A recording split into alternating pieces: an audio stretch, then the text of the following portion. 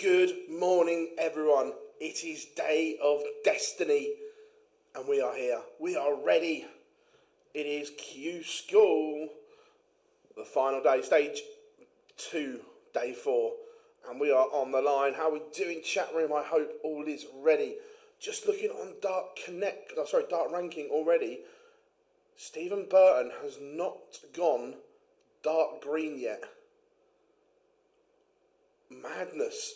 So there is, look, it would be Rachel Riley type maths, but there is a scenario where 10 points wouldn't be enough before a dart was thrown, which is madness. How are we doing, everyone? I hope you are all good. Hopefully, Dan is going to join me. I think we've worked out the issue in terms of hearing each other. There may be a little bit of echo because I'm either going to have the speaker on my PC on, which my mic will pick up, or I'm going to have to try and wear a pair of headphones. But either way, hopefully Dan will be with us. I am good, Simon. I am good. Morning, Dylan. Hope you are good. Michelle is in. I am very well. To be fair, these 7 days have absolutely flown by. Like, proper gone quick.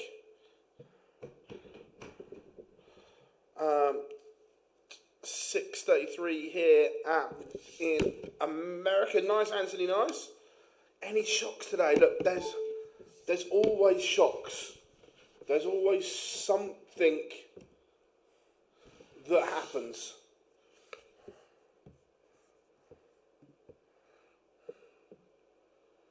Yeah, Big John needs a good day. Like I say, we've come on early so we can get any questions answered. Harrison's got the dream draw, has he? How we doing, Phil? Good to have you. Malachi, how we doing? Hoping Manby and Coulson. Yeah, Coulson currently in a spot on the order of merit.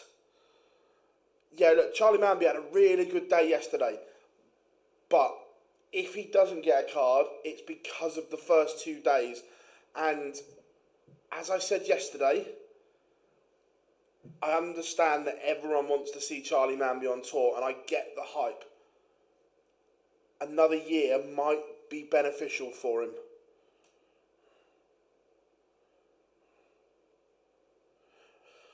Phil, give us a rogue shout. Someone that's basically done nothing thus far that you think could pull it off today. Oh, okay. Right, in the UK,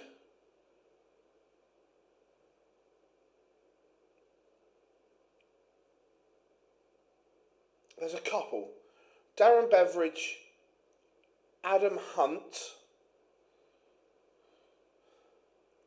Chaz Barstow,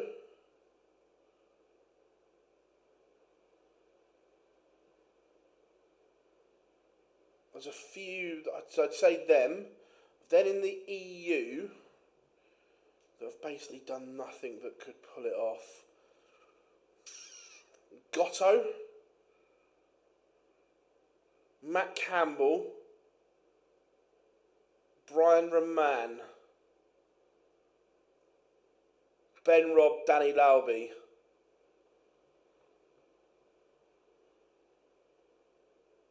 Morning, Friendly, hope you are good. Right, someone said Harrison had a nice draw. Let's have a look.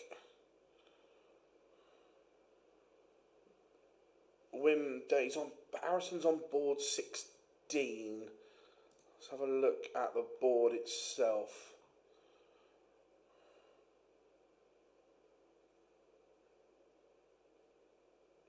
It's not the easiest. Yes, he's got a nice first round draw, but on that board he's got Ben Robb, who can play. Massimo Dante can play. So although yes, it is a nice first round draw, it's not the easiest board. How many points? Harrison's got 5 points, so he'd probably need to get to the last 15 as a minimum.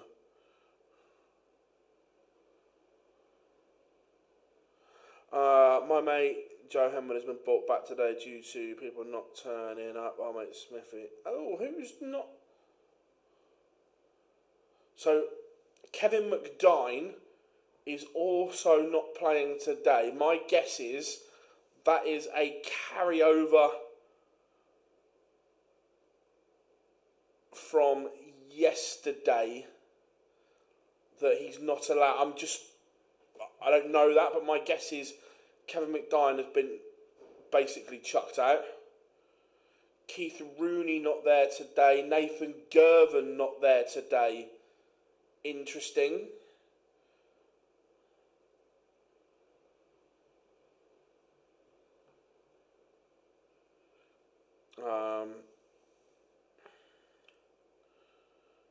Where are we? George Killington has a stinker of first round drawing both. That's that. Cromwell Spivey is brutal, yeah. Dan was saying in the fallout bar. So Dan's got a new camera system and setup. Look, we're always looking to improve stuff. So I'm being geeky here, Brad. We've got two different kinds of streaming software.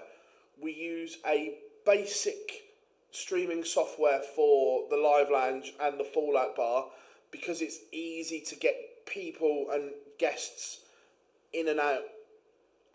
For here, we use a very much advanced streaming platform and software where we can do all kinds of things, like we've got moving text, we can bring things in and out of shot, we can overlay stuff easily. So yeah, like I say, we're always trying to improve things. You will certainly, hopefully, see improvements and visually better on things like the Pro Tour and Euro Tour streams. At the moment, the office is being decorated, and once it's done, I'm going to order some new stuff and things like that.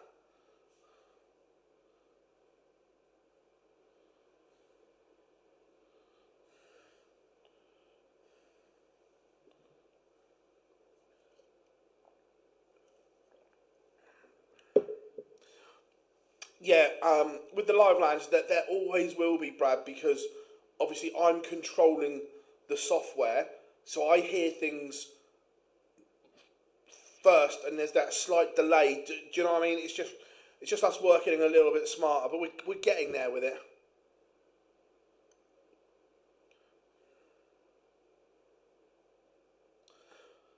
He suspended Phil. Did a post on Facebook. I hadn't seen it. Let me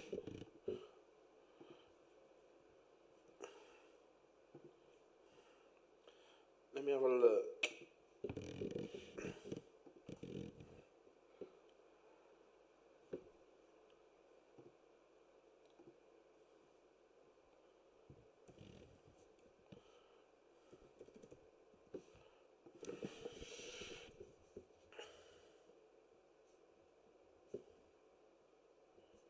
I think he's taken it down. I can't see anything on his Facebook.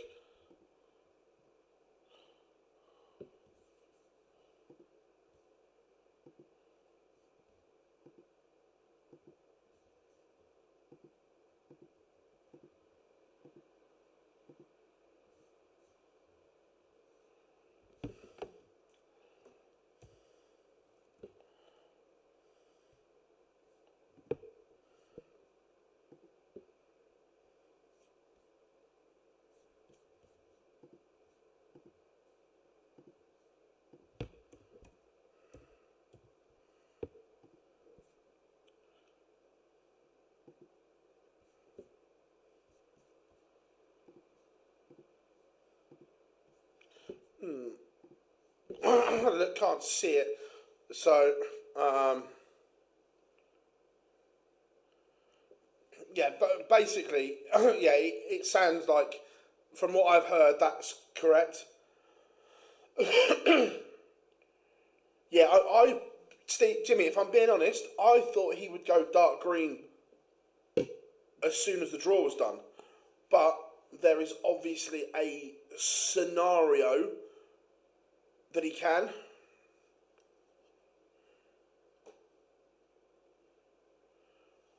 Jimmy Vanschke playing despite having a card confirmed via the order of merit.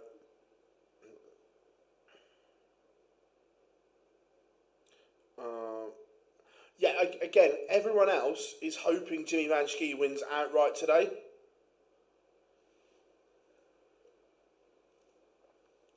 Yeah, he's getting a bit. By the way, I'm not condoning online abuse, but some of the bits he's put out, he also hasn't helped himself. He's kind of invited some of it on. Graham, how we doing? Yeah, it would be good to see Harry Warding back in. So, Steve Lennon just outside, Charlie Manby just outside as well.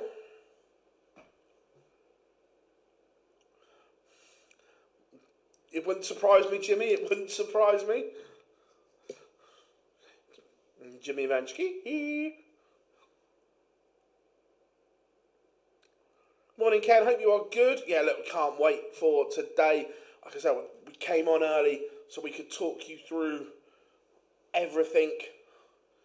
And look, today it is all on the line. It is all or nothing. Morning, James. I am well, mate. I am well. Yeah, games are warming up. I'd love to see Gotto have a good run today. I'd love to see Adam Savada have a good run. Mikael Unterbuchner, Chris Landman warming up.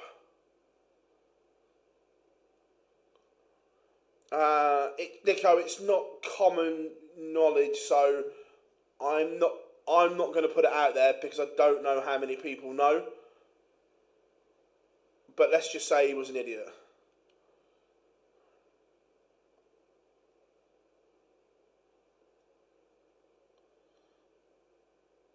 Yesterday was a great day. So yeah, it was. And this is what I mean. I want the best players on tour. And yesterday, some of the best players got cards, which was good.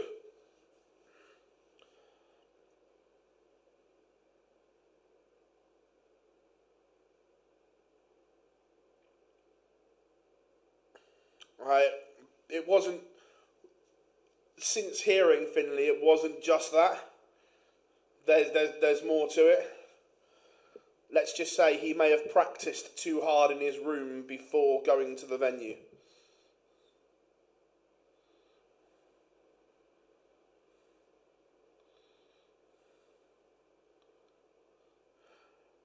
How we doing, buddy? Thank you very much. Morning, Stephen. Look, I can't wait. I say we're on early. We're letting people know what's going on. We are just any questions about the day, get them in. We can answer them. That's why we've come on early to run everyone through scenarios and everything like that. So the current top 5 in the UK is Stephen Burton, David Sharp, Sam Spivey, Harry Ward, and Derek Coulson.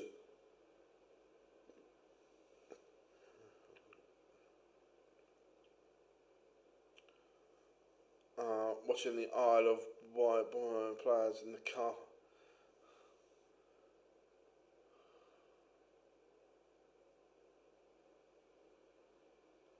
Yeah, that happens quite a lot, Jimmy. Look, the prices certainly at Leicester are quite hefty. So we see that on the Pro Tour happen a lot, that people just go out to their vehicle. Obviously, they're not driving. They have a driver or their mate's driving or whatever. But they go out to the vehicle. I'm good, Jordan. I'm good.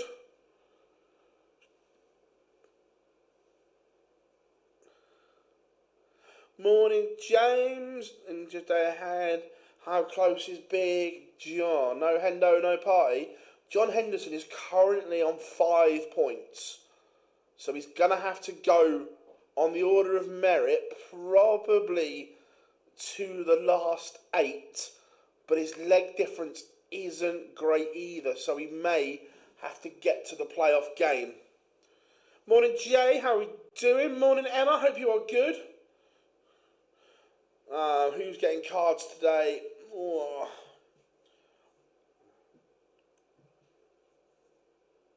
Darren Beveridge is going to get one today. I'm going rogue.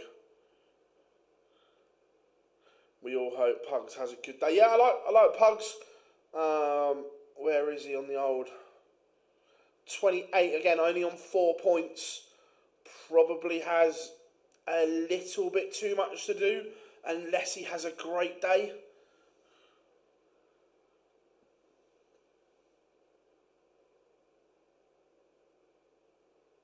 Win 36 legs today for Glory. Tick them off leg by leg. Does Brian Wood still throw? I don't know if Pekka still throws or not. Yeah, I don't know if Pekka still plays.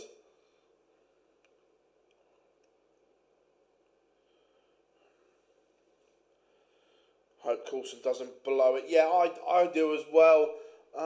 What's his draw like? Derek Coulson. Got Justin Bradshaw first on board 14. With the greatest respects, I would expect Derek to beat Justin. Nathan. He's got a tough board, to be fair. So, Derek Coulson's board, he will then play the winner of Nathan Rafferty and Jack Mail. He's also got Jamie Kellin, George Killington and Harry Ward on his board. Not ideal. You would have liked a nicer board than that. If he can win 2 games, he will be right on that threshold for the points. I hope Fallon plays the Challenge Tour.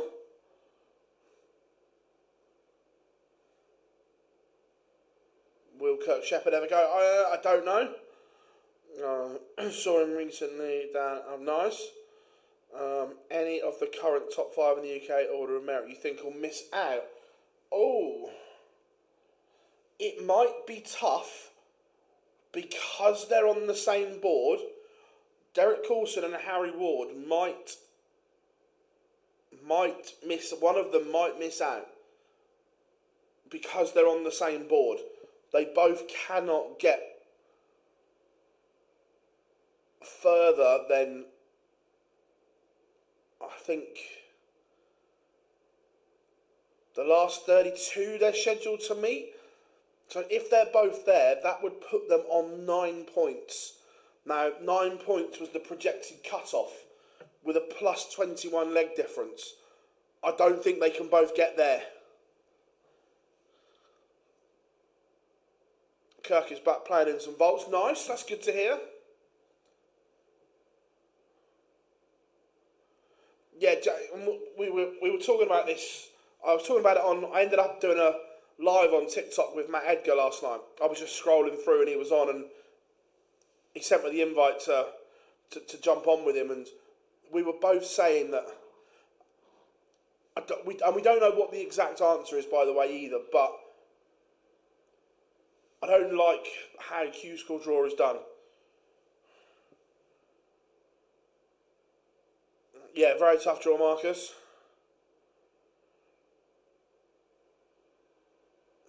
Sweaty palms and squeaky bums there, 100%.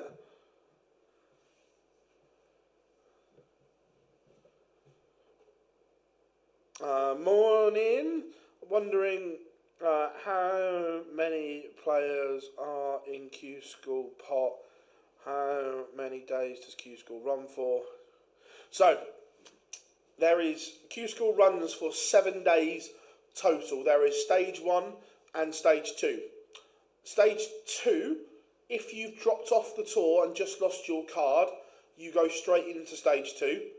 Or if you finish in the top, whatever the number is of your affiliate or associate tour, then stage 1 is basically everyone who enters. I think there was over 800 people enter. Stage 1 is done over 3 days. You play to get into stage 2. Stage 2 is 128 players in the UK, 128 players in Kalkar in Germany. And then in stage 2, each day 4 cards are given out, 2 winners each side, and then the rest are handed out from the order of merit, where you get points for winning games. I hope that helps.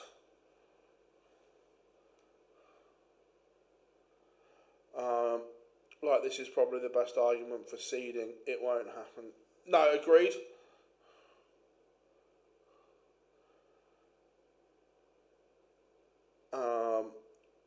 What does the best of his ability mean to Jimmy Van Schie today? Only he can answer that. I'm hoping that because he's got to play, his mindset is on and he goes and wins one outright. I remember, this is going back some, when Paul Nicholson went back to Q-School and won his card, going into the last day, he was safe on the order of merit, chose to play and won his card outright. Yep, the draw is random.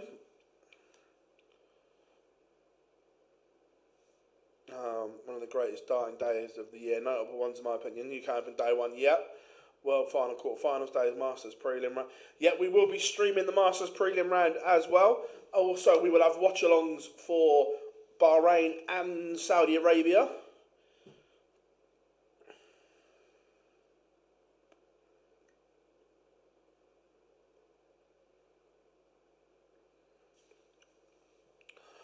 So John Henderson either needs to win one outright or as a bare minimum will need to get to the last 8 and hope his leg difference and points is enough, but no guarantee.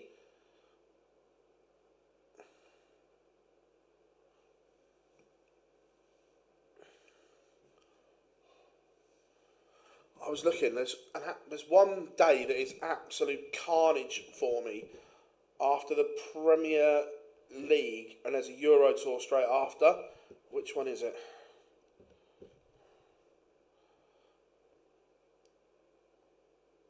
So, yeah, Glasgow, and then a Euro Tour straight after. I have to get from Glasgow back here. I was going to drive to Glasgow, but that might not be an option now. I liked McIntyre winning the title. I don't think he keeps it for long. I still think they will want Cody as champion going to WrestleMania. Unlucky number Slevin. Yeah, again, Slevin not really delivered Steve Lennon just outside.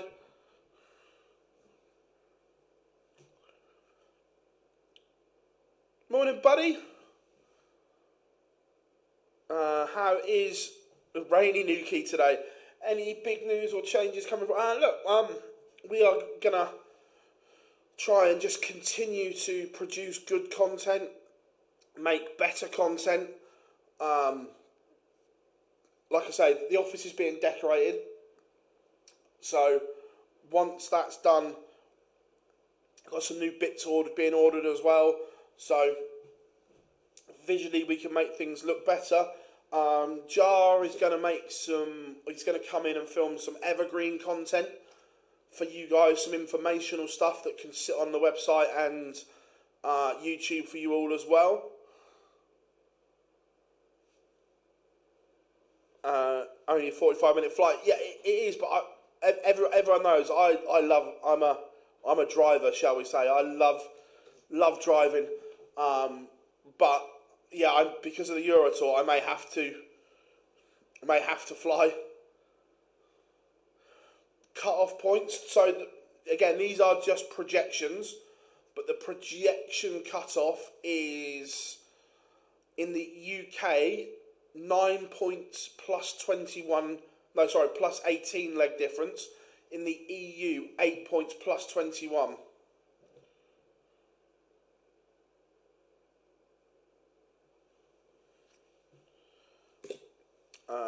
Where are we?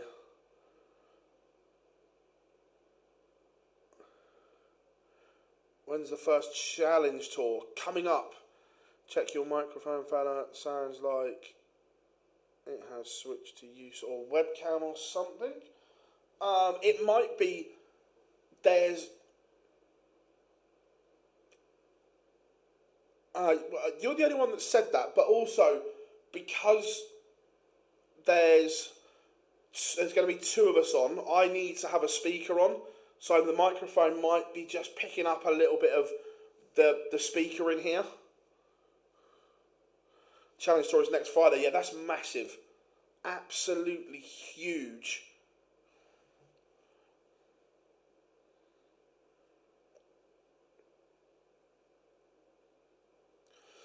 Again, that's something that we need to work on, is just making bits a little bit better.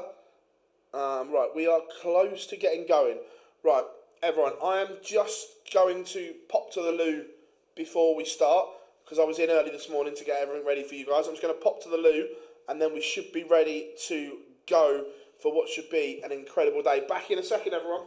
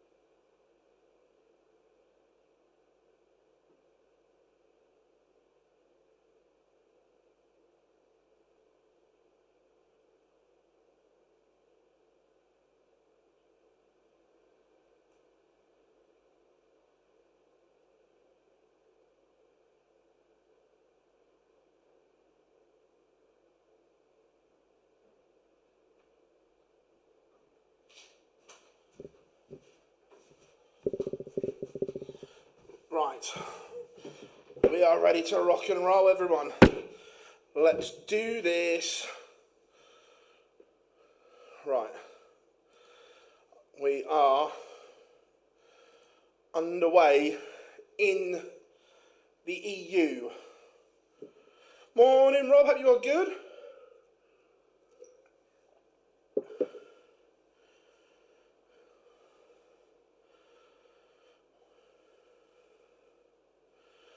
Morning, Mark, hope you are well. We are underway in the UK. Right, what's the biggest match warming up?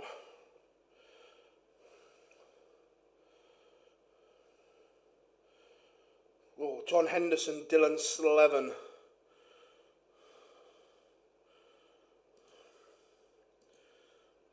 I think we'll go that as feature.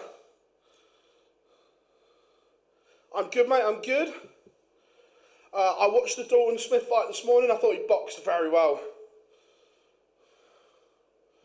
Big fan of Dalton Smith.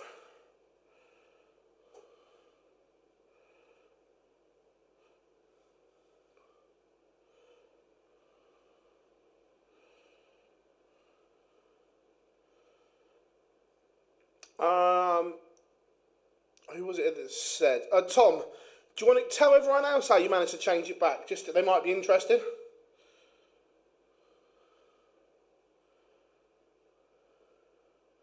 Always is with American commentators, though.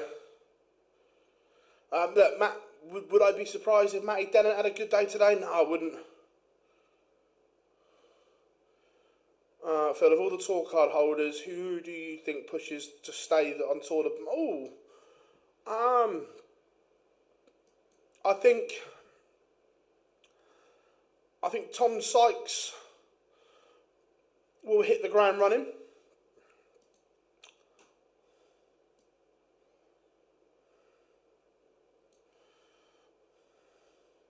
Also, Jimmy Van Schie, I think will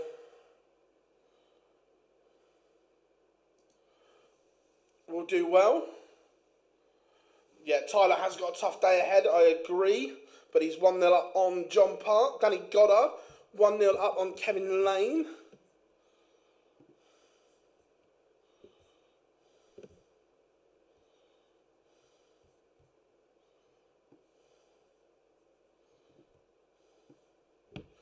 I'm just going to put some links out on social as well so people know we are live. What, we're live? Why wasn't I told?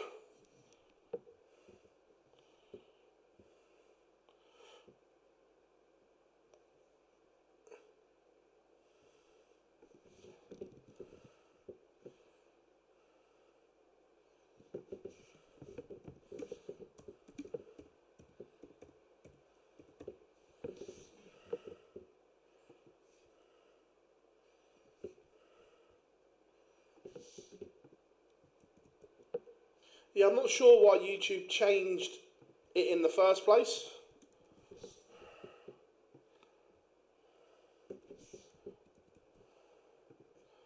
What's that there?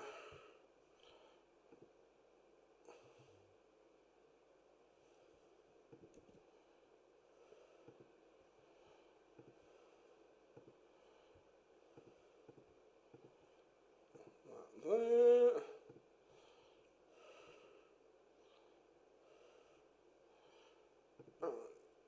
If you see any of those links that I've just posted, please give them a like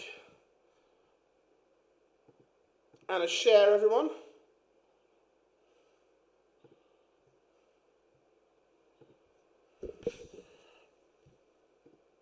Right, there we go.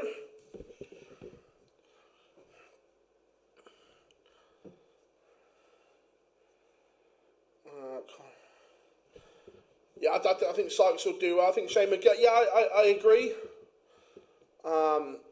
You have to hit the ground running. Justin Bradshaw has taken the opener against Derek Coulson.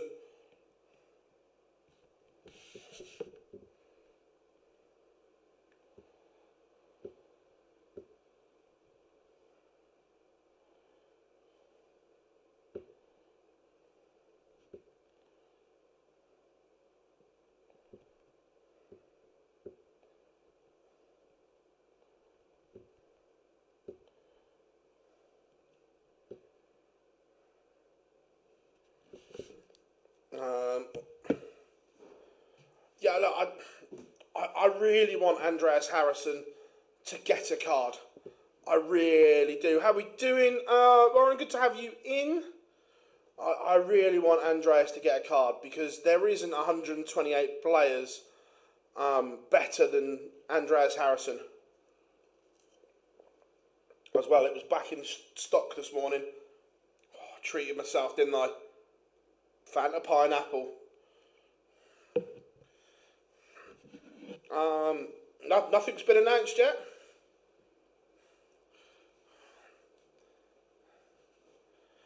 To be fair, Villa are always going to beat us. We are awful.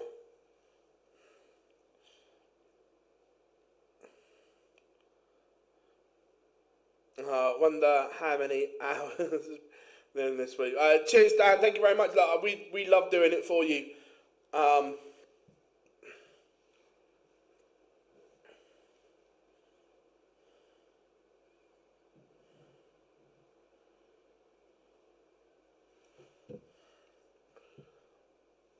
John Henderson pinned back 1-1 with Dylan Slevin. Stephen Burton 2-0 up. You would presume as soon as Burton wins this, he should go dark green. You would think.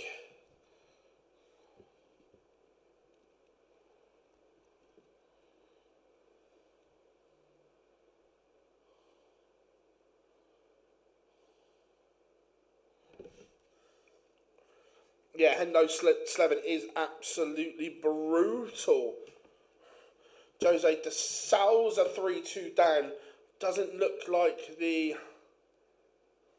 line one. Nay, for me, not a fan. It's Thomas Frank, an Arsenal fan. Sooner he's gone, the better.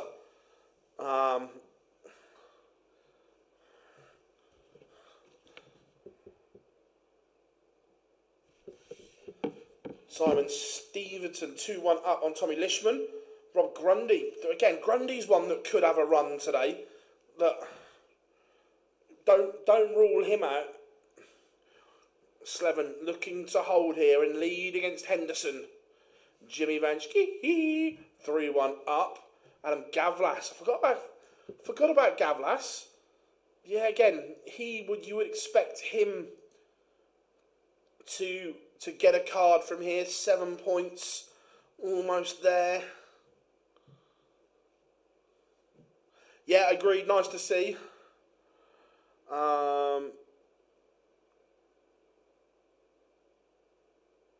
Will Mace still be part of the ITV? Look, it's not for me to say because they haven't released their talent lineup.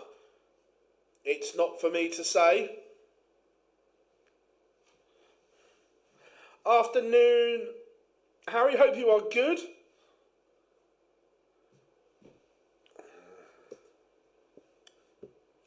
Yep, Stephen Burton is there and he is 2-0 to the good. Do I think Adrian Lewis ever comes back? I hope so, but not yet. Look, you have to be 100% committed to get back. You can't be on the tour half-hearted. Look at the players that have tried it, Jim Williams and so on, and it doesn't work. You've got to be all in. Yeah, where's Merv King? We kind of forgot about him. 5 points again. Yeah, he needs a run. Derek Coulson back in front.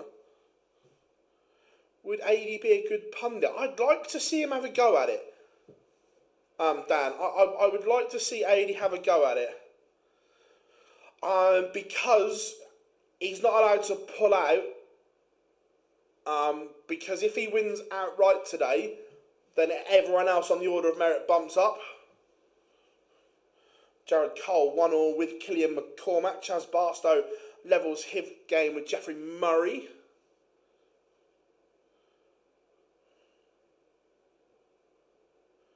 You know, they're saying if Merv King turns up, Merv King wins. We know. Rob Grundy 4-0 up on Keelan Kay. Tyler Thorpe 4-0 up on John Part. To be fair, it's been a long 7 days for JP. A long 7 days.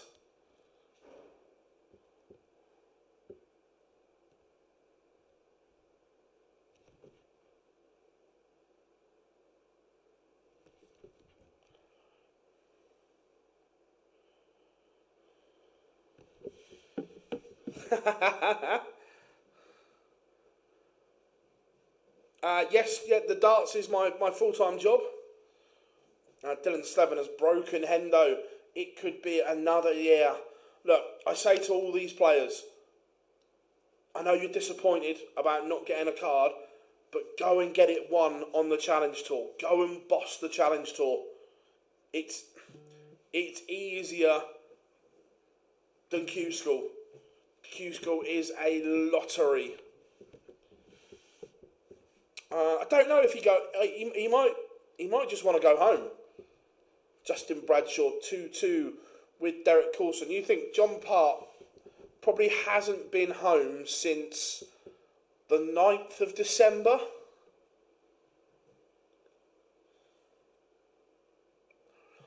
So basically, it's a point per round. So if you win this game, it's a point. If you win your next game, you get 2 points. If you win your next game, you get 3 points.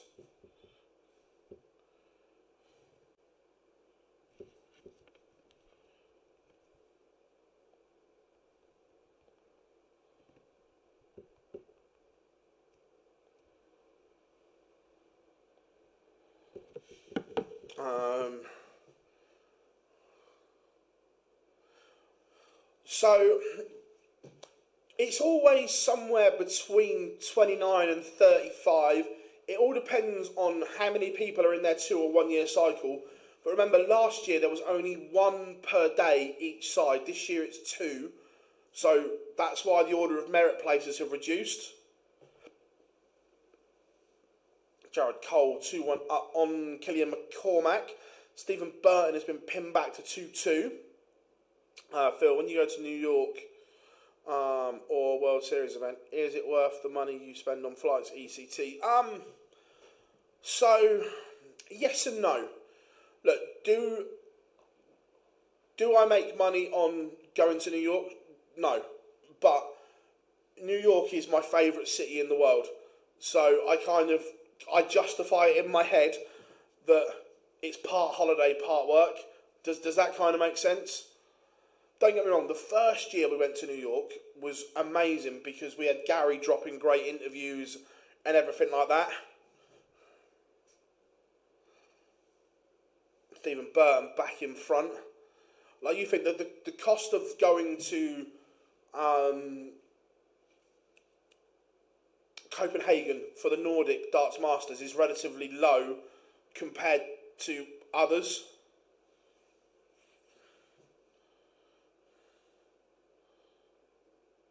Yep, King smashing it, Emma, agreed.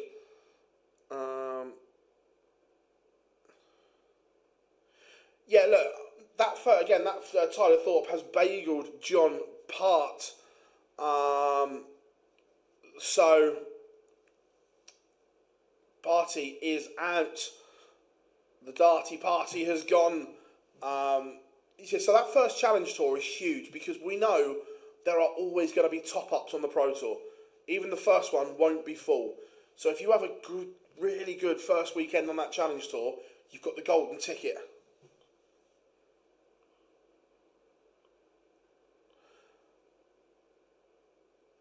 Did Chris Landman win? Yeah, Chris Landman beat Unterbuckner. Gotto won as well. Big result for him. Yeah, that again, I would love to go to Australia, Brad, and do the World Series. But the cost of Australia is huge. So, for instance, Rob Grundy is also a 6-0 winner. When I go to New York, it's 1 flight, 1 hotel, job done. Australia, you need your flight from the UK to Sydney. Then you need to get from Sydney to Wollongong. I think it's about an hour and a half on the train. Hotel there. Then back to Sydney. Flight from Sydney to New Zealand. Then most fly back to a hotel in New Zealand. Then flight back from New Zealand to Sydney. And then Sydney to the UK. Look, I really want to to go to the Australian event, and it wouldn't surprise me. Merv King is a 6-0 bagel served winner. It wouldn't surprise me next year if we get a World Series event in Adelaide off of the success of the Premier League in Australia. Adelaide sold, I think it was nearly 4,000 tickets for that event. Adelaide looked superb.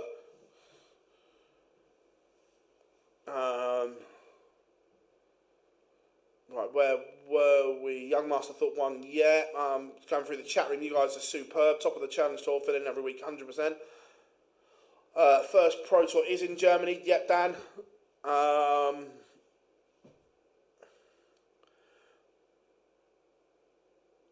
I think when you stopped going to Euro Tours and did the watch-alongs, the best decision you ever made. Look, long term, Dan, I would, well, as a channel, we would love and want to be in the situation where we have either me or someone else doing the watch-alongs, and we have someone at the Euro Tour as well. That's the long-term aim. I live in Australia now, mate. The World Series in Wollongong's insane. Me and Mrs. went last year. Nice. I hope you're going to go again this year. The fact the first Pro Tours are in Hildesheim, I see many dropping out. I think for the first ones, I don't think you'll see as many drop out in the first ones as what you would in, say, event 20 or 21. I'm not going to Bahrain, but I'm going to Saudi. It would be nice, Dan. It would be nice. Morning, Bob. Hope you're good. 3 bagel serves already, yeah. And to top it off, Adam Leakis from Adelaide. Nice. Yeah, Big John, it's looking as if his race may be run.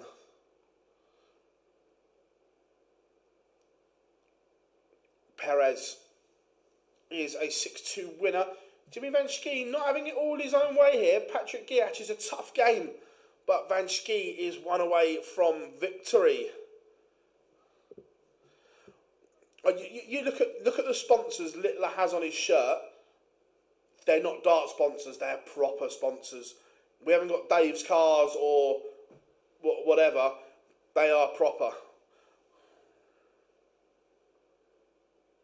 North Korea. So yeah, going back to Brad, your point that long term we would the plan is to do the watch-alongs and have someone there. This has to go for Big John.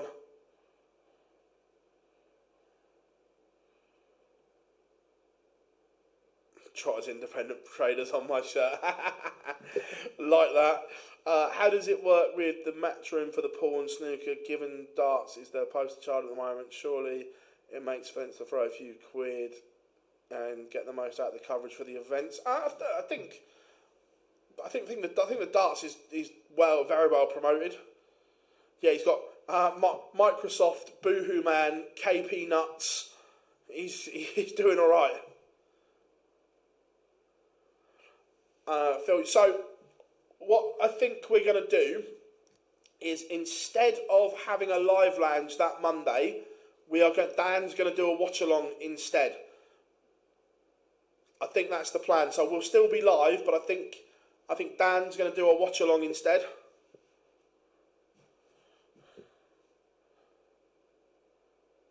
So it's the same lineup for both events.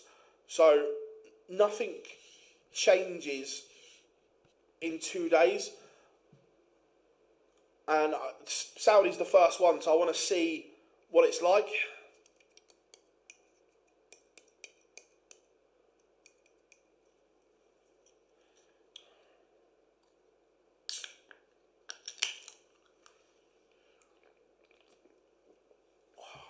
Pineapple, bloomin' lovely. Jimmy Van Schie is a winner. Again, he now moves on to 12 points. Is there any movement in the UK? Not yet. Stephen Burton, surely if he wins this, will go dark green. Derek Coulson is one away from beating Justin Bradshaw.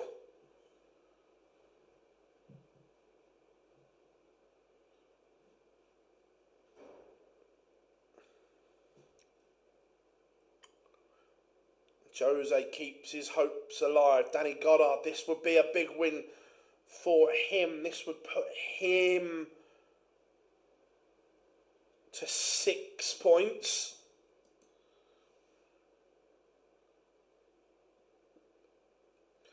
Someone ranked 205th from stage 1 got a call up. I'm guessing, Rob, there was a lot of people that declined.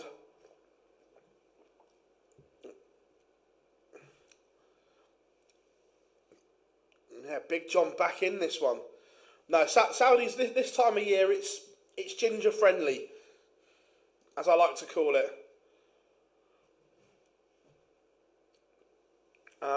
So Manby today, McGeaney has pulled it back against David Sharp to 5-all. David Sharp currently second on the order of merit. Madness, Stephen Burton has not gone dark green with 11 points yet.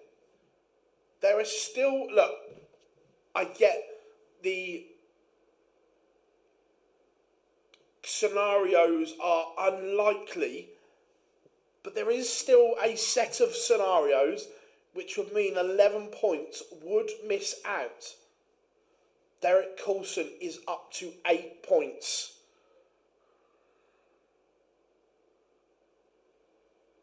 Because he still has to. Because he could win his card outright, and then that would be in another space on the order of merit.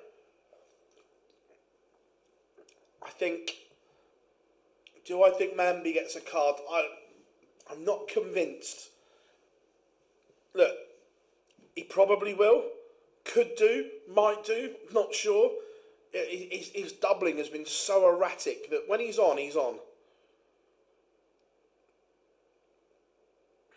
Remember, Dylan Slevin was 5-2 in front.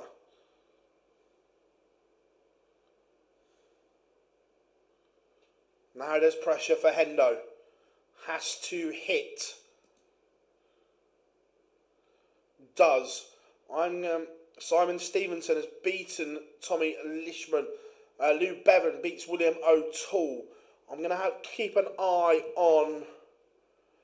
It looks like David Sharp is going to blow this. He was in cruise control against McGeaney, but now McGeaney is going to break him in the deciding leg. McGeaney leaves tops and Sharp not on a finish. No worries. And McGeaney beats Sharp. It's now going to be an anxious wait. That defeat, Stephen Burton has now gone dark green. Stephen Burton is confirmed officially as regaining his tour card. And the worrying thing for Sharp, the cut-off was projected at 9 points plus 18.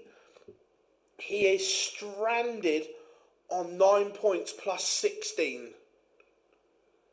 It's going to be a nervous wait for David Sharp.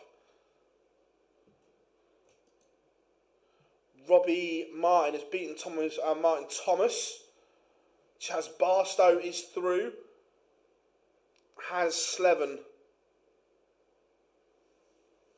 found that composure? Chris Wickenden underway in the EU. Ben Robb 5-4 in front. Pressure here.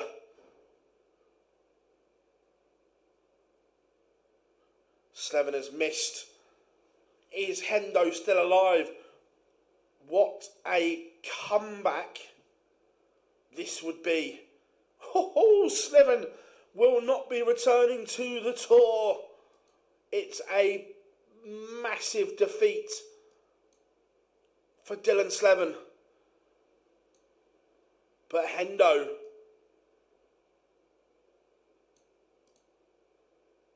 lives on.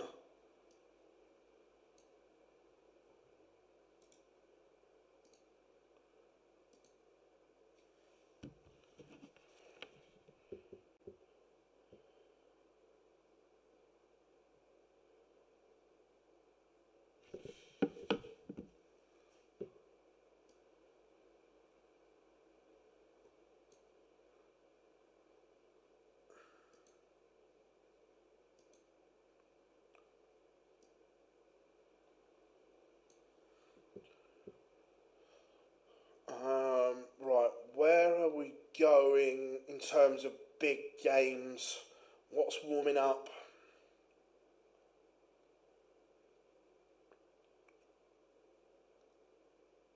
Did someone... Let me... FDI predicted last night 9 points. Oh, he's right on the cut-off. Yeah, you... Yes, Finley, love that. Jesus Neguerra.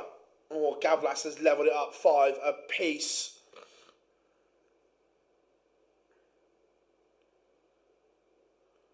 Last 8 would put him there or thereabouts. He may have to get to the last 4.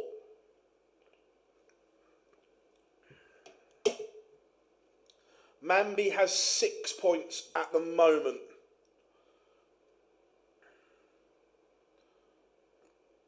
Who's Jamie? Oh, he was on a tough board. Was he on? Yeah, he's got Samuel Price first, but he's on a board with Derek Coulson, Nathan Rafferty, George Killington, and Harry Ward.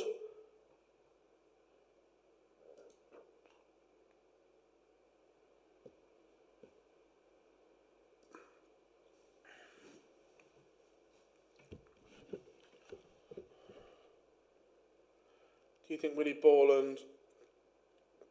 Yeah, look...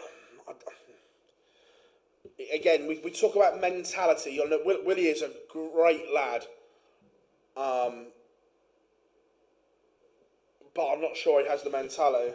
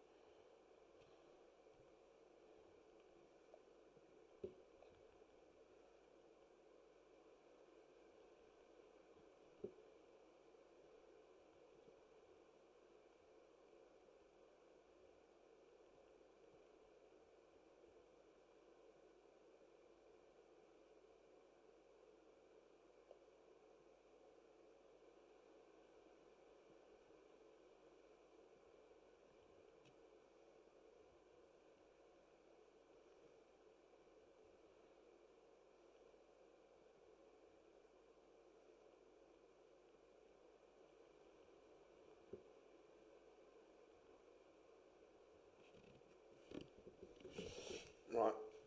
Jim Williams back in front. Gavlas Neguerra in a decider. Andrew Cass takes the opener against Fallon Sherrick. Aaron Monk, Willie Borland underway, as is Darren Beveridge. Sights winning this card is good for UK Q-School. Yeah, that is good, I agree. Yeah, great leg for... Well, he's had a lot going on, but some players just don't have the mentality. Luke Humphrey should be stuck. I agree, Johnny. I agree that too many players take going to darts as a jolly up. And that's not... Did it used to be... Did darts used to be a bit of a jolly up? Yes. Now it's not. Now it is a professional sport. And players need to realise that. You can change your life playing darts. And players have to realise that.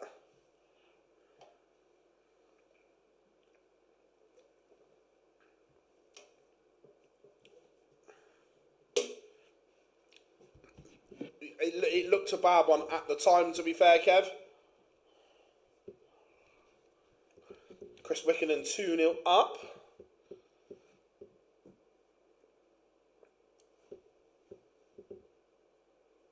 Yeah, and people, and to be fair, we this obviously came up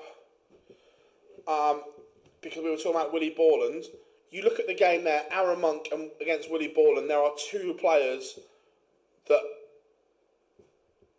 have unbelievable talent, but no brains.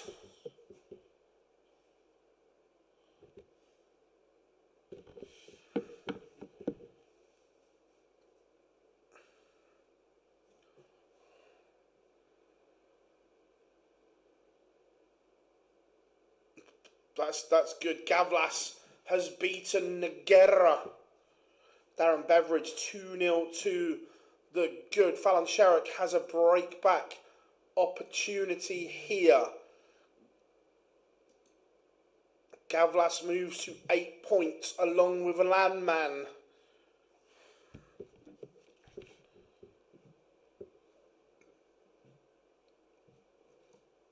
No one else dark green yet.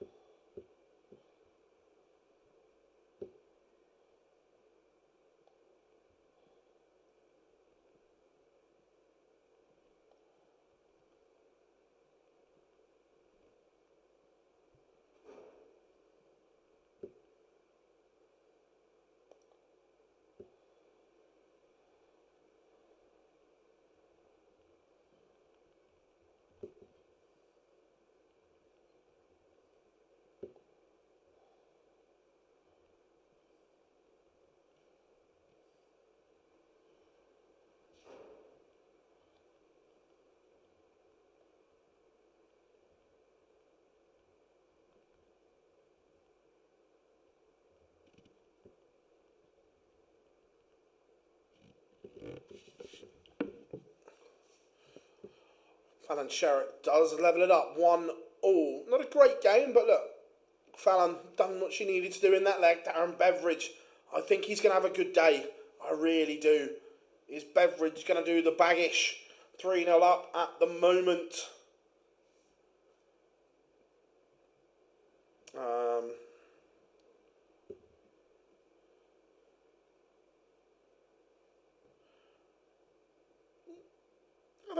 There's a few that don't, Big Johnny, and there's a few that are learning to play without it, which is good.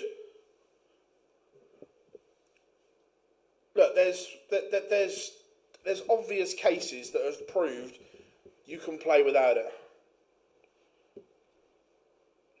I agree. I think the Joker would be a good manager, but he's also a good player.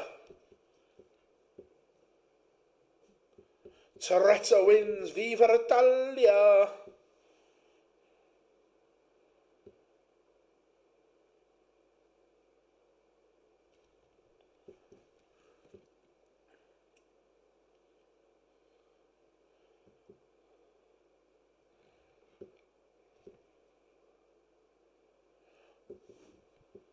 Better leg here from Sherrick scoring-wise. Callum Wilson is 3-0 up on Tommy Morris. Aaron Monk 3-0 up on Willie Borland.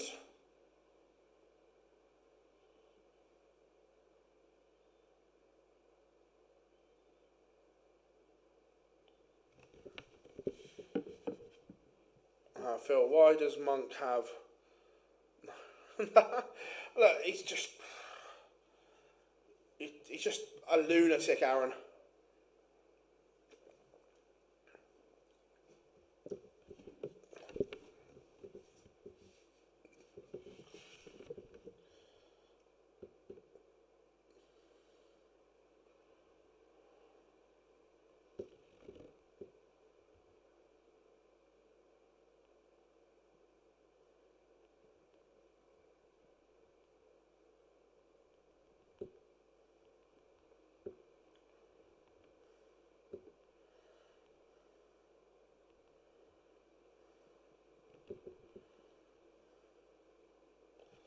Johnny, I've just messaged you something. We will be streaming all 15 Euro tours. There's a caveat.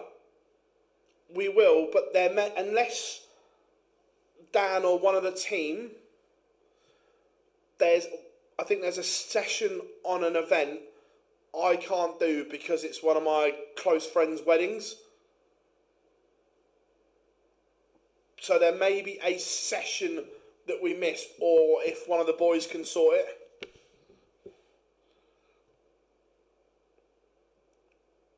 Same thing. That's Vive la France, isn't it?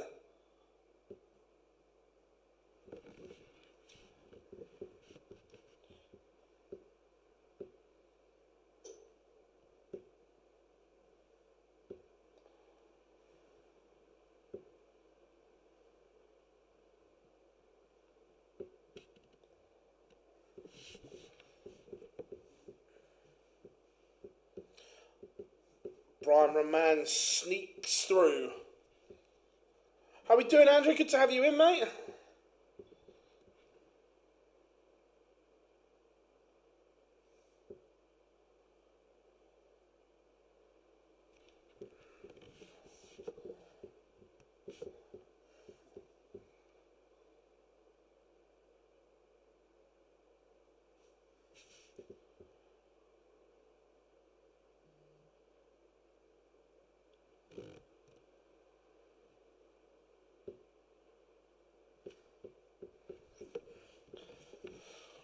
Look, I think William O'Connor had a really good year, but he needs to add a title to that playing well.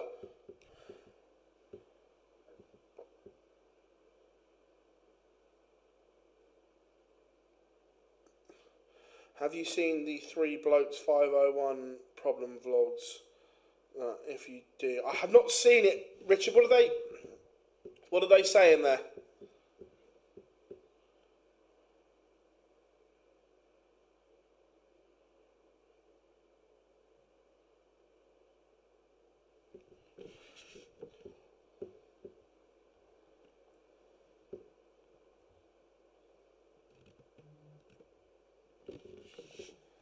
Darren Beveridge 5-1 to the good Sebastian Steyer is a 6-5 winner. Danny Lauby underway. Mason Whitlock underway. It's been double trouble here for Fallon.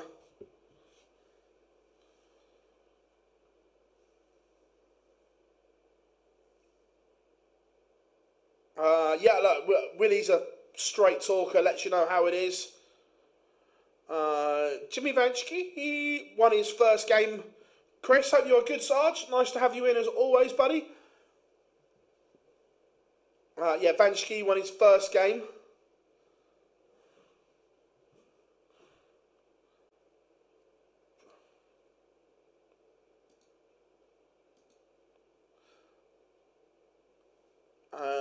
No one else dark green yet in the EU. And only Stephen Burton. David Sharp is out and sat right on the projected cut-off point. How are we doing, Andrew? No, Crofty not involved anymore. No Kevin McDine today. I think he's don't think his presence is welcome. It's a vlog each day from Q-School featuring the Isle of Wight players, Humbrov and a few others, featuring drinking in the hotel room at 9 a.m. No, the PDC will not like that at all. Yeah, I haven't seen it. Darren Beveridge is a 6-1 winner.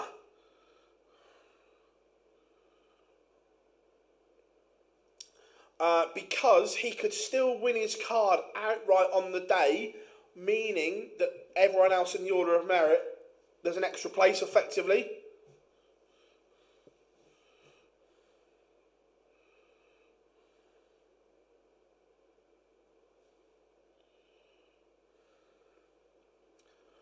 Fallon in a world of trouble here.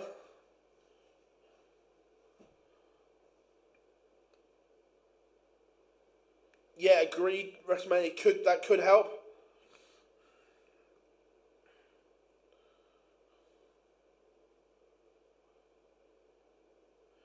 Yes, how we doing? Cam is in the chat room. I think the two that stand out to me that could do the baggish is either Aaron Monk or Darren Beveridge. They're the two that I instantly think of that could do the baggish.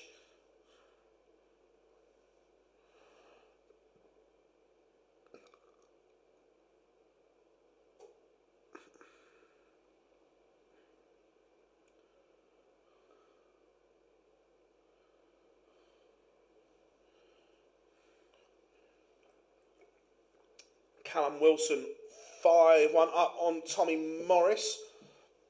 In Sam Spivey 3-2 up on Thomas Cromwell. Mason Whitlock currently 1-0. Jamal van der Herrick 2-1 down at the moment. Danny Lauby is 2-1 up. All right, 2 seconds, everyone. Let me do some magic, and hopefully we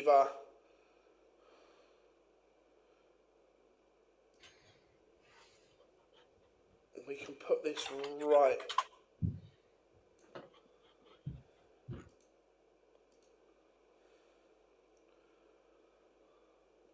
All right, 2 seconds.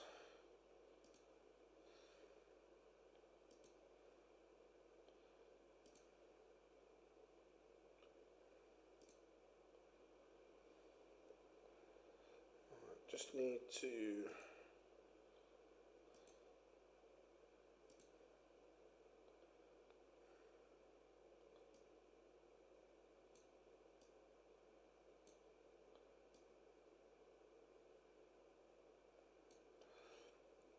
Right.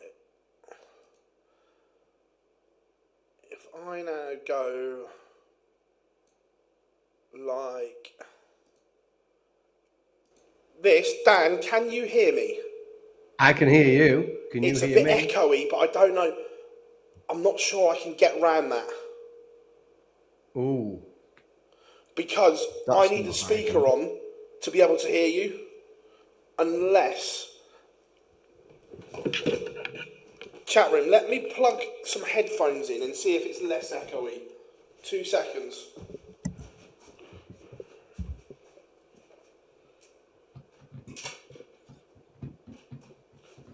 It does look like I've joined just in time to see the end of Q-School 2026 for Fallon Sherrock. Is that better? For me, it is. For me, it's perfect. Just checking the chat room. Is that better?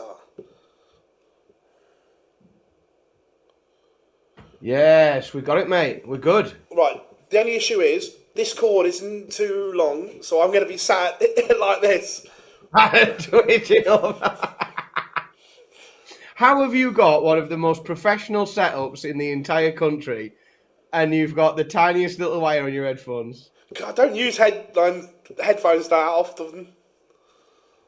So we sort of know, don't we, that we should probably use headphones more than we do.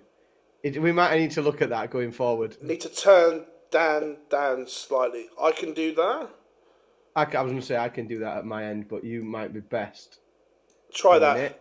Is that better for Dan? We've had a little... Oh, that's fallen out. That is 2026 Q-School done and dusted for the Queen of the Palace. You might need to get it because have you seen... it's just off camera at the minute. See the microphone? We're enjoying that. A bit of online dance. We're on brand. We're on brand here. We've got the online dance hoodie on. We've got the online dance mic in. We're doing very well today. It's the most professional we've ever been. He doesn't say a lot, that. Right, where are we going next in terms of importance? Ooh, let's have a look and see what we've got in. Just going... I'm looking for something early. Sam Spivey and the Lord Privy Seal is fairly important.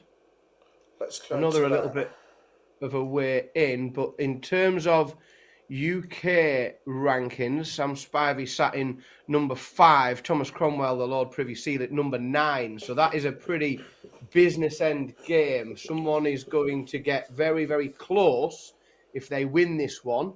And the loser is probably gonna, if Sam Spivey gets beat, he's gonna have a long wait on 8 points and plus 11. A long wait.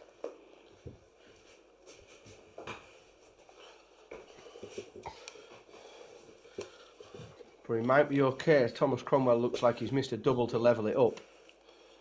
Right, I've just moved my stuff around. I think that's a bit better. You look a lot more comfortable now, mate. Yeah. You look a lot more comfortable. It's interesting that the cut-offs has come down a little bit in terms of leg difference.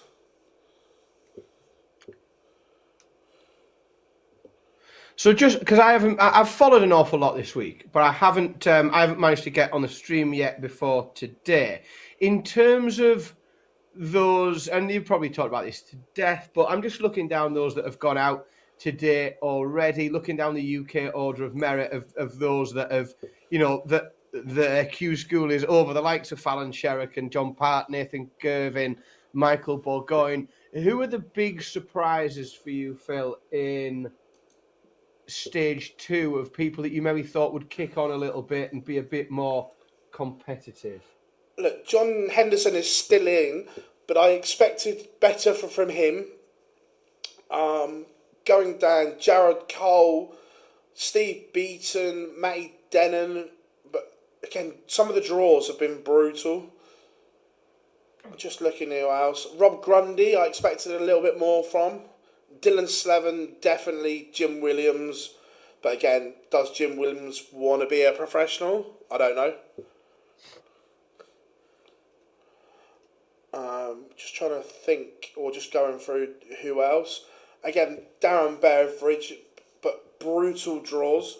And I know you're not a fan of this, but something has to give for me. Oh, I've lost. Dan, I can't hear you now. I didn't say anything. Oh, sorry, I thought you were speaking. No, you weren't. I didn't say. Well, I was just listening to you, Phil. I was just taking on.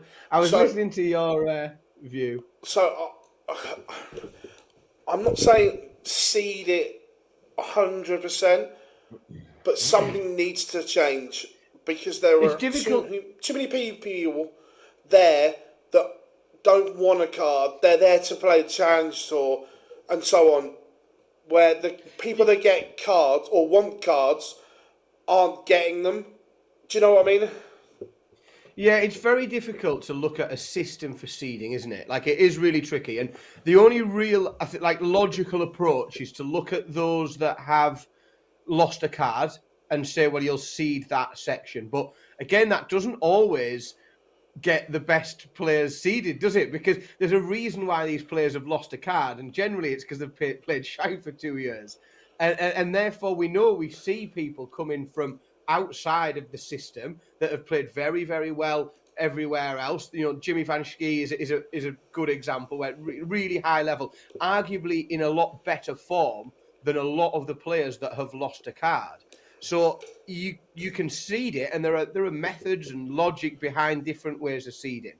But I'm not sure it actually achieves what we want in that. I don't think it avoids those really naughty early games. No, and there's no perfect way, which is why I was saying I don't know what to do. I'll tell you what, we've got a special one in the chat room. The Joker is in. I hope you're good, and I hope Maisie is on the road to recovery.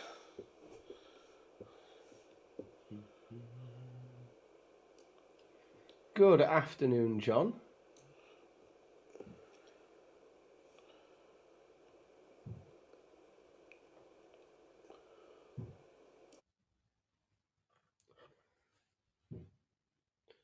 Oh, there's definitely some darts going on in my house. I can hear Billy thudding darts off the wall in the other room.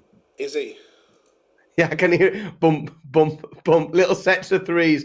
Those Star Wars darts are getting. Oh, I tell you what, that's the like, we'll see in time if it was a good investment because they're not fucking cheap. But the Star Wars darts have definitely increased his time on the board since Christmas. Love that.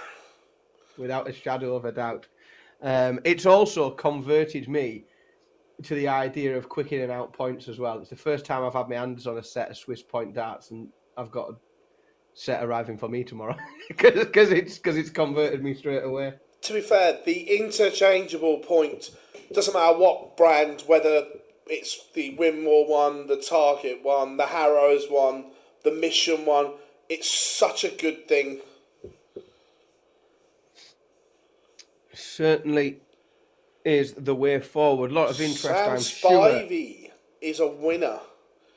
Yeah, That puts him to 9 points. Are we happy with 9 yet? The projection is 9 and plus 16 in the UK. So it's on the border. Look, David Sharp is sat there on exactly that. Ooh, that is going to run close, isn't it, for him? He's got a nervous afternoon ahead, David Sharp. Oh, massively. We've got Steve Beaton warming up on board 8. I know there'll be a lot of interest in the chat room on that one. Lots of people interested to see Steve Beaton and whether or not he can claim a tour card back. Is it a good thing, Phil? So Steve's been pretty open and said might play half of them, might come along for half of it. Right? You know, is it a good thing to have someone who's almost branding themselves at the beginning as a part-time player pick up one of these tour cards, or do we just think it's Steve Beaton, we don't care, we want to see him? No, for me it's not a good thing. You should be going to Q-School to be a professional, a full-time one, not just I want to go and play with my mates, I miss the camaraderie.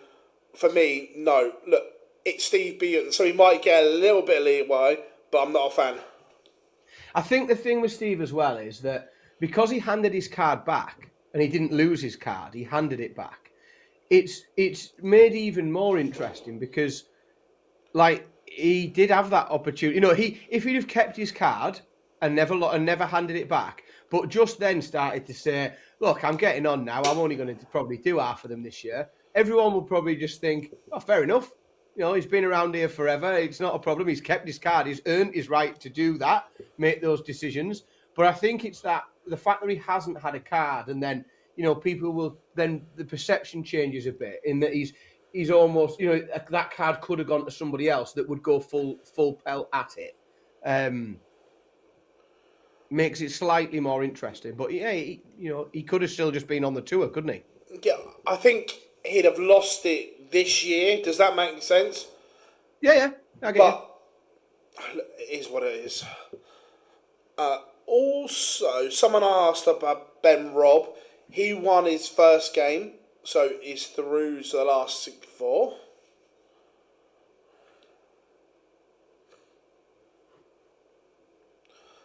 We've put Steve Lennon on because he is just outside on 7 points, so it's a big game for him.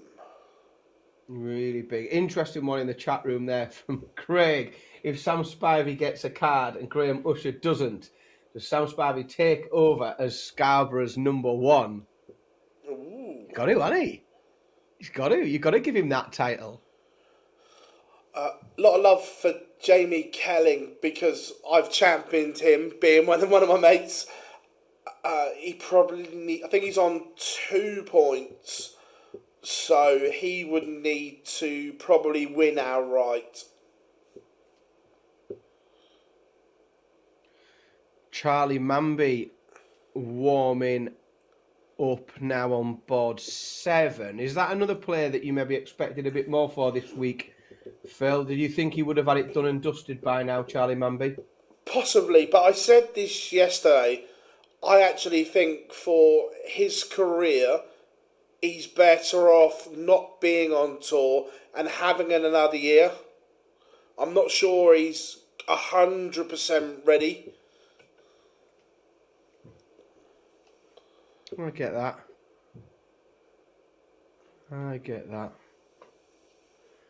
I think he's going to have a good year regardless, isn't he? If he doesn't, if he doesn't make the tour this week, then we'll still see a pretty good year from Charlie Manby. I think we'll see him playing lots of darts. I think we'll see a lot of high quality darts from him.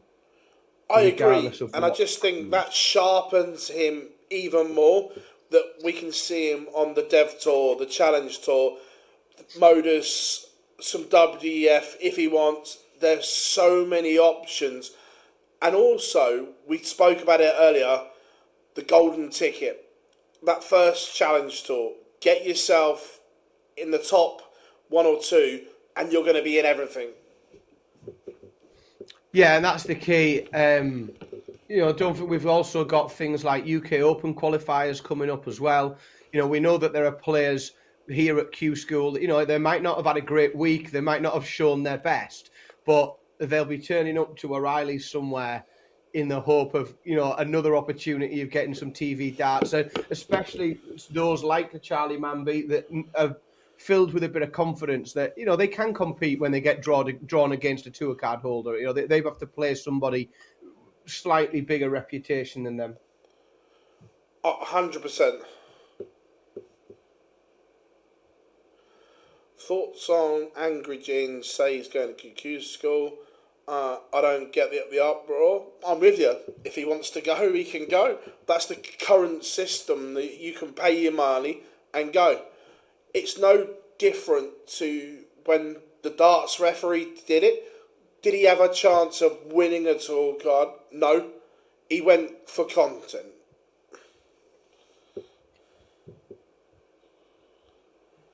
Yeah, and I'm not even sure, we've seen people go to Q-School to create content, to be able to generate some revenue from it and some clicks and some likes and things like that. I think we can all pretty much agree that Angry James doesn't need that. He doesn't need whatever views would be gained from going to do Q-School. So I think it probably is for him just more out of an experience and interest. He can go and do that. He's very unlikely to come into stage 2. If he gets to stage 2, then he's earned it, and then you've got to think, well, all the questions have gone away then. And if he's in stage 1, there are plenty of players in stage 1 that can't play very good darts. So how much of an effect does it really have on the process? 100%.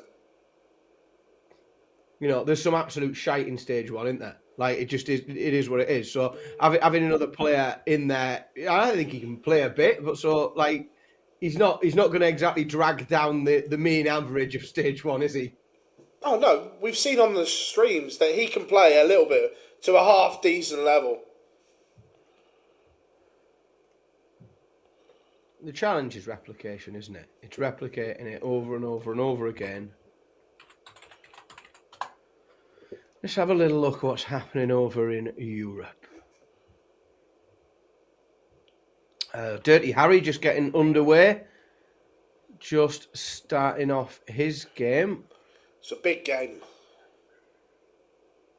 I think every game's a big game now for him, isn't it?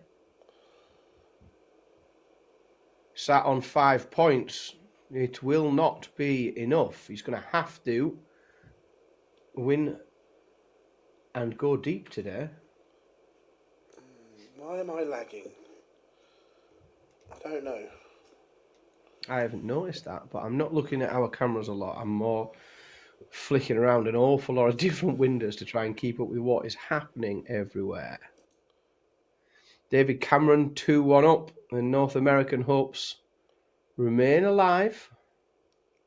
Matt Campbell warming up as well. I don't know if that's going to work. So we've got one Canadian player underway, leading 2-1, and then Matt Campbell warming up as well. It's a big 20 minutes or so for Canadian darts fans. Oh, massive. Has Devin that Peterson sorted gets it, back. everyone?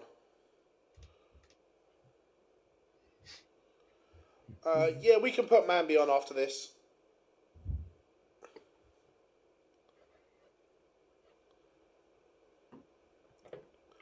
To be fair, I now sound better in my ears. I think I had my audio going down 2 channels.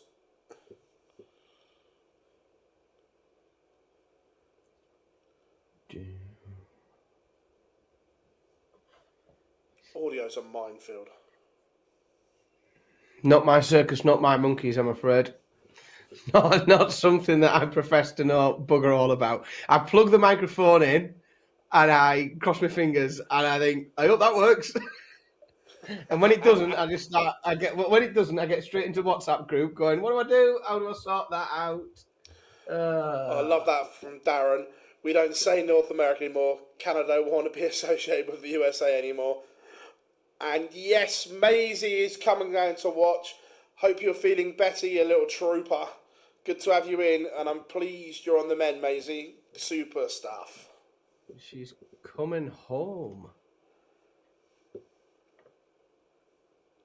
Ted Everts 4-2 up on Jack Tweddle. Ted Everts, another player that, so much potential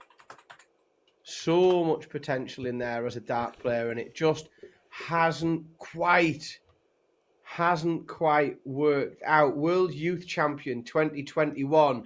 We've seen the success that some of these World Youth Champions have gone on to have in the game, and others we find them. I think we've got a couple of former World Youth Champions, that have been trying to drag themselves through Q-School year after year and really fulfill the potential that took them to that success early in their careers. Yeah, we will put Charlie May on after this for you, everyone.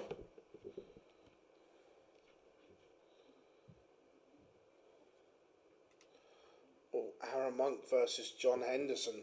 Oof, brutal. Oh, that is a naughty game. Aaron Monk really surprised me early part of the week. We talked off the stream, if you like.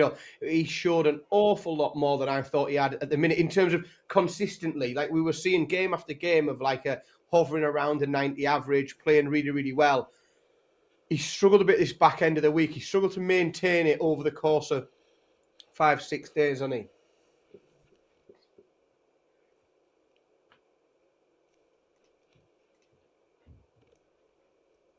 And he's going to have to work very hard because Big John Henderson is not an easy game. No, and he came back well against Slevin.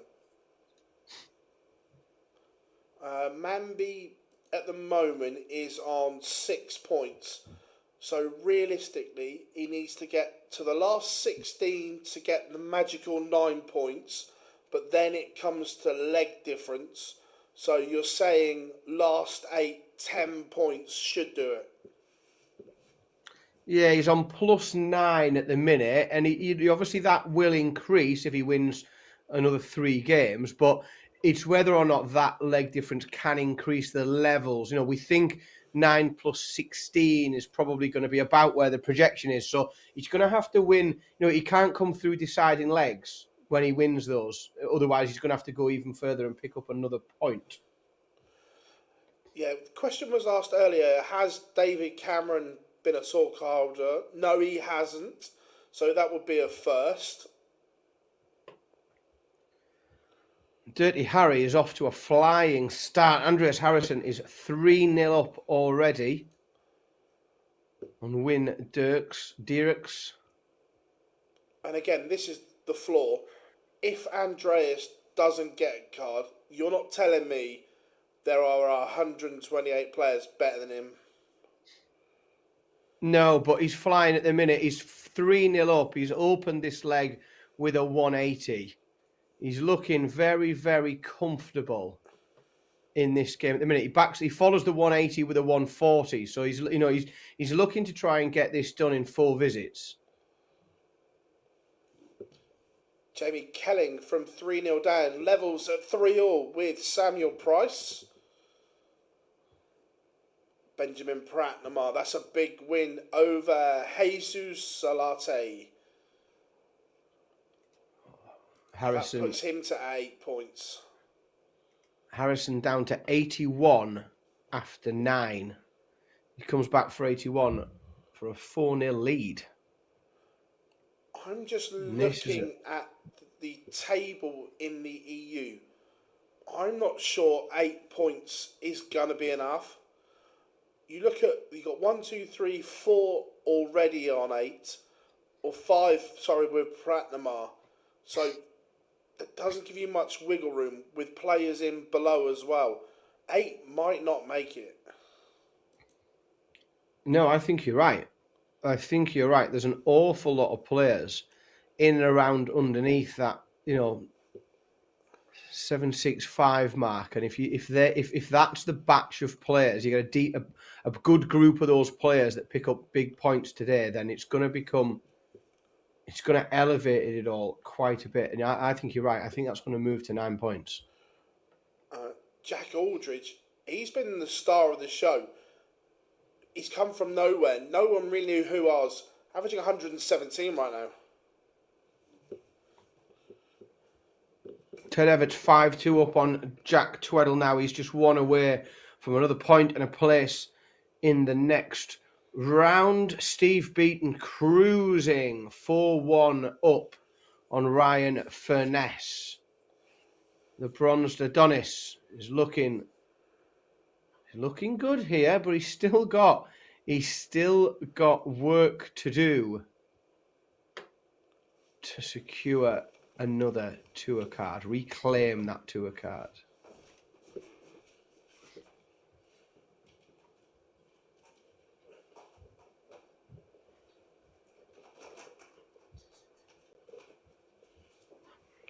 Andreas Harrison somehow lost that leg that he came out the blocks absolutely flying. We've seen a real drop off now. He's 3-1 up. His average has dropped to 78. He's really just having a bit of a mid-game wobble. Jordan Lee Rawlings beats Sam Jackson in a deciding leg 6-5. Lots of deciding legs here. Lots of 10 cents to Q-School for people.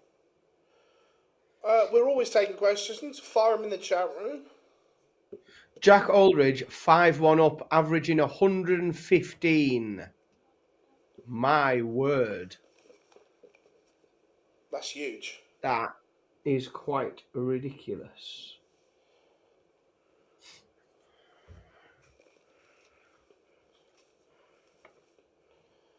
Oh, that is a big game, you know. In the second round over in the EU, Andy Bartons and Michele Chiaretta. Loser goes home. Oh, ouch. Both of them at the minute. Well, Michele Chiaretta on 6 points in that little yellow section at the minute, but that is not going to be enough. Andy Barton's on 5 points. That's a really big game because both players I would be very happy to see both of them with a tour card, but they won't both get one. Only one of them can stay in the hunt. That's a great game. Yeah. Timo Harju is playing at the moment, currently 4-4 with Danny Van Tripe. And it's going very well for the Canadians. I didn't say North Americans there. I've learned that they'd like to be a bit of separation. David Cameron now 5. He's in fact, as I speak, he goes 6-1 up and wins against Dennis Van Bergen. So David Cameron picks up a point and is through to the next round. And his compatriot Matt Campbell is 3-0 up on Michael DeMeyer. So very, very good. We said it would be a big 20 minutes for the Canadians. It was actually about 8 minutes. And they've both got the job done, or they're getting the job done, if you're Matt Campbell, very comfortably. Jack Aldridge has finished with an average of 114. Performance of the week, is that? We haven't seen anything better, have we? I don't recall anything better. That's outstanding. That really is very, very impressive. Where else are we? Let's have a look. Tom Lonsdale 1-0 down to Graham Hall.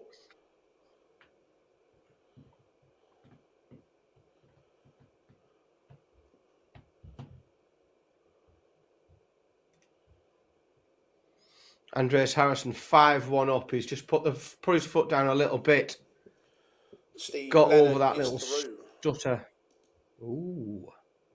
Again, all of it just means every time so that takes Steve Lennon from sitting in number 9 in the white, and that's going to move him up.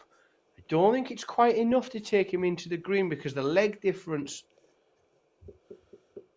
may not just edge him, but he's going to be sat in 5th or 6th. Steve Lennon puts himself right into the mix. He's got a chance at a tour card. Jack went 12, 12, 12, 13, 14, 14. That's special.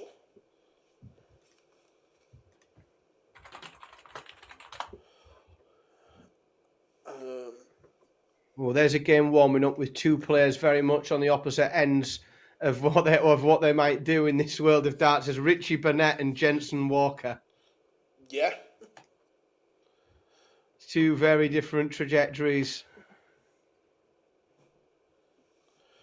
How are we doing, Adi? Cool Good game to have you in. And Popular Coach and Phil, do you run the Live Darts channel as well? No. So, I used to work for Live Darts. I worked probably 4.5, 5 years there. Enjoyed it massively. Still get on well with Jay, who runs it now. But I left to set up this and come on my own, basically. Live Darts is owned by, at the time, it was Katina Media, a massive channel, a massive company. And I was just a cog in their corporate wheel. Worked hard, long hours, but it was just I was just a number. They couldn't care less if I did my 40 hours or some 100-hour weeks. And it was like, they could have pulled the rug at any point. So I was like, nah, I'm going to do it on my own. And OD was formed.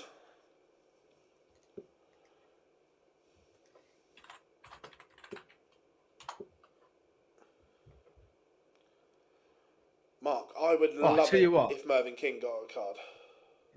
That is the sort of question that I like. I know we talk about darts, but that's the sort of question that I like in the chat room from Brock Morton. For Dan, who is the best king ever? I like George IV, but also Alfred the Great. Oh man, right. Top three's got to be Richard III, Edward VII, George III. Anybody who knows about history knows that there are about as rogue a picks as you can possibly get. Yeah, Richard III, top lad. Edward VIII, definitely. And then I don't mind throwing George III in there as well. He was completely bananas. This is proper question time. We like that. We like that. Charlie Manby has got the finish line in sight here, and he's made a bit of an arse of that.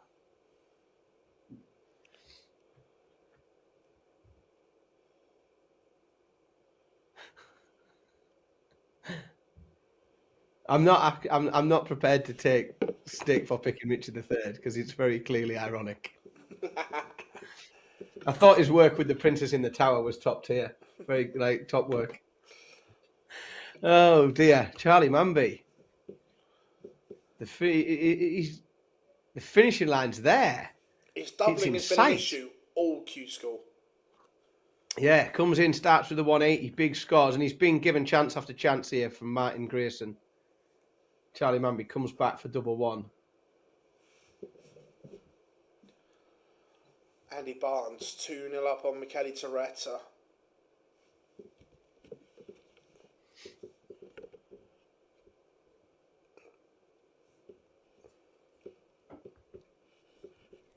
Charlie Manby, what are you... Oh, right. Now, Charlie, it's time to throw for the match. Don't make this messy. Don't make this messy. Don't get nervous. Steve Beaton, 6-4 winner. The Bronze Adonis moves on to the second round. Devon Peterson, 5-4 up. He's come from behind there. And as I say that, Derek McLean levels up. We've got a noble leg on board 3. Derek McLean and Devon Peterson going right to the wire. Underway in the UK in the round of 64. First, second round game is underway. Tyler Thorpe, who's had a massive, massive week at UK Q-School, playing Callum Goffin. Yeah, Aaron, the headphones is the only way I can stop the echo.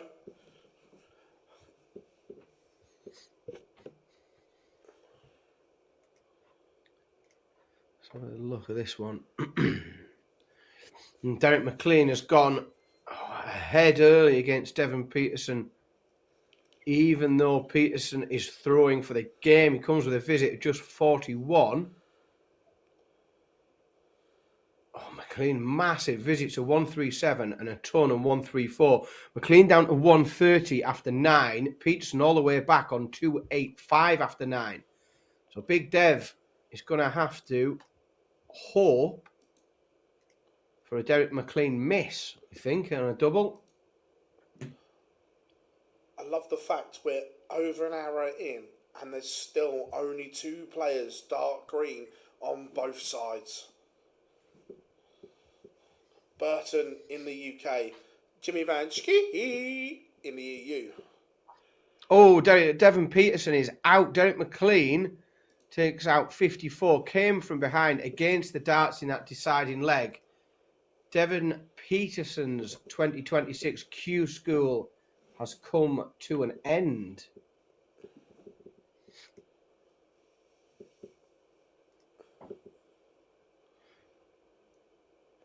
Matt Campbell just got finishing line itis. He's 5-3 up. Now, he looked like he was cruising. The top 64's underway in the EU as well. That game we talked about between Andy Bartons and Michele Turetta is underway. Bartons is 2-1 up at the moment, and that includes a break of throw, but Turetta comes back for double 8 after visits of 134, 180 and 171. Could see a 10-dart leg, and we do see a 10-dart break of throw from Michele Turetta. What a leg of darts that was. 10 darts for the Italian. Charlie Manby has won. Made hard work of it, but got there in the end.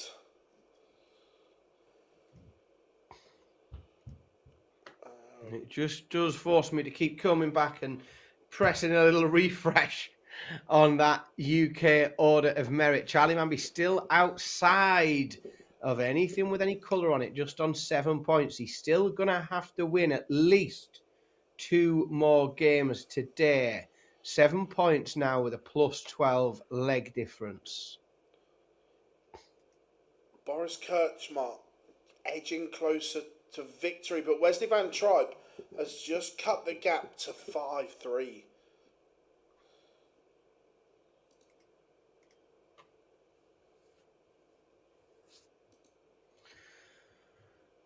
Another couple of really, really tough games warming up in the UK. Scott Waits and Lee Evans. That is going to be a tough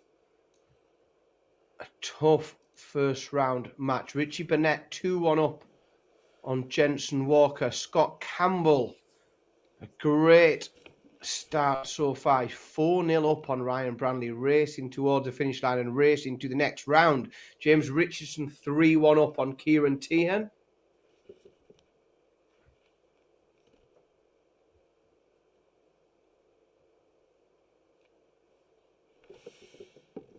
Yeah, Ward versus Killington is huge because that board is brutal.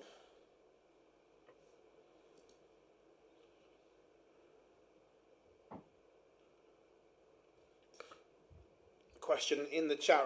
No wine today, Dan? It's a bit early, isn't it? Bit early on a Sunday. It doesn't mean that there won't be any wine consumed today. It just means that for the moment, I've been busy. I've earned it today. I've been doing some DIY. I've been to the tip. It's been a busy old morning in the Simpson house. But no, I've just got a cup of tea for now. Rob Probably says, had one too many yesterday. The fella from 200... Did you see this, first of all? You know the top-up list? Yes. The one they called up today was 205th. got a call up. Good on him. And he won his first game. Get in. That's what we like to see. We like to see a completely bonkers story. We like to see the mad rules working for people. Callum Goffin 2-1 up on Tyler Thorpe. Really high-level game that, both averaging around 94. That second round game in the UK. Jensen Walker levels up against Richie Burnett. That's a Desmond. Oh, we're on a different bit of software today, aren't we? But I actually have a Desmond 2-2 pop up now in the other software.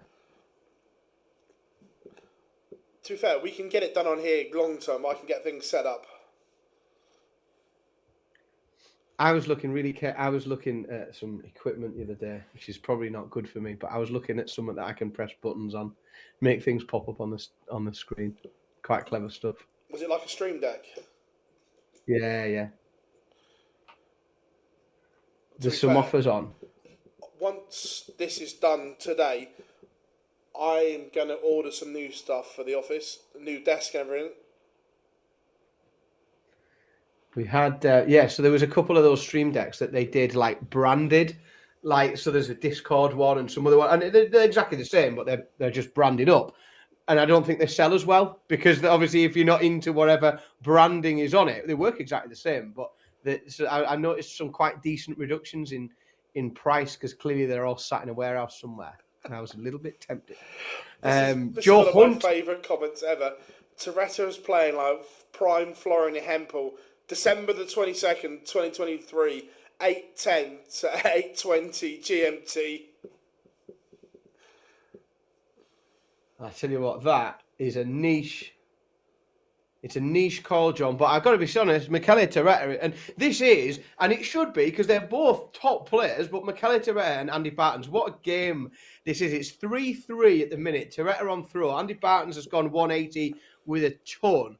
Like, these two are knocking lumps out of each other. Toretta responds with a 180 himself, averaging 97 Toretta in this game. It's a really, like, certainly after that 10 dart leg as well, this is a proper top level game of darts. This is the sort of game of darts that we see on tour and say, that's a great game, isn't it? Like, this is the sort of thing that we expect to see on the Pro Tour, and we're seeing it here at Q-School. Scott Campbell paces his way through to the next round, 6-0 victory over Ryan Brandy. And those 6-0s, folks, they are so important if you can do something like that today, because we are definitely going to be talking very, very closely about leg difference later in the day. And if you can turn your opponent over 6-0, you give yourself a big chance, as Michele Toretta gets that leg. He's 4-3 ahead. And Andy Bartons is on the ropes here. Also, as well, you are correct that Jimmy Vansky and Alexander Merckx did meet in the last 64 yesterday. I don't like the system. We see it on the Pro Tour too much. I think the system remembers certain things. We see too many repeat games. Do you know what I mean? Yeah, there's obviously some little gremlins in there somewhere. Joe Hunt 6-0 victory over Chris Hurd, and we're seeing we are just starting to see a few just big, wide victories at the minute, and these could be very, very important as we come a little bit later in the day, where leg difference is going to be everything.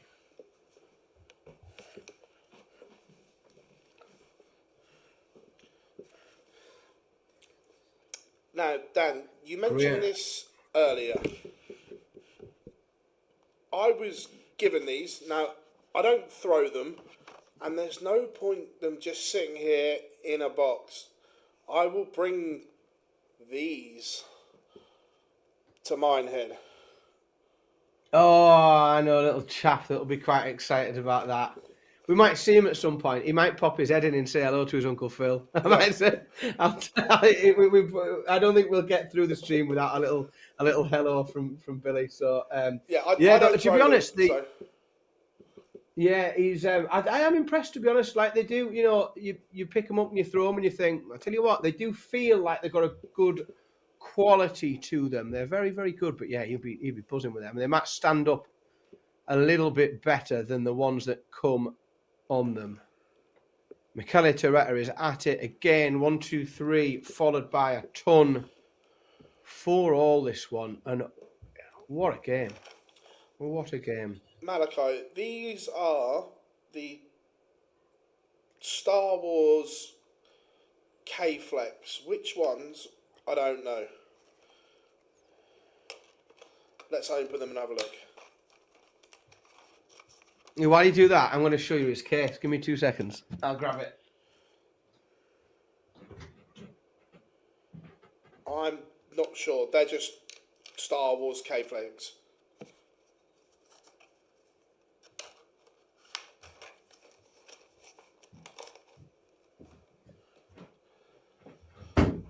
Did you see the video of Bunting throwing $700 darts? I haven't yet. Someone asked about Richie Burnett earlier. Love that. It's honestly like what a cool piece of kit that is. Yeah, very cool. There's a Darth Maul one as well that I've got my eye on. Love a bit Richie of Burnett probably needs to win outright today. Oh, Massimo Dante. Tomoya Goto takes an early break on Brian Roman. Again, these top 64 games in Europe, the standard is everyone in the top 64 is averaging mid-90s at the minute. But Goto takes an early break against Brian Roman to go 2-0 up. Michele Torretta is now just one leg away, 5-4 up on Andy Bartons. Andy Bartons is going to have to hold, then break. And he opens just with a 60, a treble-less visit for the Belgian. Torretta can find a couple of trebles here. And he does. He opens with a 140, and Andy Bartons is right on the ropes. They are the Stormtrooper K-Flex. Thank you. Still, we are waiting on a Harry Potter cam. Yeah, why we need a Harry Potter collab somewhere. That would be well. I say that my credit card doesn't. That's what I can definitely do without a Harry Potter collaboration somewhere because I'll get absolutely rinsed. Mrs. S might actually start playing darts. Oh my God, Michele Torretta throwing against the darts here. Has gone 140, 180, 165 to leave 16 after 9. He's going to get and Barton's on 181, so Torretta's got loads of time. But we could see a second 10-dart leg from Torretta here in the same game. The Italian is playing, and it takes him 2 darts to get it done. 11-dart leg for Torretta. But we've seen a 10-dart leg and an 11-dart leg for the Italian there. And Andy Bartons, the 2023 WDF World Champion, is out and will not be getting a tour card. But Michele Torretta, the hunt continues. Also, Aidan Kirk has beaten Peter Burgoyne 6-5. Tom Lonsdale, same scoreline, ends Graham Hall's hopes. Michele Torretta now goes into the green. Not dark green. He's in spot number 8. But he's got a very healthy plus 19 leg difference on 7 points. The first player today through to the last 32. Ron the Bomb is out. I agree, Jimmy. The way the EU is shaping up, Dan, we are manifesting chaos. We have manifested it all week, and it's starting to look really naughty, isn't it? Especially with, there's games going on at the minute, players at the top of there. I'm looking at players like Chris Landman, who, if he goes out, they're currently playing at the minute. He's drawing a 1-1 with Sebastian Steer, but if Landman goes out, he is right on the edge of what we think might be okay with 8 points and a very strong leg difference, but there is no guarantee at all, and these games are going to get very important. Tomoyo Goto is now 3-0 up on Brian Rahman. He could do it. We could have a Japanese tour card holder. That would be incredible, and I'm down for it. Graham Usher, clinging on to his position as Scarborough's number 1, gets a leg back against Lewis Pride.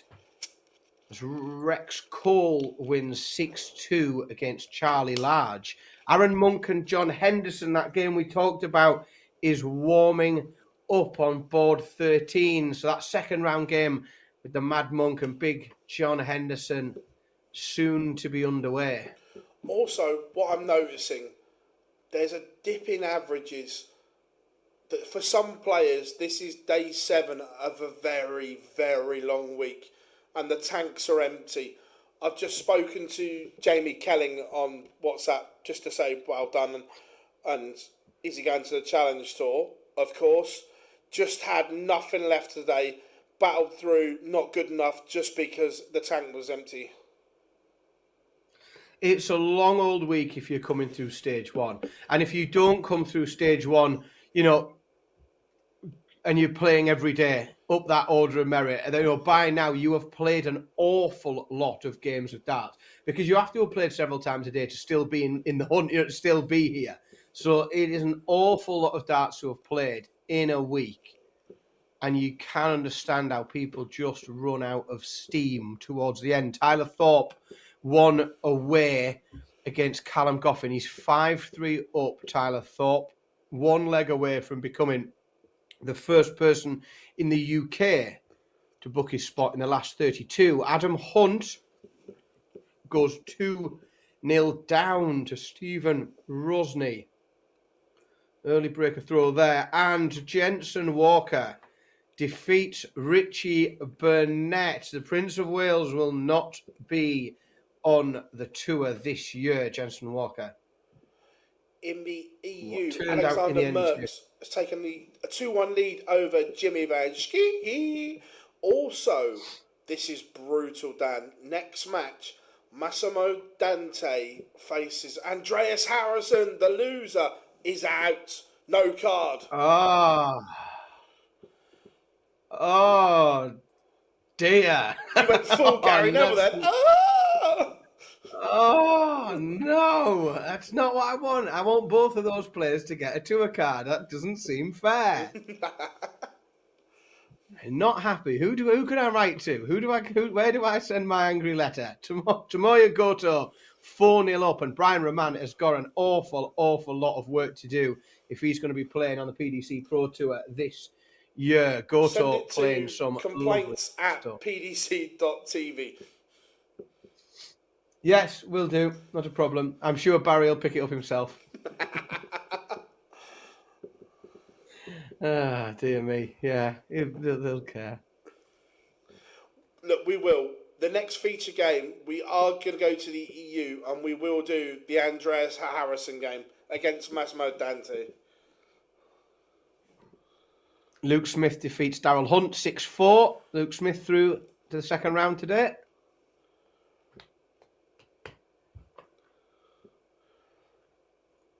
Are we finished round 1 now? In terms of, we've got nothing else to warm up, I don't think, in the UK, have we? I think once these games in the top 1-2-8 that are underway are finished, that's it. Done. That's all the 1-2-8 games now being played. Yes. Marvellous. Jose Justicia, 5-1 up against Bruno Stockelli, the Swiss player. Jimmy Vanski, he levels up 2-2 with Alexander Merckx. Mason Whitlock underway, as is Ben Robb. Davy Prusen against Danny Janssen. And Radek Sadansky, match starts incoming. He's got to get rid of 47. He does it in 2 darts. Jelle Klassen, gone. Bong, another one bites the dust. I was showing off the other day with my music knowledge. We were like, it was DJ Bars and his main mixing finger. Oh, very good, Philip. Very good. Do you think they'll give Adam Leake a spot for the World Series Down Under? Not out of the question, is it? I think because he's a tour card holder, he will get a spot. They do for Yeah, the it's US not. and everything like that. If you're a tour card holder, you will get a spot as one of the local representatives. You'd feel pretty hard done to if you didn't, wouldn't you? You know, if you're a 100%. tour card holder, playing every week, or playing all those events, and then you see, Bob out the Red Lion gets a call up to play on that stage, and you're left here. You'd feel pretty hard done to, I think. Also, I can't remember who told us in the chat room yesterday, Dan, but good for him. It doesn't look like he'll have to sort a visa out like the others did because he's got English family. So it looks like it'll be easier for him to stay. Some dual citizenship, is it? Yeah. Oh, I tell you what, handy. are we serving? We could be serving international food here, Philip. We're about to get a Japanese bagel. Oh, hello. What is on a Japanese bagel? That's the question. Spam. I don't know. I feel like everything I say now, I'm going to be like, if I say ramen noodles, I don't want to get myself in trouble. I could end up cancelled. They do love spam. Japan is quite a cultured, very, very, very cultured place.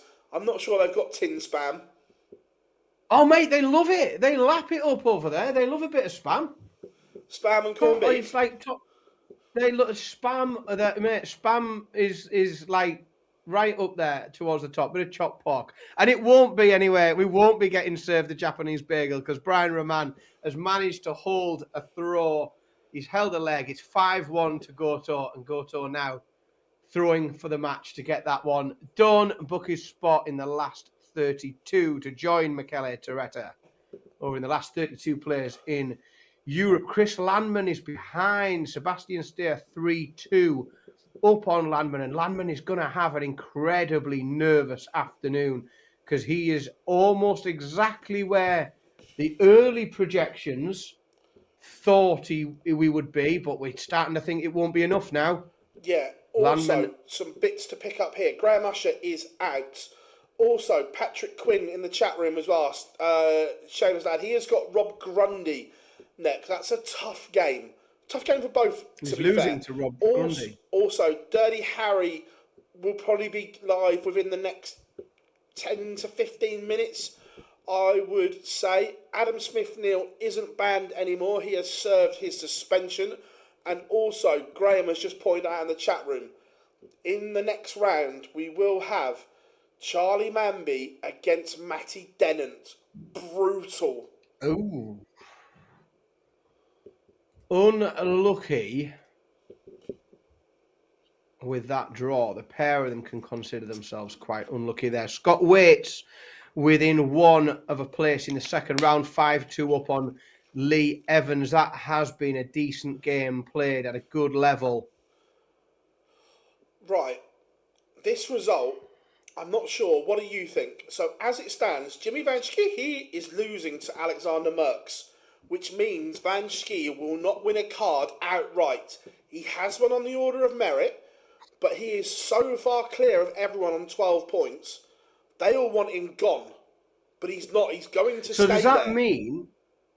Yeah, so if he goes out here, spot number 10 goes from yellow to white, doesn't it? Correct. I think. If I've got my... But what we're saying is, if he goes on 12 points, like say he won it outright today, that 12 points, the threshold comes down. Correct, yeah. Gets him out of the way. Correct. There will be people all over that venue currently whistling on the throw of Alexander Merckx every time he goes for a double. Mason Whitlock 2-1 up. Another player we might see, if he gets a tour card, might find himself invited to a World Series event. Oh, it won't go white just yet. Wrestle Jamie, he knows the crack. Still too many people above.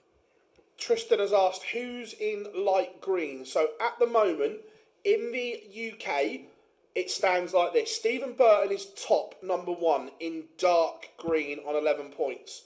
Light green is then David Sharp, Sam Spivey, Derek Coulson and Robbie Martin. They are all in. In the in the yellowy murky spots are Steve Lennon and Tyler Thorpe. In the EU, Jimmy Van Schie, number 1, dark green. And then 2 to 8, Benjamin Pratnamar, Chris Landman, Adam Gavlas, Lorente Fayez, probably butchered his name, but it's the best I can do, Alexander Merckx, Marvin Kraft, and Michele Torretta. In the 2 greeny, or the yellowy spots, Joran Caron and Patrick Bullen.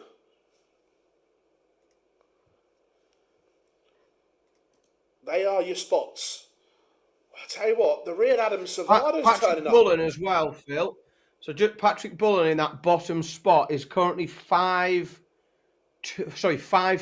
up on Mika Donovic. So Patrick Bullen is he's like the final 1-2-8 game, and will jump up into the light green if he wins one more leg.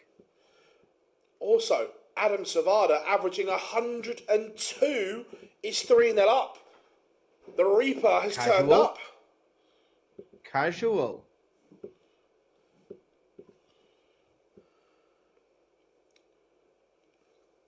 No, there's no advantage. It's a 2-year card if you win outright or do it through the order of merit. No difference whatsoever, buddy. Good afternoon, Cam. Love it. We've had the team dipping in and out all week. It's been great. Cam's in at the moment. You've been in. Jar's been in. Gob's been in. Dave's been in as well. Stateside. It's been great.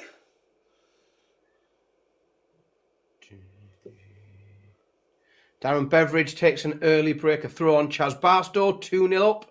Second round game. Aaron Monk takes the opener. John Henderson has had an absolute nightmare there, averaging 68 in the opening leg. And he is allowing Aaron Monk to get one on the board early. Oh, question for you, Dan. You'll know what I mean. When I'm ordering the new chairs for the office, do I get 2 or 3? You know, the chairs. 3. Cool. 3, I think. Oh, that's big. That is big. Harry Ward will not be back on tour. He is beaten by George Killington.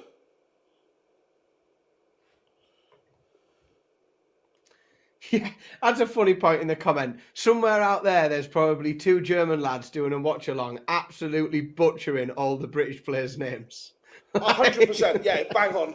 Somewhere out there's 2 German lads just who are really struggling with John Henderson, like trying to get that out in one go.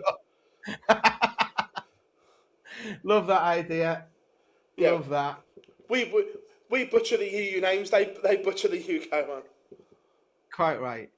It's all fair in the end. All fair. Chris Landman, one away from going, well, I'm going to say going out. One away from a very, very long and very detailed, boring afternoon of looking at leg difference, because Landman is 5-4 behind. Mika Donovic has levelled up against Patrick Bullen. That final 1-2-8 game in Europe has gone to a deciding leg. Patrick Bullen is the last player in the yellow spots at the minute, but that won't be enough.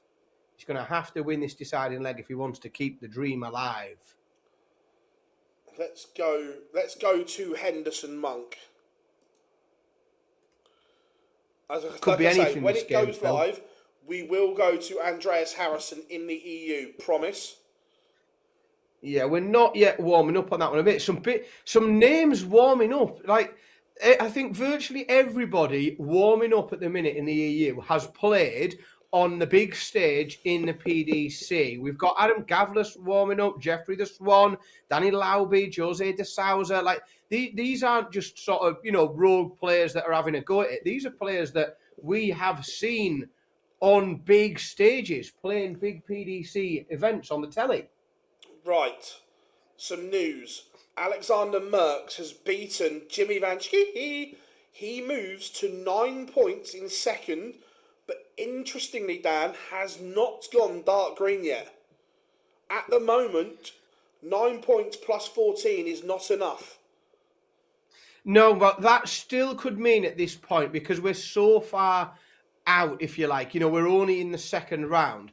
There are still so many players. Like there might be a bit of a, again, for the Marvel fans, like Doctor Strange goes through, the million possibilities. There may be like 3 chances out of all the different configurations of different scores that can happen in every game. There may still be some possibility, but I think it's almost there.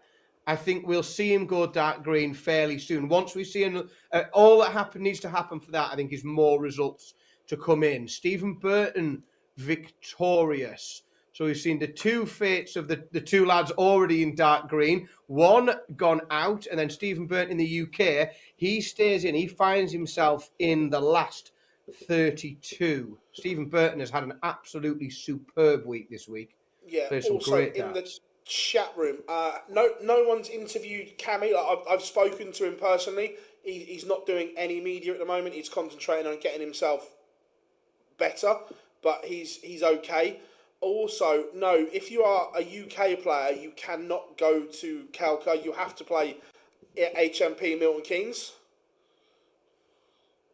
You need some dual citizenship. That's what you need. You need to find yourself a German descendant somewhere in your family tree. John Henderson gets a break of throw on Aaron Monk. Do you know what I watched last night? I've not watched it for years. It's not a blockbuster, a Hollywood blockbuster, but it is one of my favourite films, done on a budget, and it is just funny as fuck. A Knight's Tale. Ah, yeah, it's a long... With Heath Ledger. So funny.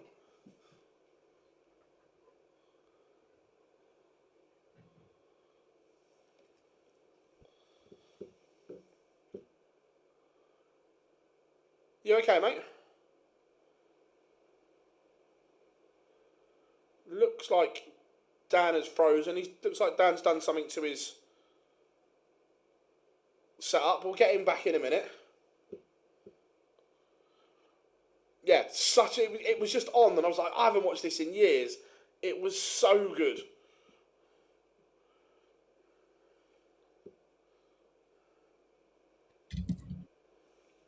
We're back. Yeah, you can hear me now. It's because I tried to mute my microphone on this bloody... Now I've found the button. Oh, Mrs. S just came in to refresh me cup of tea and gave me she brought me... See, it is a middle class house. She's brought me a cup of tea and a scone. That's what I've had. Hello. But I was trying to mute my microphone, and we're on a slightly different bit of software than normal. I couldn't find the bloody button. So I sat down with the kids. Gabby, my kids are starting to reach that age, where I can introduce them to some of my favourite films. And it's a bit niche. Folks in the chat room will have seen it. It's like, you might know, but it's one of my favourite films ever. It's got Hugh Jackman and Christian Bale in. It's called The Prestige. Nice. It's unbelievable. It's got potentially a series of the greatest movie twists in the history of Hollywood. Like, it's seriously good. So we watched that Friday night, and then me and Anna have been watching. We've been watching The Night Manager on iPlayer. Cool. That's very good. Very good. Been taking also, that Chris Landman turn it around. He ended up beating Sebastian Steyer. Big result for him. Also in the UK, Darren Beveridge is 3-2 up on Chaz Barstow. Gavlas underway against Jamal van der Herrick. Jeffrey Dwan won that up on Daniel Closer. Danny Lauby 1 down. De Souza 2-0 up. So that puts Landman on 9 points plus 23. He's jumped Alexander Merckx in the EU Order of Merit. That has to be enough, surely. Rob Grundy 4-0 up. The Hartlepool Grenade.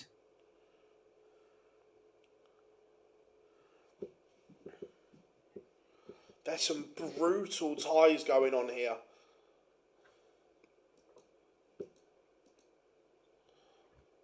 Liam Mandel Lawrence is 5-2 up.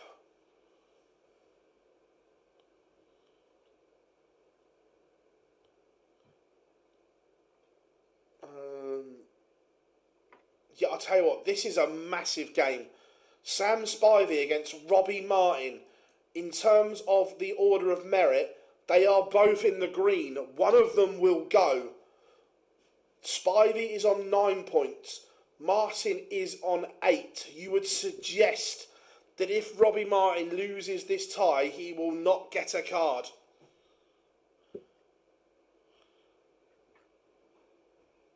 That's a big victory as well. Lou Bevan 6-0 victory. That is a huge addition to Lou Bevan's leg difference. He moves on to 8 points, but he moves himself up to 8 points with a plus 15 leg difference. So Lou Bevan just moved himself up into the coloured spots on darts rankings. Oh yeah, my bad. Lou Bevan is now in yellow, but also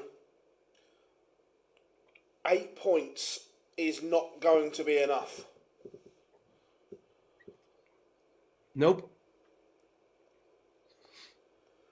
It certainly isn't. Also, not with Burton still there. David Sharp out. Not enough.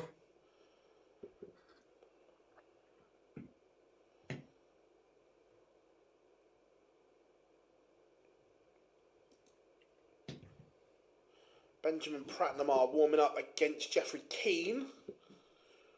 Matt Campbell underway. Ben Robb has a leg back against Marcel Otter. Jose de Souza 3-0 up, averaging over a ton. Oh, we could see it would be a bit rogue, wouldn't it? After the 2 years that de Souza's had, if he blasts his way through Q-School and comes back onto the tour again, that would be unexpected. It would be unexpected, and I also don't think it's a good thing either, because I don't think he can compete. No, but it's that weird level, isn't it, that he's at the minute, where you put him in the mix with this lot, and he'd probably do fine, but then you stick him on tour. Correct. And he's getting blown away on the regular. And, John Henderson, 103 out. Under pressure as well from Aaron Monk there, who got himself down to a 2-dart finish. This is a decent game, this. The level's not massive, but it's very competitive. Yeah. Really on a knife edge. Looks as if Simon Stevenson is on the verge of exit as well. Also, which one was I looking at? Jared Cole is on the verge of getting bageled. Mervyn King is a break up 4-2 ahead of Damian Grimes. Steve Lennon goes 2-1 up. Steve Lennon really in the mix at the top of that UK order of merit. A player we've seen on tour before. He's got a good game in him, but he just can't seem to find that consistency. Big 180 from Aaron Monk. Aaron Monk doing some really good work on throwing this match, and because he won the ball, that could be the decider in the end. Just getting in first. Yeah. Also, I don't know if they are related or not, John, to be fair.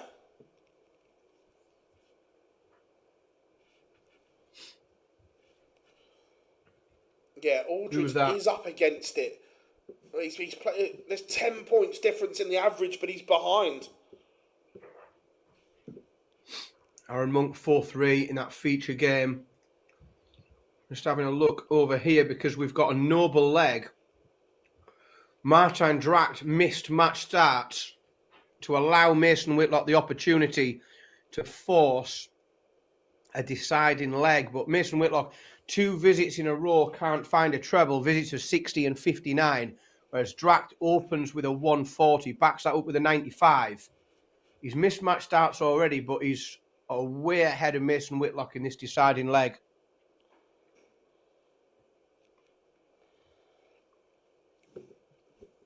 Back-to-back legs for Jared Cole, but still trails 2-5. Robbie Mine has a leg back against Sam Spivey, but Jack Aldridge is out. Unbelievable. Unbelievable after the way that lad's played. Real shame, that.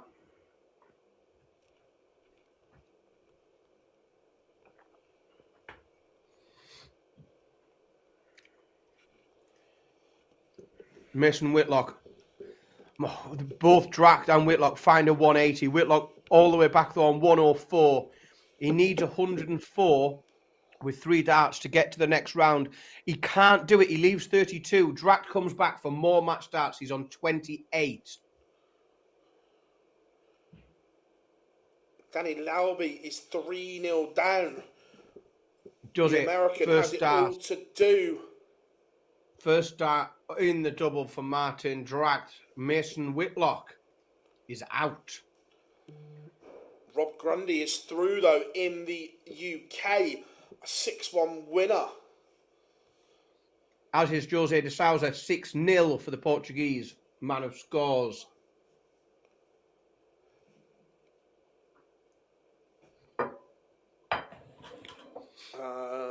Yeah, the real Matt Campbell is turning up. And look, we've seen Matt Campbell win back-to-back North American darts championships. He is more than capable of going through that field today.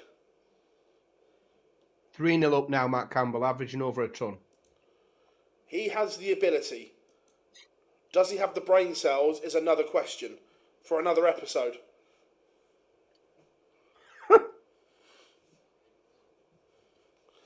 Yes, it is father and son.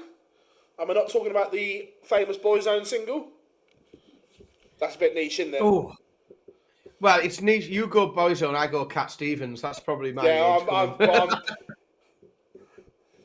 We know you love a boy band, Phil. We know you love a boy band.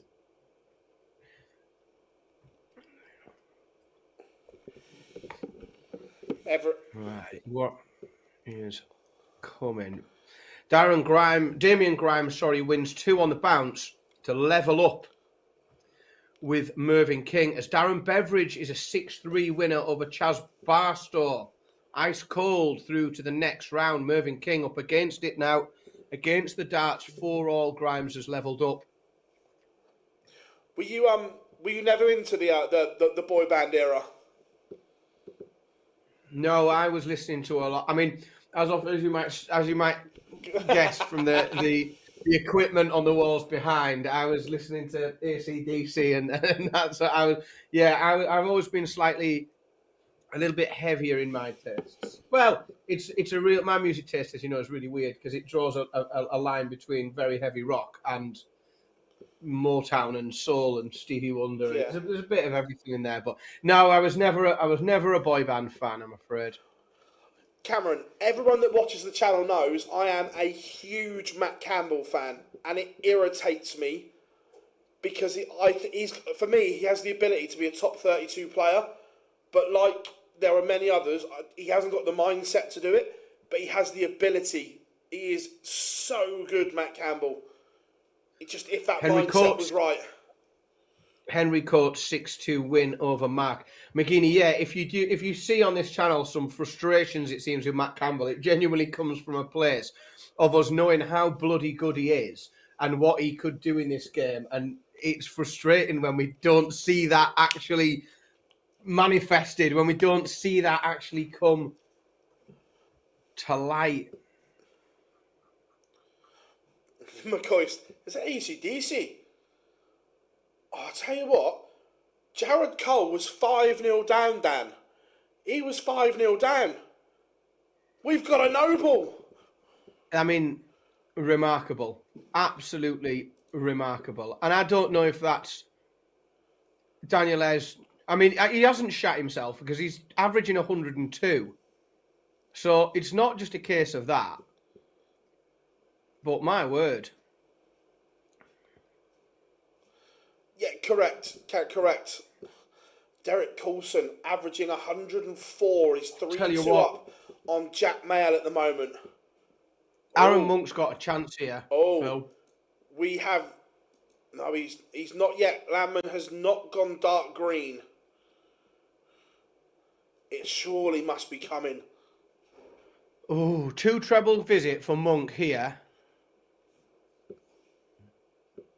Hasn't been enough for them in this. Oh my God, that's pressure. Forget 2 trebles. Another 180. John Henderson, the 105 has to go, or the dream is done again for another year. 105 has to go. Oh, he goes! Jesus! 105. Another ton plus checkout in this game. Aaron Monk has outplayed John Henderson throughout all of the scoring phase of this game, and John Henderson just keeps taking out ton plus averages. But now Aaron Monk is on throw, and he's just got to keep John Henderson at arm's reach, and that big 140 opener will go a long way to do that. Pressure in this one now. Noble leg. What a cool game this has been to feature. Yeah.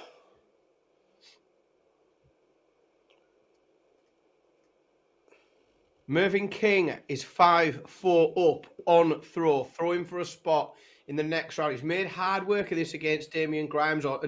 He's made a few mistakes, but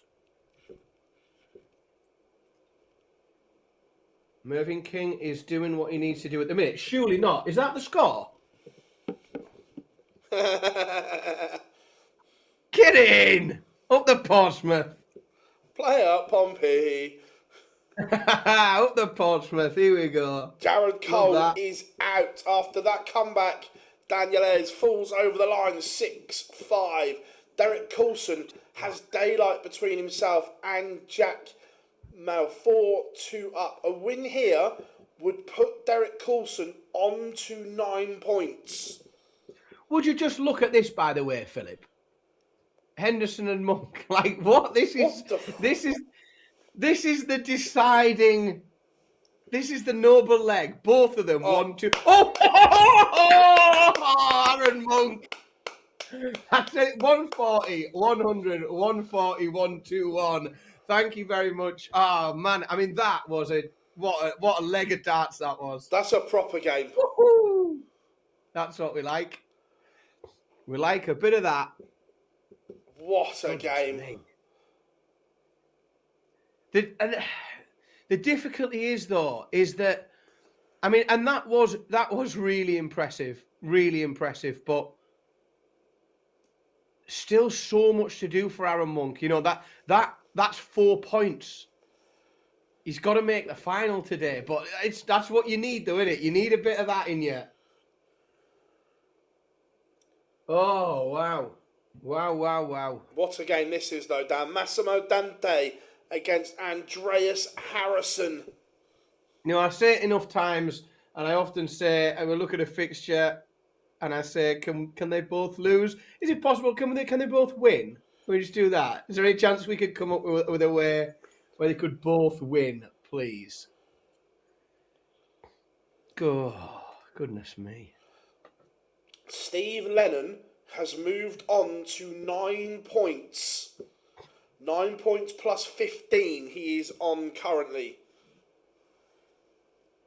Damian Grimes has got 126, and if he doesn't take it out, Mervyn King's going to get 3 darts at double 16 for the match. He's missed a dart. I think he's come inside double 17. Mervyn King, 3 match darts in hand, double 16. Are they all about to bow down? They do. They bow down to the king. Mervyn King through to the next round. He's through to the last 32.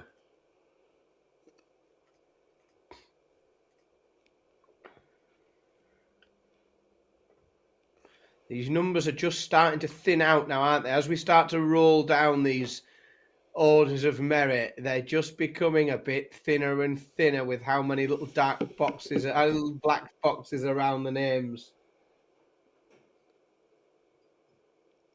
Yeah.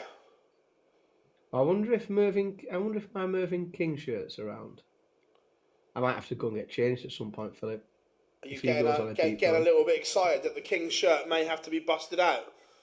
I think we might be doing a little bit of advertising for Les Burrows scaffolding. I think if we No, if Pubs Mervyn King lost keeps going. in the last 64, Johnny. Jurgen van der Velde is beaten. He dropped off my skin, but he won. I think it was Robbie Knops. Matt Campbell's starting to make hard work of this, you know. He's 4-3 now to the Canadian. he got out the blocks absolutely flying. Harrison has missed a chance here. Danny Lauby 5-1 down. The American making real hard work of that. And there's a tight game between Daniel Closer and Jeffrey the Swan. 4-4 in that one.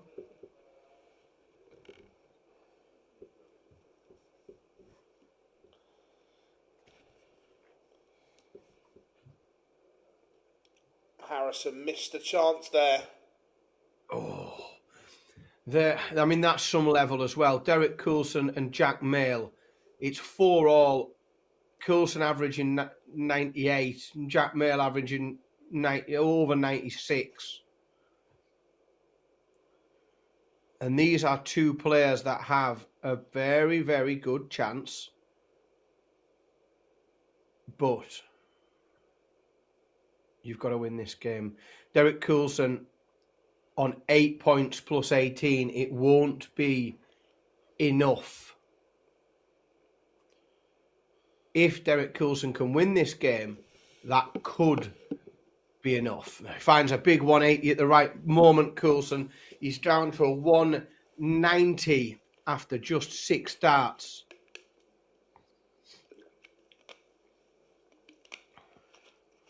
He's left 90 after 9, Coulson. Jack Mail back on 267. Top bloke, Derek. I've been lucky enough to spend a bit of time with him down at the tavern, and he's a good friend of the channel. So we'd be very, very pleased to see Derek pick a tour card up. Very pleased indeed if that happens.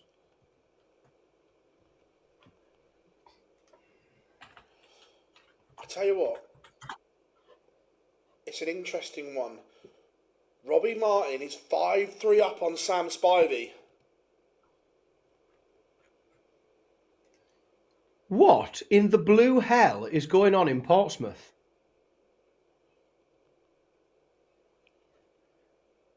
You're 2-1 to Portsmouth after 10 minutes. That's ridiculous. That doesn't make any sense at all. Derek Coulson won away, 5-4 up. It's on throw as well, this. So no matter what happens, if we get a noble leg here, Coulson will have the darts. Harrison is making hard work of this. Look at the difference in the averages, but it is Massimo Dante who leads 2-0, Dan. The right things at the right time, Philip. As a Dutchman once said.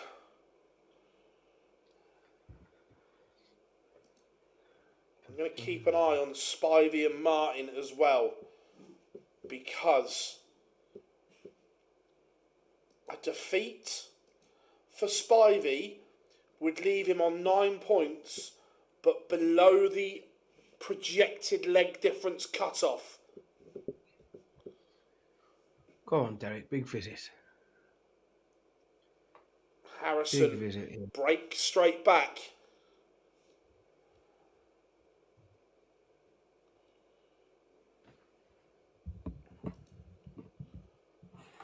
Dale Gadsby has beaten Nick Cox 6-2.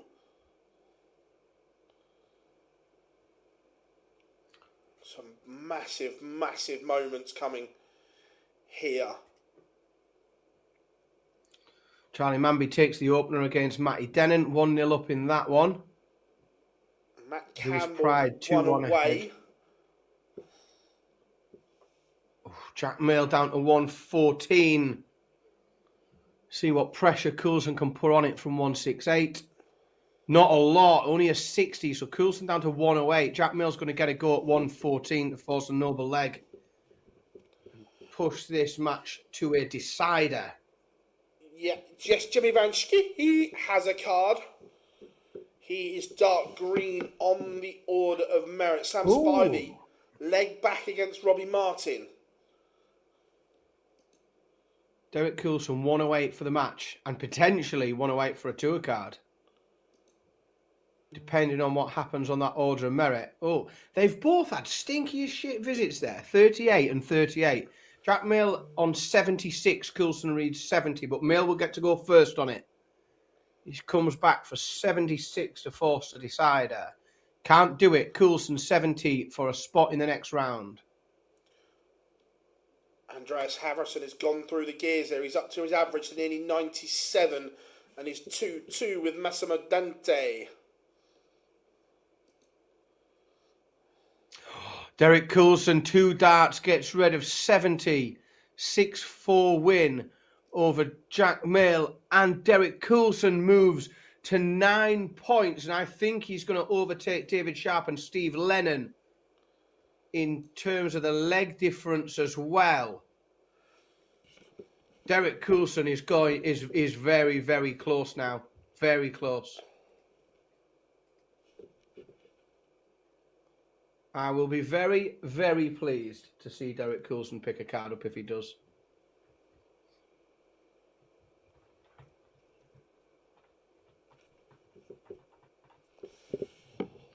Has it up? I've still got a little project to do Derek for Derek Coulson as is well. now on 9 points plus 20.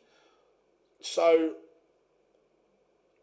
if we are going to the projected cut-offs, if he were to lose in the next round, 6-3 or better, 6-3, 6-4, 6-5, a defeat, that should be enough if the cut-off projections are on point. I've got a bit of work to do for Derek as well. I'm on a little project involving his, what I've called out to be bloody awful walk-on music. Derek is involved in a last leg decider somehow. How has he done? Fucking looked like he pissed it, didn't he? Matt Campbell doing Matt Campbell things. He's got the darts though. He opens with a 98. It's not the end of the world. Massimo Dante, big visit here. 82 goes in 2 darts. Big visit from the Italian. And he's putting it to Andreas Harrison here. He's making him really, really work for it.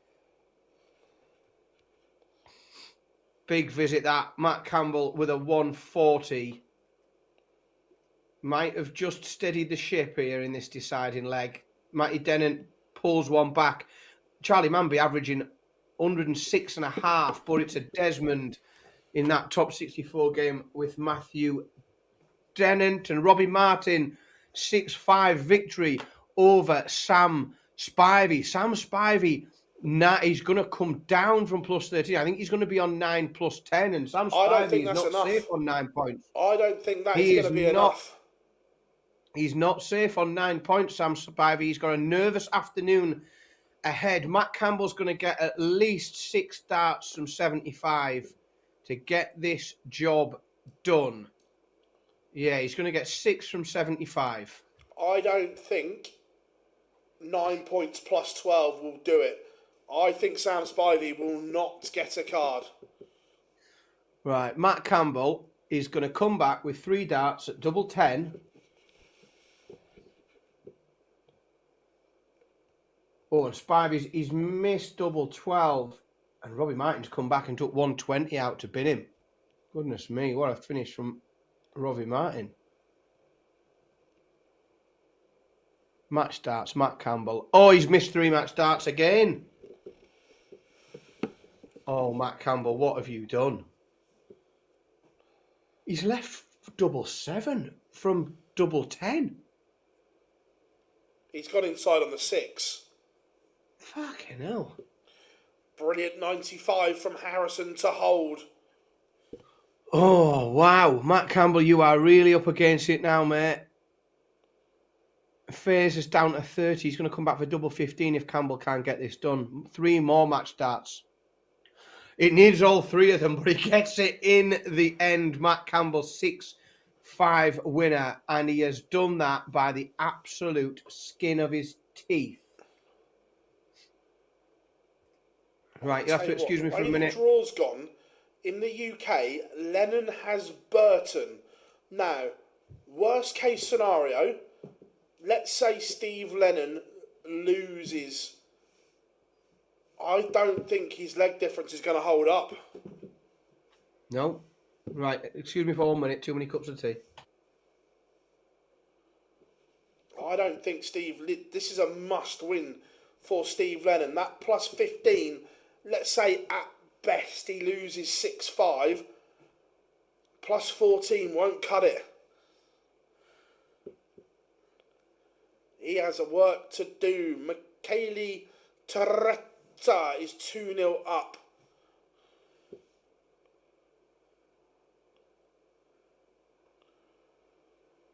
Marcel Warpin 5-4 in front. Oh, where's Dante pulled that 1-7-1 from?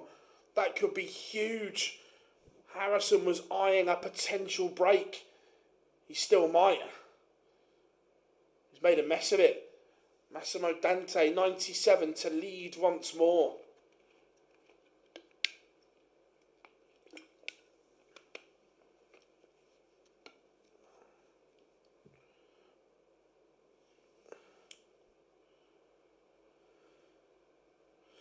Stephen Burton, Sarah, has got a card. He cannot be caught. He has gone dark green. Massive moments here. Dante, double 15. And it goes. Andreas Harrison is going to have to find something. And he's going to have to find something special. Darren, thank you very, very much for joining the OD Club, mate. Thank you, as always, my friend, for joining, becoming a member. Thank you so much. Massively appreciate the support. What if Burton wins the day?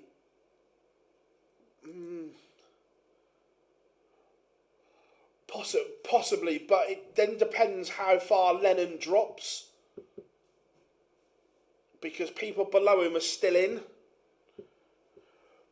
On Twitter, Lendl, who's in our chat room a lot, does what the projection cut-offs is going to be.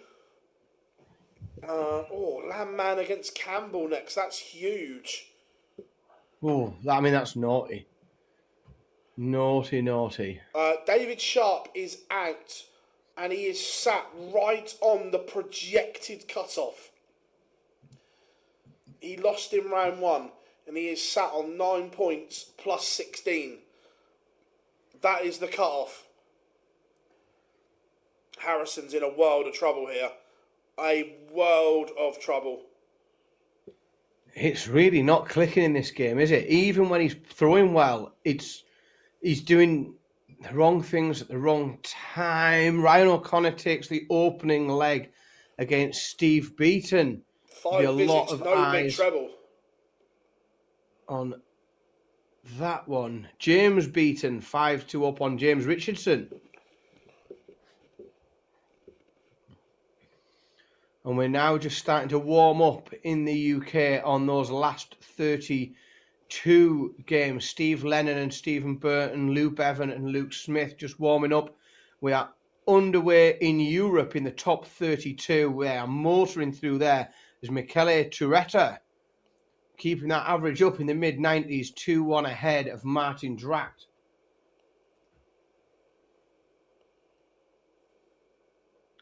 Could be, I tell you what, this could be a big 10 minutes for Italian darts, Phil. Where's he found that 1-3-4 from? Big 10 minutes for the Italians. Legs 1 is then the default. Oh, Harrison, lifeline. But this has to go.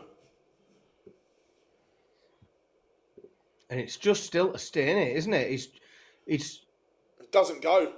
Oh, man. Especially, this is a breaker throw as well for the Italian if he can get rid of 39.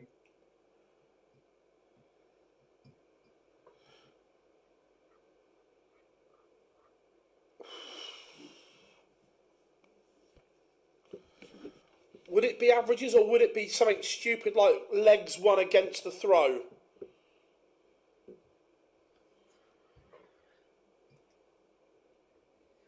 Yeah, something rogue like that, won't it? Harrison levels. Also, someone asked me, I can't remember who it was. Aaron says, does Lennon win a card, Phil? Yes or no? No. Because I think Burton beats him. Who? Oh, Steve Lennon. Yeah, Burton beats him. 9 plus 15, which means if he gets beat, it's at least 9 plus 14. Ugh. Yeah, do you know, there's a lot of people just Still behind in. him on 8 points and 7 points that I think have still got a bit of a run in them today. They've got a couple more wins in them. Yeah, I don't think that's going to be enough. And what he's going to have to hope is that he bumps into a Stephen Burton that stopped, maybe lost the eye of the tiger a little bit because he knows he's got his tour card.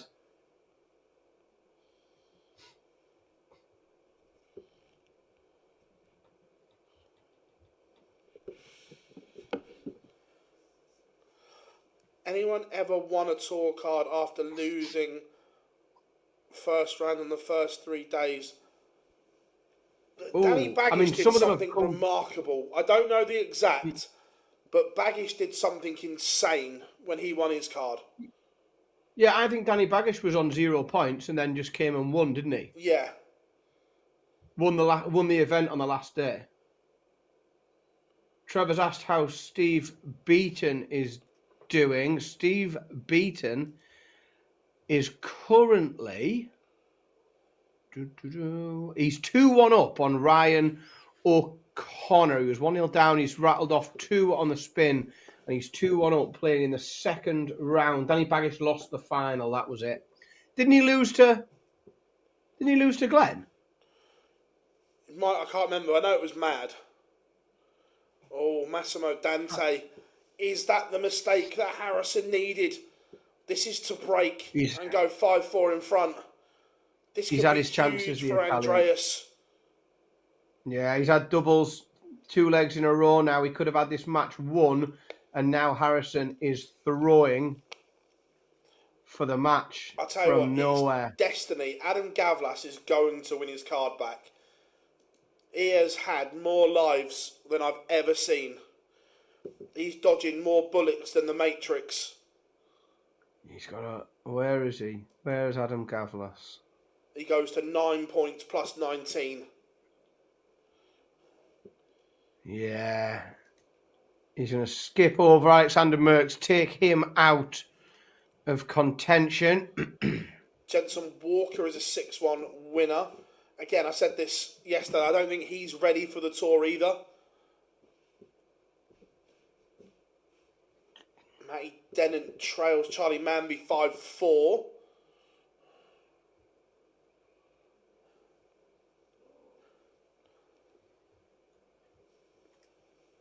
The numbers are thinning, aren't they, now, as we're underway now, top 32 games. Also, as well, the performances are dropping for a few reasons. Oh, Andreas, you've been to the Johnny Clayton School of leaving 162. I think the levels, the fuel that the boys have got are running on empty, and 2, they can see the prize in sight. There is lots of pressure on this. Lewis Pride has beaten Ted Everts. What a lead from Harrison.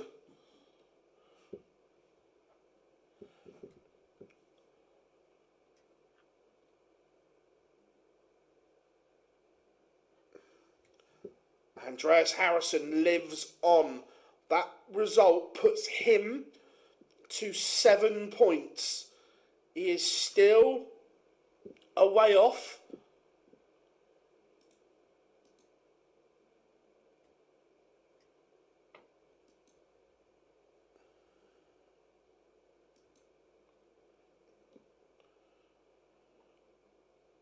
Right, let's go and get the end of Manby.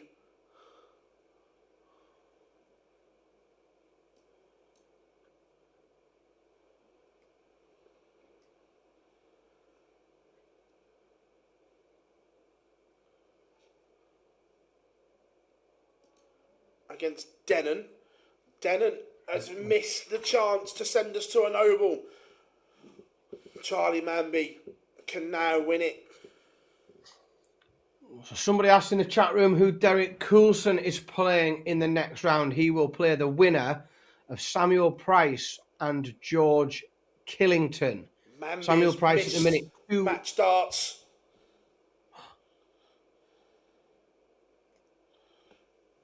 Again. It's 2 legs in a row. His mismatch starts. This is the Achilles heel. And we saw it in the Worlds. Dublin was awful. We've seen it here. This is why I think that, look, if he gets a card, great. But I don't think it's the end of the world if he doesn't. Yes, Damien Mole lost. Good.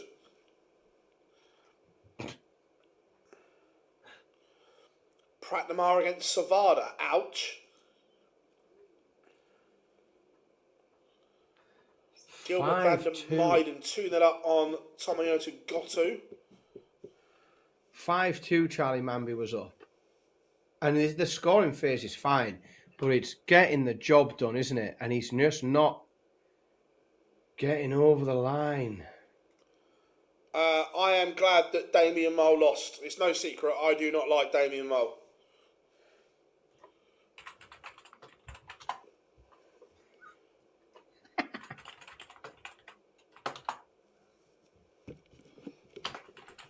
Is he a big Phil Bars fan himself? Probably doesn't even know who I am, to be fair, but...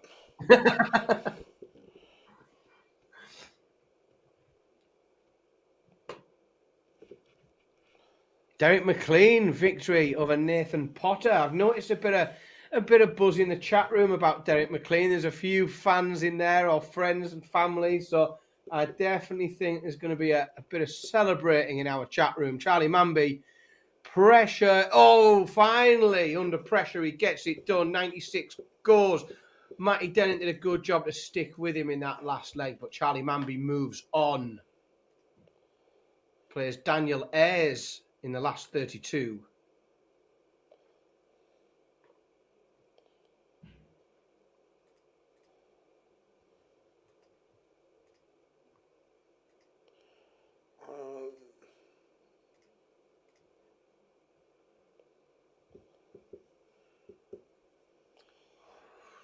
Tomoya Goto is 3-0 down to Gilbert van der Meyen. 3-0 is a long way to come back when your opponent is averaging a ton. Do I think Merckx is safe? I don't know. He's in a good position, but I wouldn't say he was guaranteed. I don't think so. No, I don't think so. I think on at this stage to have 3 players on the same points but better leg difference than you is a bit nervy. Now, if he comes through this game, obviously, yeah, I think he's fine, but he's 3-1 behind. And if the Swan races to a victory, and he can, and if he takes 4 or 5 legs off that leg difference, and and it's a heavy loss, then I think I don't think he's getting there. I don't think he's getting through. Steve Beaton 4-3 ahead. Franz Adonis working his way through this one. Scott Waits 5-0 ahead. Simon Stothart absolutely a mile off the pace, averaging 65. Just handing huge leg difference bonuses to Scott Waits here. And that could be really, really important.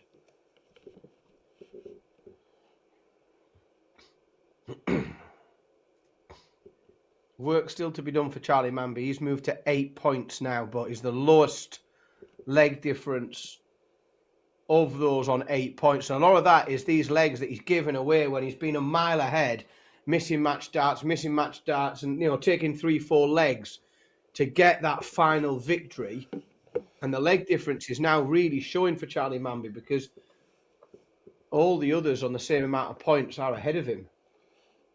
Yes. Who else don't? To be fair, no, I like Matt Campbell. I'm frustrated, and as a person, I like Lee Evans. I just don't like slow players. However, the other one, as a person, no. I quite like that. That could be a very long stream. Just who don't we like? This could be a very long show. We might have to record that as a podcast and send it out in like episodes and series, like people we don't like. I'm going to send you a WhatsApp down and say.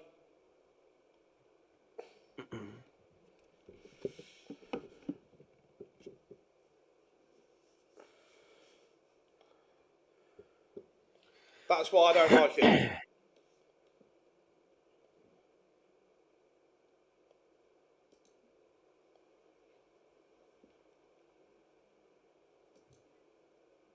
Yeah, fair enough. Fair enough. I'm with you on that. You? Yeah, I'm with you. We don't like him. Yeah. It's a as a brand we dislike him. Phil, do you like to? There isn't. I love. There's an open invite. As there is with everybody we don't like, there's an open invite for them to join us on the live lounge. We can come call them names for a bit. I love Joe Cullen.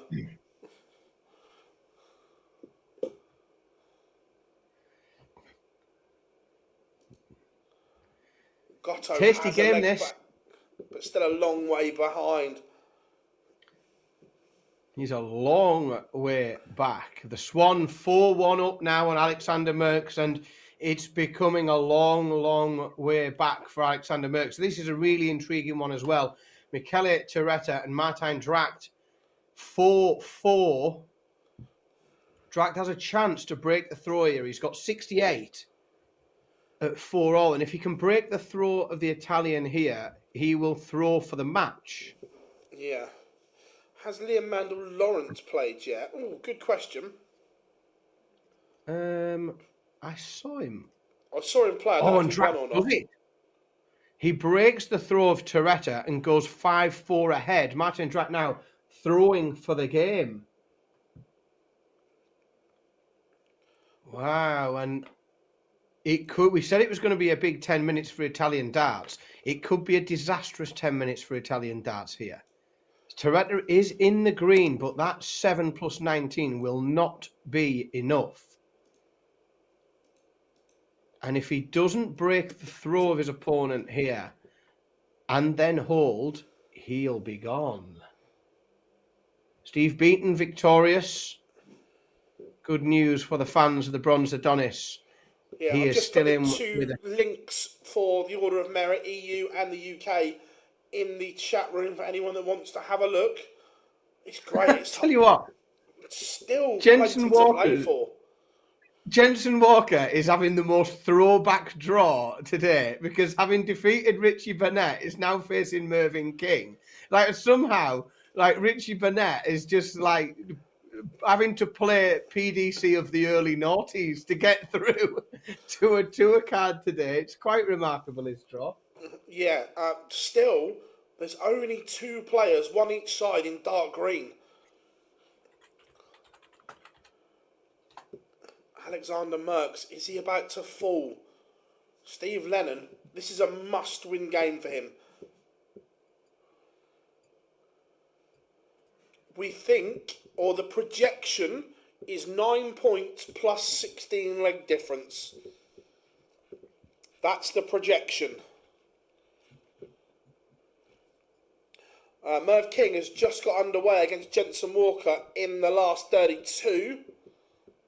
The dream of an Italian tour card holder could be about to be over if Torretta cannot find 104 here. Martijn Dracht on 8, so he's going to come back for double 4 if Torretta can't take out this monster ton plus check out to force a deciding leg. And he can't, leaves just 56, so Dracht 3 at double 4 for the game. I think Chris Landman is about to go dark green. He is 4-0 up on Matt Campbell. A win would put him to 10 points. I think that will go dark green. Especially with Torretta potentially about to... Oh, but Martijn Dracht mixes 3 match darts. Torretta comes back for 56. He could get a go to throw for the game here, but he's going to need to get rid of 56 in 3 darts. Dan, someone's asked, says, is the guitar on the right a 335? It's a very good imitation. It isn't a authentic one. It sounds nice, sounds gorgeous. But no, it's not, it isn't an actual one. Alexander Merckx is out. He is stranded on 9 points plus 10. The projected cut-off in the EU was 8 points plus 21 at the start. I don't know if that's changed or not, but that was the projection.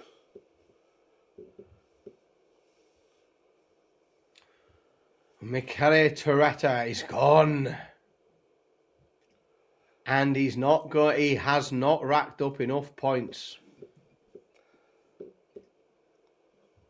I'm afraid for the fans of Italian that darts. Will happen is if 2 players above him get cards and no one overtakes him. Unlikely.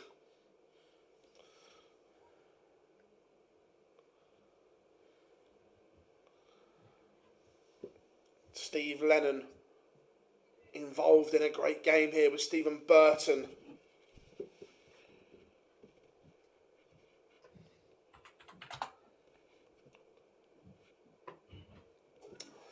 Also, as well, I've been sent some new advert videos as well for us, Dan. Oh, have you? Yeah. These will be fun. Who for? Anyone good? Winmore Red Dragon. Lovely. Always some good stuff on there. It can't be a Gibson because it's an Epiphone, isn't it? It's not. They were never branded Gibsons. The dot.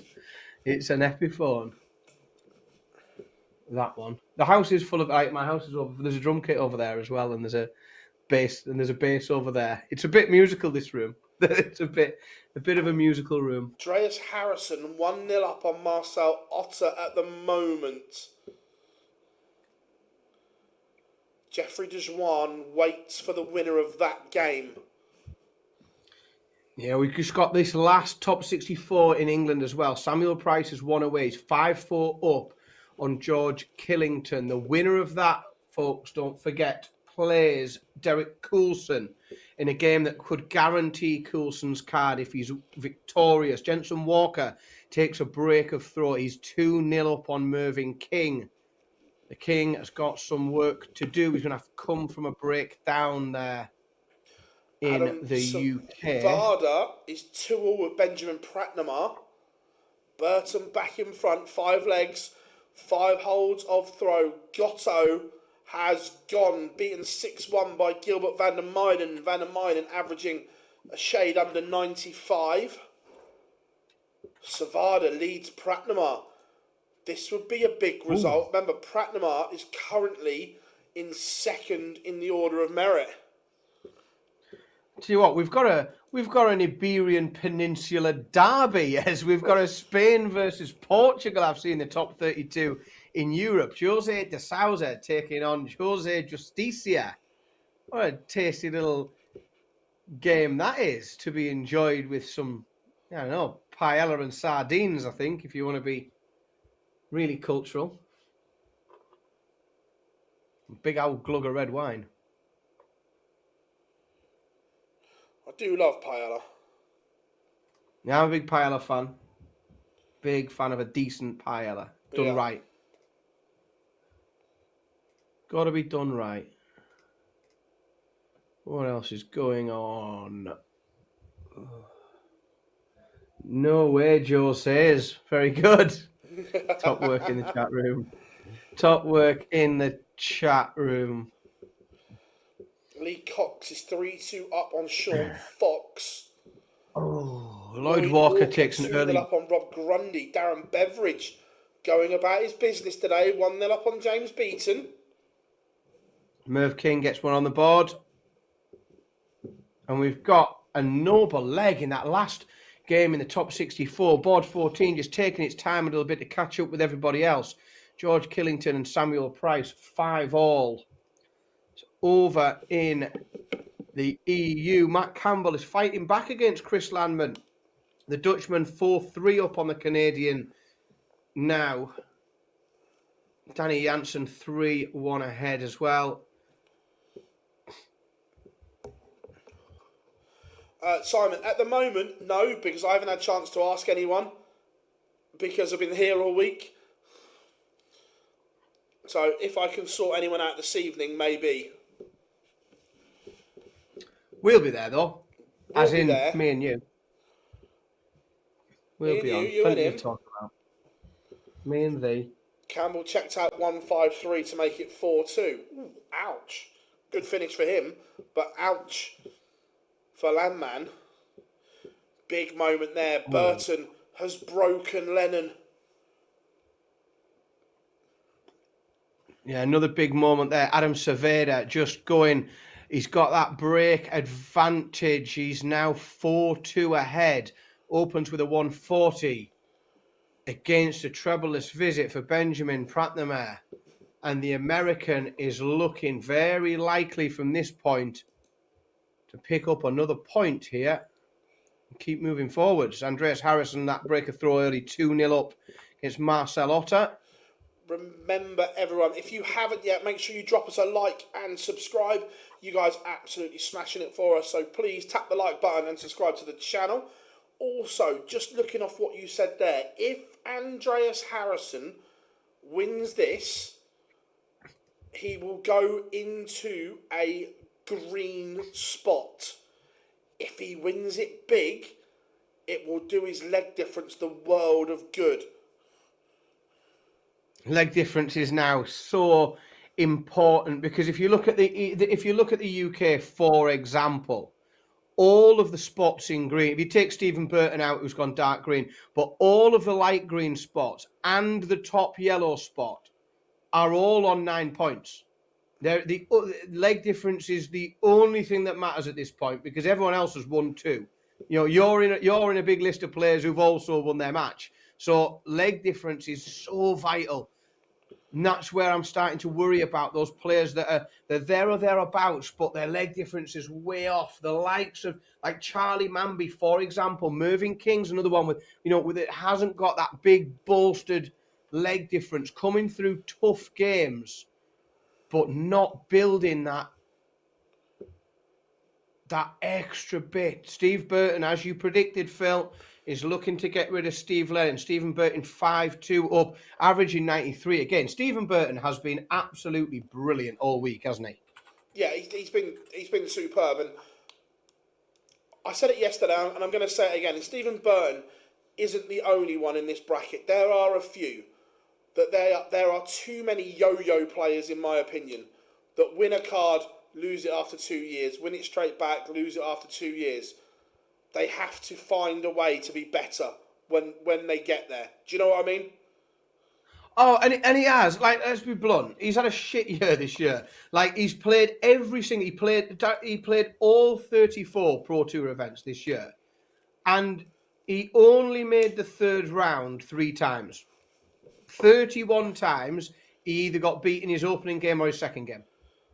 And it's not good enough. It's just not good enough. But he's certainly got that level and he's got the game to compete. But you've got to start doing it regularly, and you've got to do it in those Pro Tour events when it matters. It's no good just to turn up to Q-School and destroy everybody, which he's done this week. But Jose de Souza, speaking of destroying people, he's averaging 106 and he's 3-1 up. The Portuguese man who scores is not laying down on losing that tour card. He's not having it. Matt Campbell now leads. He was 4-2 down. Sorry, he was 4-1 down. He now leads 5-4. Matt Campbell. And he tell you what, he's got 170 for the match here, and this would be a little bit box office, wouldn't it? Fishy, fishy, fishy. He's got 170, plays, and he takes 105. So Matt Campbell down to 65. Chris Landman back on 160. You would expect Campbell to get a go at this 65. Oh, my word, Chris Landman. He leaves 20, so Matt Campbell, the 65, has probably got to go now. 65 for the match and make things really interesting now for Matt Campbell if he can get this done here. He's right in the mix if he can take this out. He can't. Oh, no. It's a disaster. Chris Landman, 3 darts at 20. Adam Savada is 1 away from beating Benjamin Pratnama. Oh. The first dart goes for Chris Landman. It's 5-all. Matt Campbell is on throw in the deciding leg. So the Canadian just has to hold his throw, but he opens with a 60. There is no treble for Matt Campbell as he throws for the match in a deciding leg. Landman comes back with 100. Pascal Ruprecht is 3-0 up, averaging 92. Ruprecht can play. He's a danger for me. Yeah, he certainly is. Jose de Souza now extends that lead to 4-1 over Jose Justicia, who isn't doing a lot wrong, averaging 95, but Portuguese still keeping that average over a ton. Yeah. And Johnny he's asked, playing... Steve Lennon is currently in green, but that is going to come to an end in a minute. He will drop out of the green, I think, if this goes. And it is. Steve Lennon is out. And possibly tour card gone. Matt Campbell, he opens treble-less. He follows it with a 41. Landman's done ton, 140. Landman... Oh, but for some reason, Landman has a visit of 36. Matt Campbell's on 170 again. 2 legs in a... 98, leads 72. So Landman needs 125 for the match. If he doesn't take it, Campbell comes back for 72. It's a noble leg with 5-all. Landman leaves 60. So Campbell comes back 72 for the match in the deciding leg. With Landman sat on 60. Matt Campbell, how much do you want this? Can you get rid of 72? He can't. I think he's missed the bull. He's left 25. He's missed the bull. Chris Landman, 60. He's going to go 20, double top. And he's going to win. Everything about the way Chris Landman's played, yes, says he does it in 2 darts. And Matt Campbell is out. Again, and I put Chris Landman in the same bracket that I put some of the offers. For me, offers very little. Offers very little on tour, but Chris Landman is now in dark green. The green has gone to that shade. We said it would. That means you're there. You are back on tour for another 2 years. Lewis Pride 4-1 up on Henry Coates.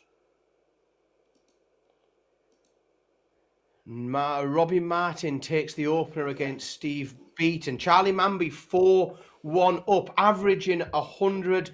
And could this be the big win that Charlie Manby needs to build that leg difference? Because if he can get it done here, Charlie Manby, and he can get it done 6-1, he goes right into the mix at the very, very top. Yeah, 100%. Also, Steve Lennon has dropped out of the green because of the size of the defeat. He is now down to 6th. And if Charlie Manby wins this game, he's going to drop even further because Charlie Manby could be about to jump him.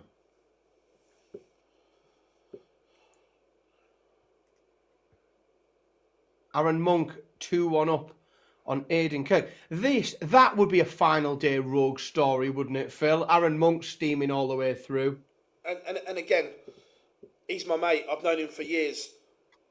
It's not a good thing if Aaron Monk wins a tour card. Has he got all the ability in the world? Yes. Has he got the ability to be a top player? Yes. Unfortunately, he has the brain cell of a brick wall and doesn't take it seriously. And look, I'm fed up with it. Like, and not just this. There's too many of them that take the Pro Tour as a jolly. It's meant to be a professional tour, not a fucking piss up. When they go out on the lash after they lose, getting at 4 in the morning. And the reason I know this is because I've got him on Snapchat, so I see it. I had one of the most fun nights out I've ever had in Blackpool with Aaron Monk. Look, he's great on a night out, but I don't took want me that about when you're meant to be working. days. This is your job. I don't want that from any. Do you know what I mean? It took me about 6 days to get over it. It took me ages. I felt like I'd done permanent damage on that night out. It was rough. If he does though, Phil, if he sails all the way through and wins a tour card on the last day by making the final, you're going to work on him to get him on the live lounge? I can ask him, yeah. You have a word. Oh, Christ, I remember when he did that meet and greet in Trilogy Blackpool. I remember waking up the next morning. He was still in the DJ booth at 5:30 a.m. Yeah, that's what. Yeah, me too. That's where I was. That's the night I was with him. Yeah, he was still in the DJ booth. He doesn't even DJ. He just ended up in the DJ booth at 5:30 in the morning. Yeah, it was a tremendous night. Like I say, it took me. It's not. That wasn't a short hangover. That was a week long. I thought I was going to need intravenous fluids that week. Benjamin Pratnamar is out. However, in defeat, Pratnamar goes dark green. So the top three are secured in the EU. Van Schie, Landman and Pratnamar all dark green. Savada is making a move today.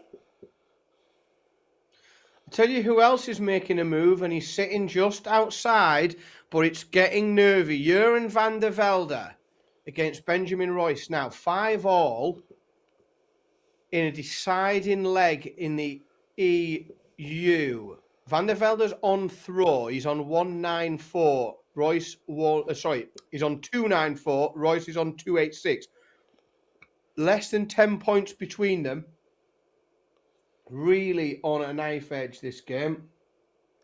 Darren Beveridge is a 5-2 winner. 5-2 up against James Beaton. Andreas Harrison also 5-2 in front.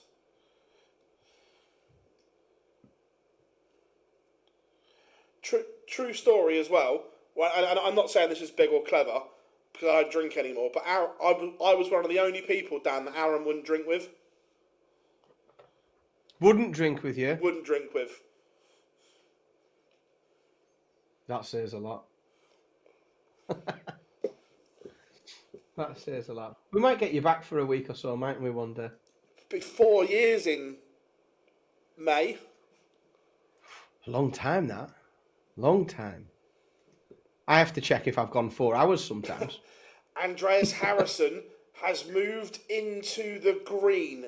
It's only on leg difference, but right now Harrison is in a spot. Charlie Manby now on that feature game. He is just one away. Yeah, it got to the point where we used to binge drink. I could do a bottle of Southern Comfort and not feel drunk. It's an issue, that, isn't it? Well, it's not an issue. Well, it is sort of, but when you can become so well trained that it can become a right arse. You become so well trained that it's a right faff just to get drunk. To get drunk, and that's what you've got a proper graft at it, haven't you? Don't get me wrong, youngsters now couldn't do it, but we used to go out Thursday, Friday, Saturday, Sunday every week without fail. Correct. Yeah. Oh God, yeah. And get up and go to work. Do a day's work the day after. Yeah, what time? It's nearly 3 o'clock. If I've got any hope of getting drunk today, I'm going to have to start soon. Darren Beveridge has beaten James Beaton. Ice Cold is making a move. Pascal Reprec is a 6-0 winner. He's becoming a danger. There's a whole host of players. Oh, in that feature game, Charlie Manby, he moves to 9 points, and he has done the world of good for his leg difference, because now he jumps all the way up over everybody else on 9 points other than Derek Coulson. Yeah, fishy. He's on 9. He's on 9 plus 17. I think I'm going to the EU. I think Kirchmar and Gavlas is huge. Oh, that's a big, yes, that is a big game, especially because Gavalas is on 9 plus 19. And if he loses a couple of legs here, it could get nervy.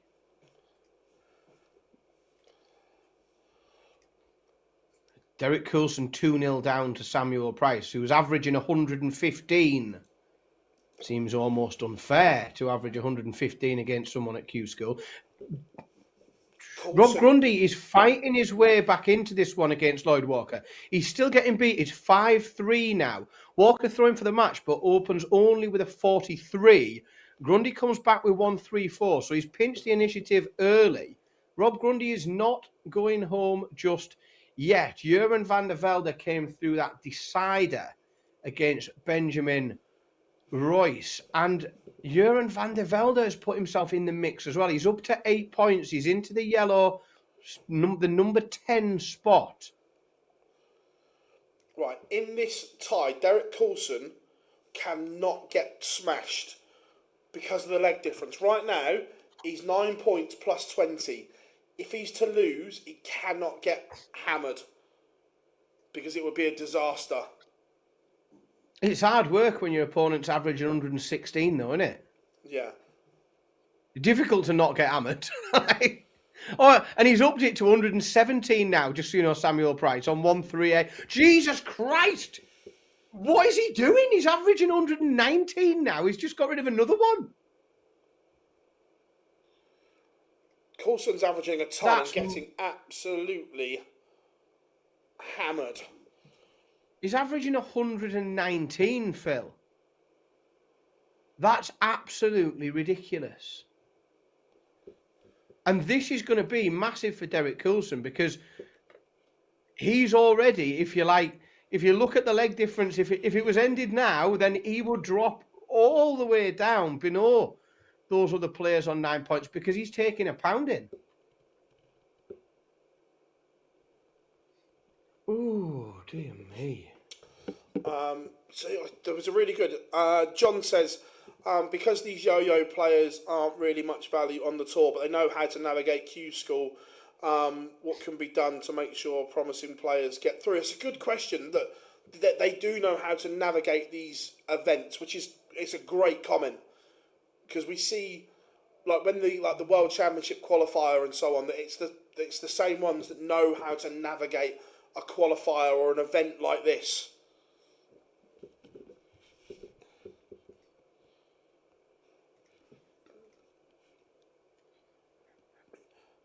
Merv King 1 down. Are you going to get the shirt out of the drawer yet? Oh, where does that leave Merv him? King's does that on leave 8 him on points 7 now. or 8 points? Oh, we're close, aren't we? We're close.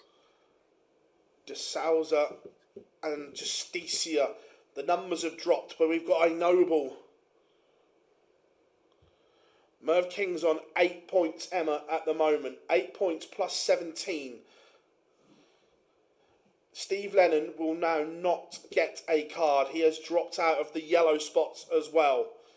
Steve Lennon will not return to the tour. Wow, he's played very well. 9 points. We said at the beginning, didn't we? We thought 9 would keep you safe, and 9 is not keeping you safe.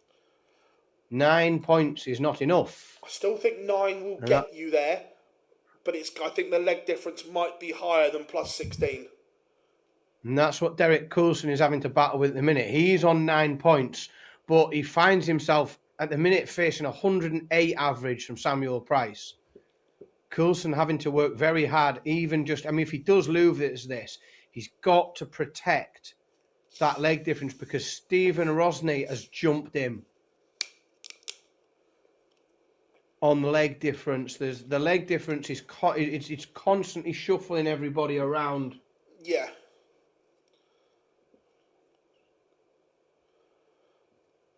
How we doing? I don't think David Sharp is going to survive. I don't think 9 and plus 16 is going to make the cut. I just stopped watching the darts ref.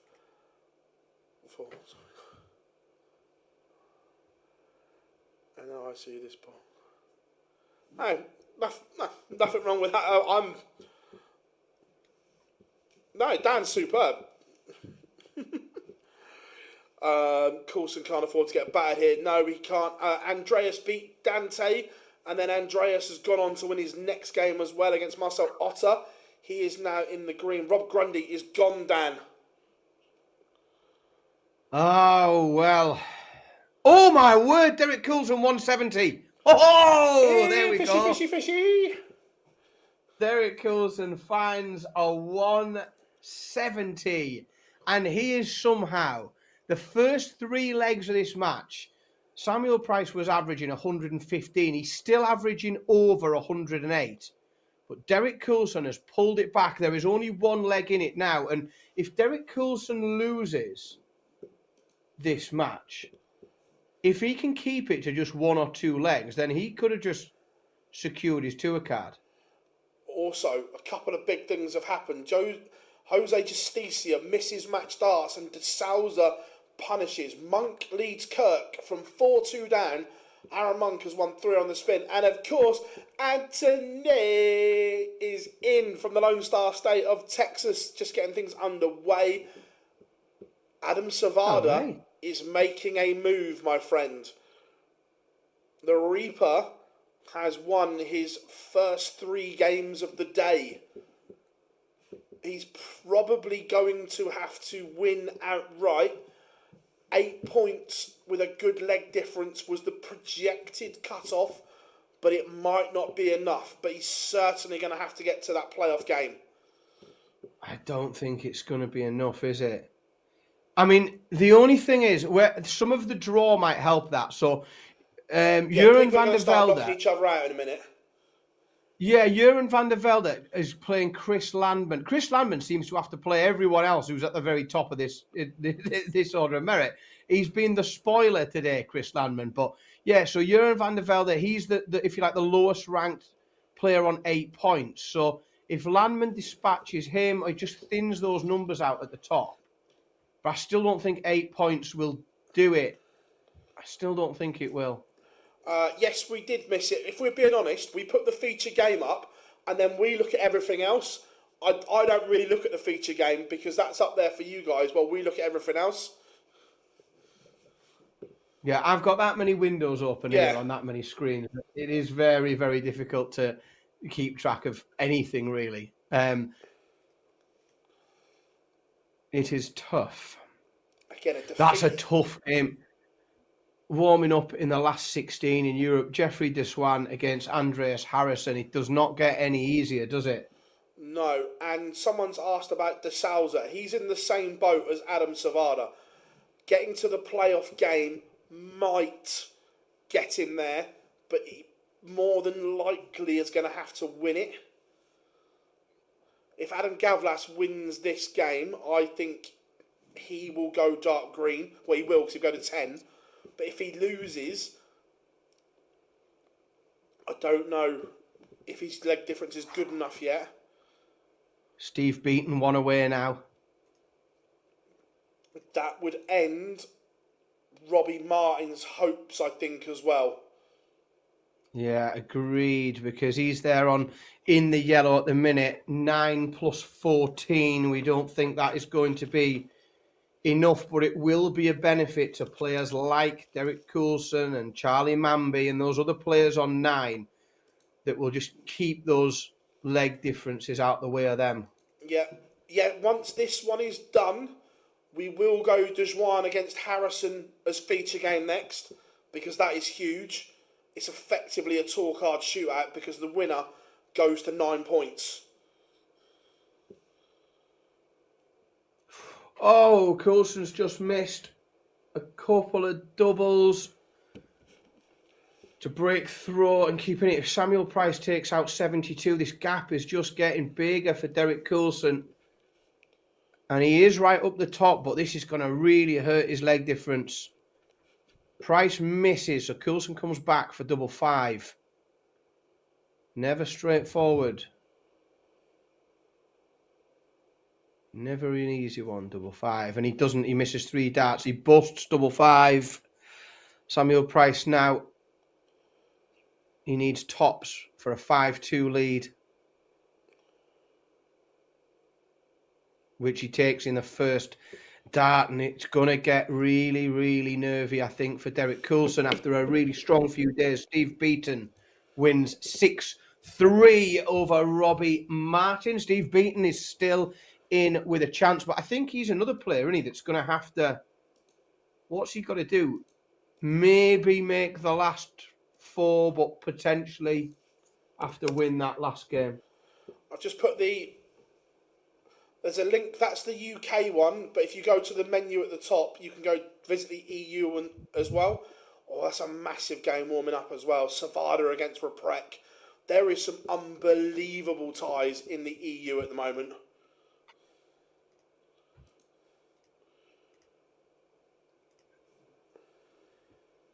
Oh, Scott Waits is right on the cusp as well. 5-3 up, I think, on Callum Wilson. Yeah, Robbie Martin now drops out. He goes to 8th. He will not be on tour.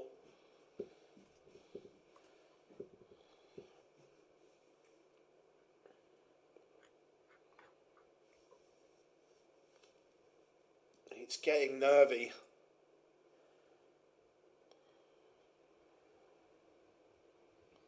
It certainly is. It really is getting nervy. Where is Scott Waits on the order of merit? No, he's still... That would win here would put him to 8.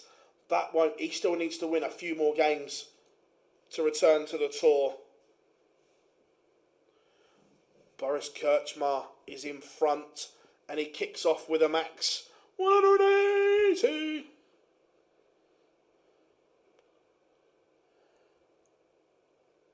Samuel Price 109 for the match. He's got plenty of time because Derek's on 141.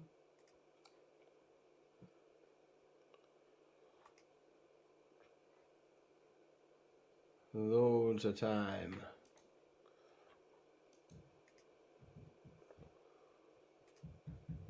Steve Lennon's actually moved back into the yellow now with Robbie Martin dropping so far.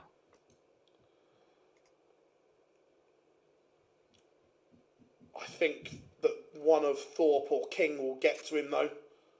Oh, Samuel Price 6-2 winner over Derek Coulson, and that's literally said we said 6-3 or better would probably be okay, didn't we?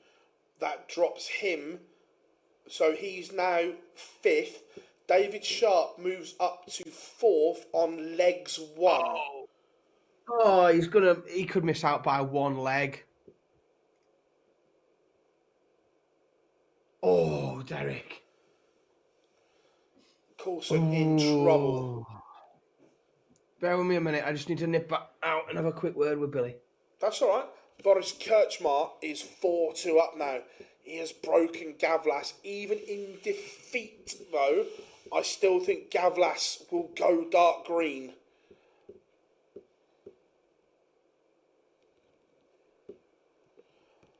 This is getting nervy now.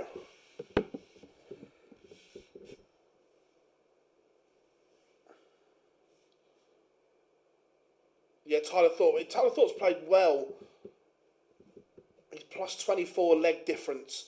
So if he wins his next game, he would instantly jump into the green because of that leg difference.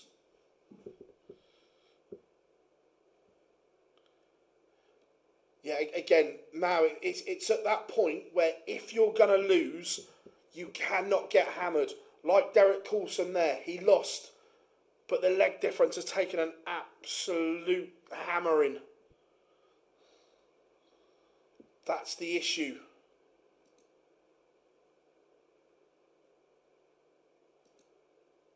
Scott Waits, Callum Wilson, 5-all. 10 points. Yes. I think 10 points you will go dark green in the UK. 10 points in the UK, you are dark green.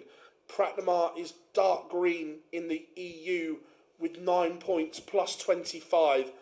Boris Kirchmar is also making a move here.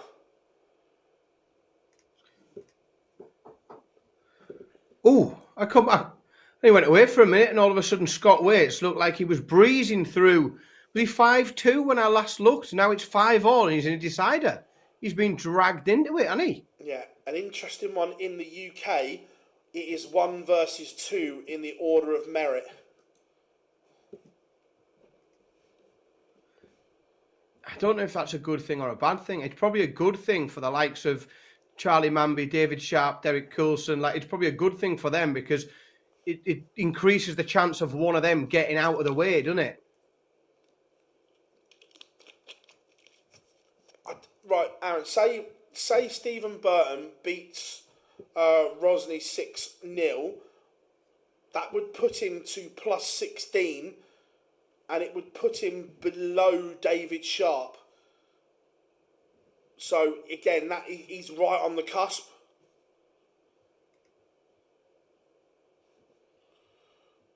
So yeah, as long as he doesn't get absolutely battered, you would think so.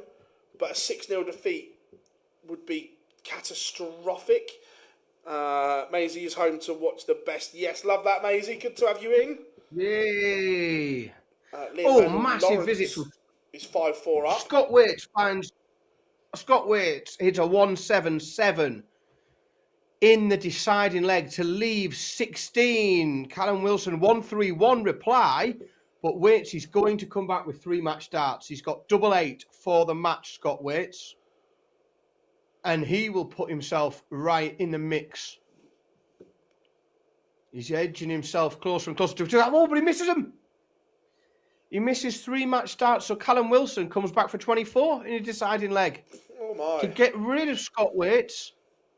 He does it in 2 darts. Callum Wilson victorious. Scott Waits is gone. Yeah. Also, Willie Borland did play but lost early. Kirchmar can win it here. Can beat Gavlas. Surely Gavlas can't come back from here. If he does, I want him to pick my lottery numbers. You wouldn't think so. Jeroen van der Velde takes the opening one against Chris Landman in that top 16 game in Europe. We're slightly ahead in Europe, underway in the top 16.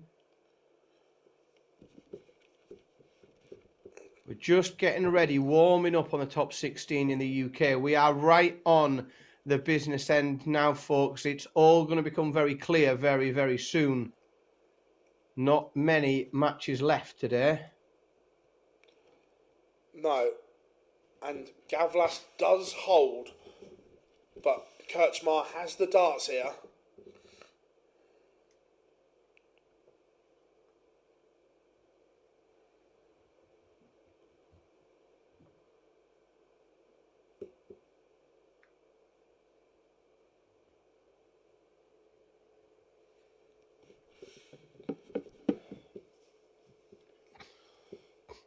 But that slip just opens the door for Gavlas.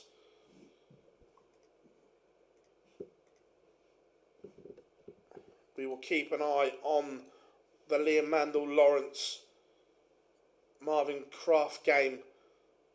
If Kraft wins this, that will give him a card. That will put him on 10 points. And it's opened up for him. Liam Mandel Lawrence with 2 horrific visits. I think there's a lot in the chat room, a lot of fans not enjoying that draw in the UK, which pits Charlie Manby against Steve Beaton. The idea that one of them has got to go is not popular. No. Liam Mandel Lawrence kicked off with a 140, then he's gone 26, 45, 40. Handed the darts to Marvin Kraft.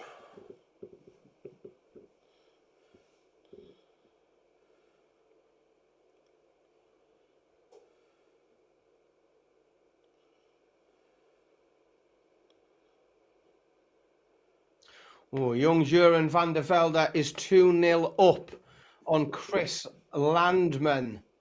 the young Dutchman who we saw at Alexandra Palace a few weeks ago, has left it a bit late. Decided to sabotage his own tournament with the spraying himself with wasp spray. Decided to spray his own eyes.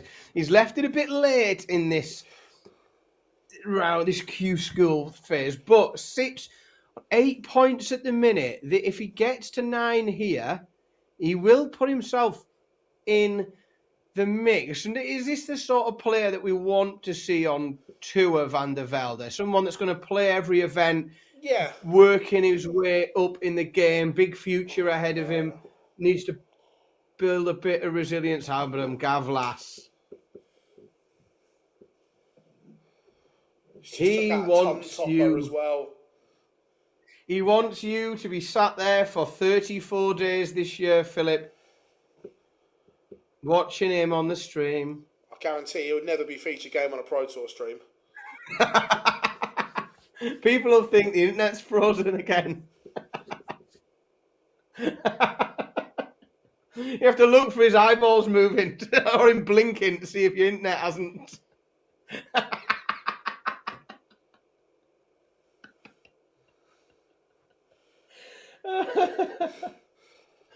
Watch for a blink or the internet might have gone off.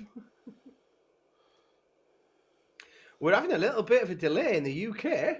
They're not getting it. I thought that they've been very, very good at getting underway very quick. Certainly in the EU, they are motoring through. Do you want to know why they're quick in the EU? Who's there? Scotty Gibling's there. Get on him. Go on, Scott. You keep them ticking over. I think that is it. Just let darts ranking update. But I think we can congratulate Marvin Kraft on getting a tour card. We can. Yes, we can. 4 are now dark green. And because we've got a dark green on 9 points, which means in the EU, 10 will guarantee you. If you get to 10, you are 100% guaranteed a tour card in the EU. There is your target. And a player that's chasing down that target, Jeroen van der Velde, is 3-0 up now on Chris Landman. Yeah, big Scotty Giblin not hanging around in the EU. He's just like, get on with it. Good on Scotty. Well done, that man. Spivey is hanging by a thread at the moment.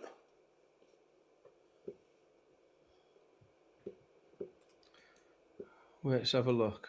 Where is he?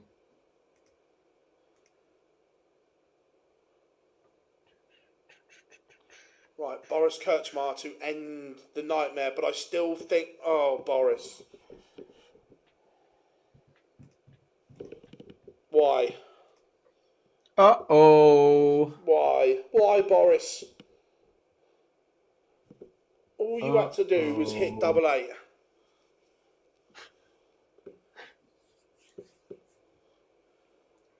It's all right. He'll get through these 3 darts in 10 minutes or so.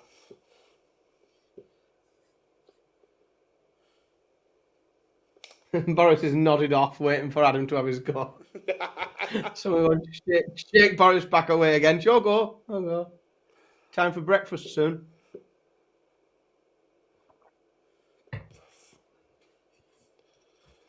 Oh. Well, this is a mess, isn't it? Matthew, Adam is one of the slowest. One, if not the, but he's certainly one of them.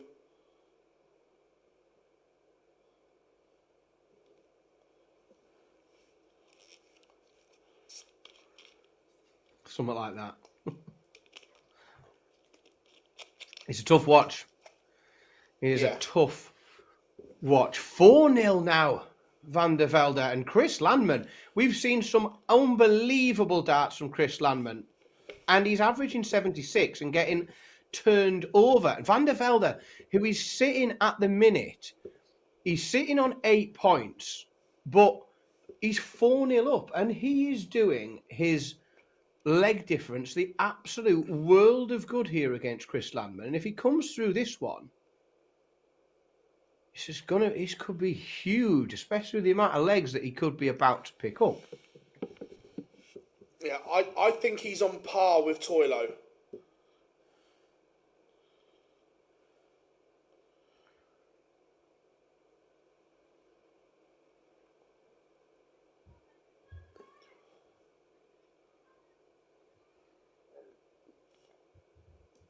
Why are we only warming up 7 games in the UK when all of the top 32 games are finished? That's Yeah, weird, just isn't get it? on with it. I tell you what, this is a Like we've been. huge game just gone live. Andreas Harrison against Jeffrey Dwan. All I'm saying, Hayden, go and Google or go and find on YouTube an Adam Gavlas game, and I think he's on par.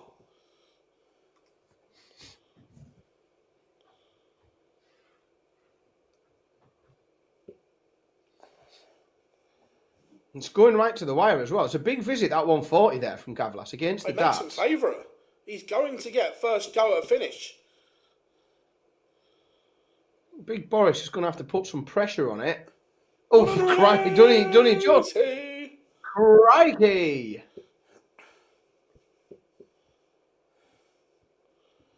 1, 2, 3 now.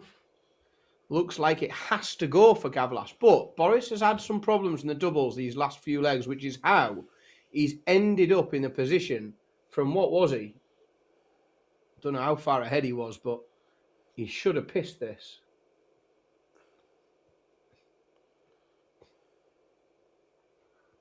We'll get 3 match starts now, Big Boris.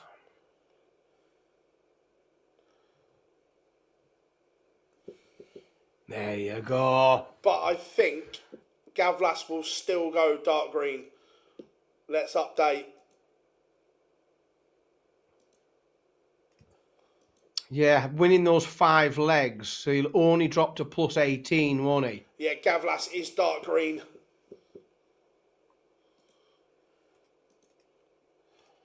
He is on Aaron tour, Monk, and that Samuel Price is that underway. picture is now much more solid in the EU. We've got 5 players in the EU gone into dark green that are guaranteed a tour card. Still just the one in the UK. We need this round.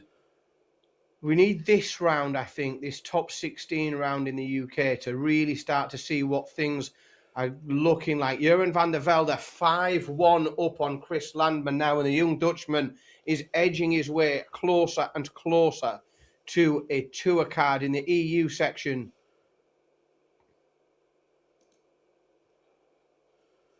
In fact, he could actually go dark green, I think, if he wins 6-1. If he gets this final leg. Who are we talking about? Jeroen van der Velde. He won't go dark green because he could then get battered in his next game and lose the leg difference. Of course, 9 plus 17, yeah. He could get a hiding, couldn't he? Of course not. Harrison has made a mess of the doubles here. Dwan has a chance for 2-0 and a break and takes it. Harrison is up against it here.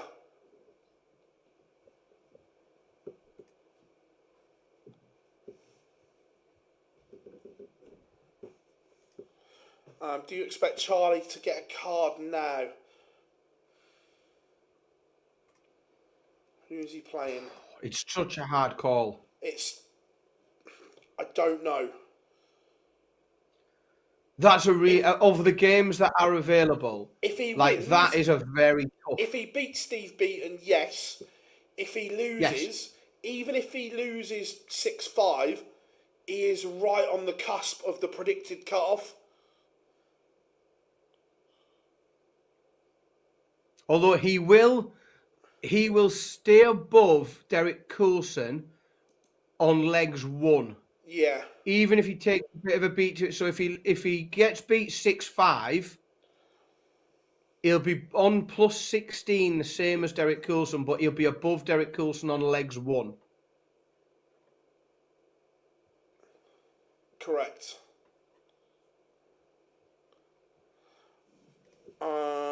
Phil, I did say beverage at the start of the day. Nice pick. Harrison Big visit here, has a chance to break straight back. I don't know if you saw much of day 1 and day 2 of stage 2, but on day 1, Jeffrey Dwan missed 11 darts to get his tour card.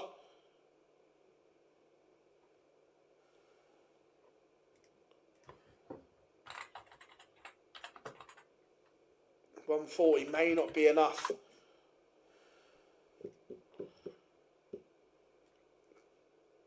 Jeffrey Dwan as well. He's a player that really shouldn't have ended up at this point in his, so it's a player that's been on tour for 10 years. And then he had that spell, sort of 18, 19, where we saw him, winning Pro Tour events and making finals of Pro Tour events. And it looked like he'd kicked on in his career, didn't it? It looked like that time when he was going really deep in the World Youth and he was doing bits on tour. He looked like a player that was going to kick on to the next level. It's just never happened, does it? He sort of he settled back down and then leveled off a bit crap, and here he is. Well, the thing is, it's partly his own fault as well, because he openly admitted he didn't practice and didn't work hard enough. So again, people that do that, I've got no sympathy. If you're a professional sportsman that doesn't train and doesn't work hard, what are you expecting? It is hard, isn't it, to let him get away with that. Jeroen van der Velde needs 110 for the match. He's 5-2 up on Chris Landman. Landman on 76, but van der Velde will go first at 110. 110 goals in 3 darts. Jeroen van der Velde, victorious 6-2 victory over Chris Landman, moves himself up onto 9 points. He is now, for the moment anyway, the highest ranked player outside of the dark green in the EU. Well, now he's not. Now he's up to 6th. He has gone into the green. He's 9 points plus 16. Andreas Harrison moves down to a yellow spot. Alexander Merckx is thankful that Harrison and Dwan are playing each other right now. Yes, he certainly is, because one of them won't jump him. The other one will, but this match, the draw just keeps one between him and a tour card. Stephen Burton 2-0 up on Stephen Rosny. The Englishman taking an early break of throw there. Aaron Monk levels up Samuel Price. Bit of a lacklustre that one, but 1 each there. Steve Beaton takes the opener against Charlie Manby. Tam, yeah, I do. And even Littler's dad tells him he needs to practice more. Look, natural ability in any sport only gets you so far. You still have to put work in. That's what caught MVG out as well. Because during COVID, he didn't practice at all. And it caught him out. Danny Jansen here is 4-0 down and he's averaging 66. He's absolutely fallen off a cliff, Danny Jansen. 2 massive visits from Jeffrey Dwan and a slip from Harrison. A couple of early breaks in the UK as Lewis Pride goes 2-0 up over Darren Beveridge and Lee Cox goes 2-0 up over Tyler Thorpe, and another early break for Derek McLean as the Scotsman goes 2-0 ahead of Mervyn King. Mervyn King, he has got to keep going. He sits at number 10 at the minute on 8 points, and that won't be enough if the journey ends here. Charlie Manby has levelled with Steve Beaton 1 apiece.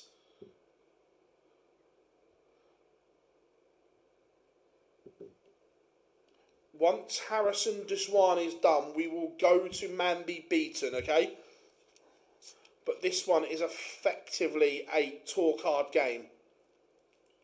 Tour card playoff, effectively, isn't it? Yeah.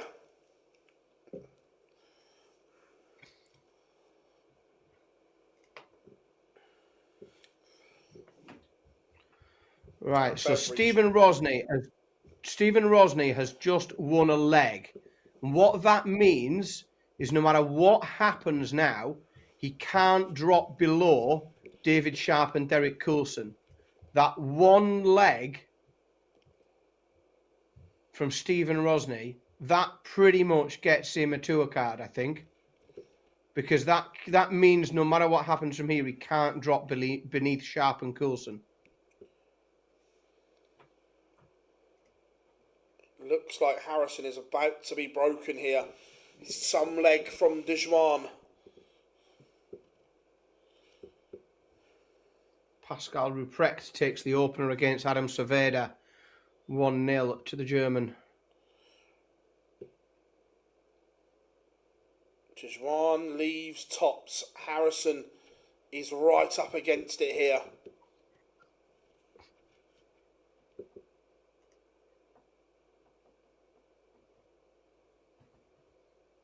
Charlie Manby 2-1 up on Steve Beaton. Oh, Dwan has missed. This probably has to go, Harrison. Oh.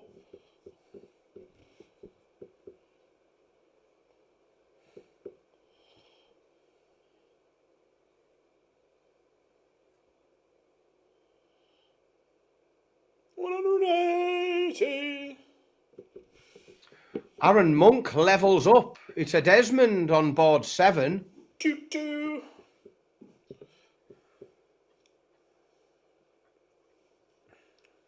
Steve Beaton and a big visit at 100 points ahead of Charlie Manby. Trevorless for Manby. So Beaton's going to get 6 starts from 160.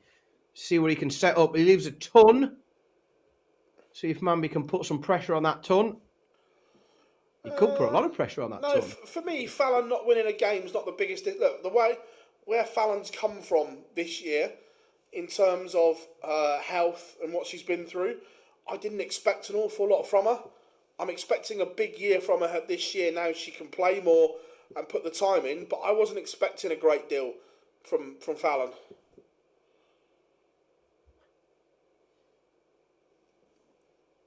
Gilbert van der Meiden's about to beat Danny Janssen 6-0.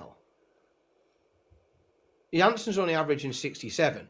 That leg difference at this stage is absolutely monstrous. To get an extra 6, to get an extra +6 at this stage is such a bonus. If you can play an opponent that's just going to average 60 odd and just allow you to collect a load of leg difference, that's huge. Yeah, I agree. Charlie Manby down to 170 after 9. So Manby is going to get a go. He might not go for it. Beaten on 196. So he's got 6 from 170, Manby.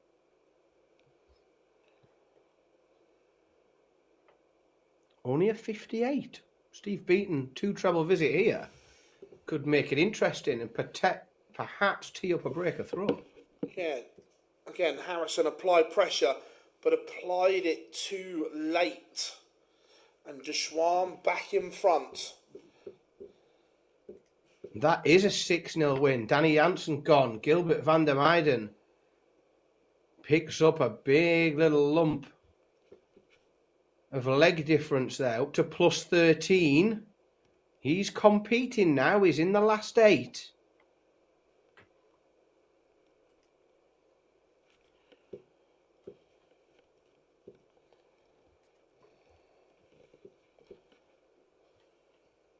Beaton's scoring's just dropped off a little bit on throw. Could be giving Manby an opportunity of a break here. Yeah, Merv King is also in bother. You may not need to send Mrs. S for the shirt. Oh, see, I didn't want to tempt fate. I didn't want to tempt fate. Harrison needs to set this up. That's okay. It could have been worse. Could have been better, but it's not bad. It's okay because Dwan, at the moment, Dwan's just doing enough on his, or he's playing well on his own throw. Not so much on the Harrison darts here, but That's a real stinky game between Pascal Ruprecht and Adam Savada.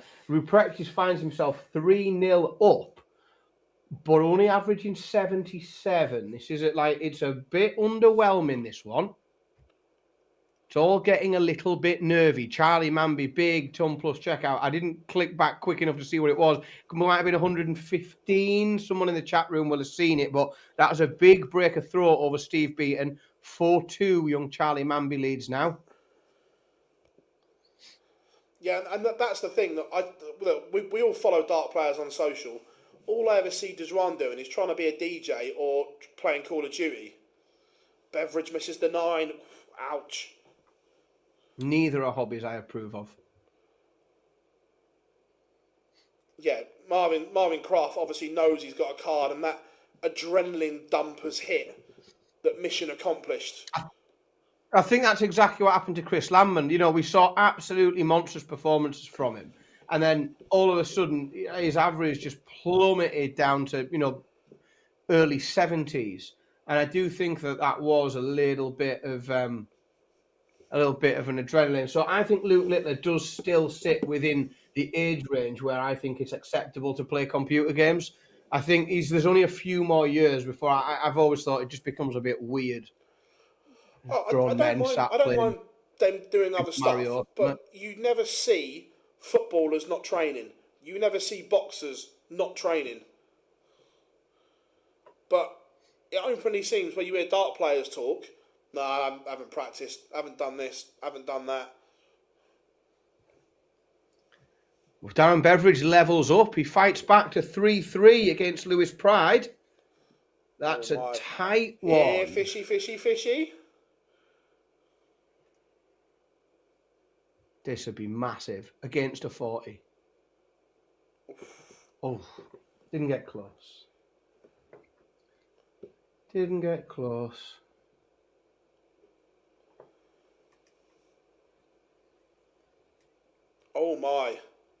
Oh my, Jeffrey Dwan. If this gets punished by Andreas Harrison.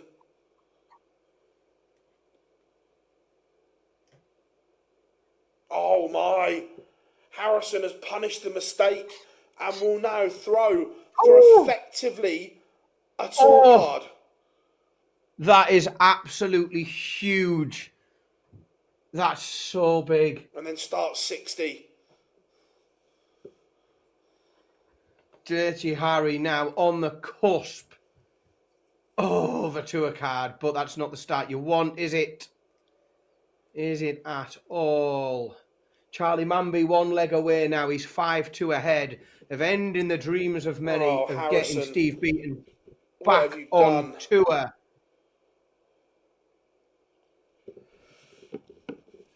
Right, for the record, I don't have any problem with DJing. I certainly don't have a problem with DJing for a profession. I just think sometimes, if you're a grown-up, you need to find, grown-up hobbies. And I'm talking about hobbies, not a profession. I enjoy good DJing when done right. I tell you what, Andreas has fucked this up. Don't get me wrong. It's a good leg from Dwan.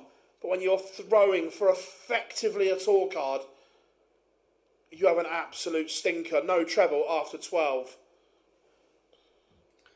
Steve Beaton is not going to be back on tour at this rate.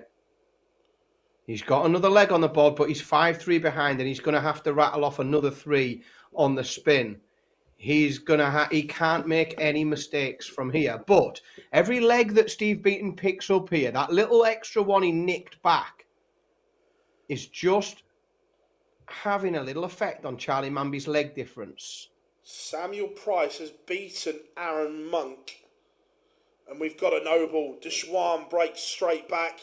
Harrison, an absolute stinker of a leg.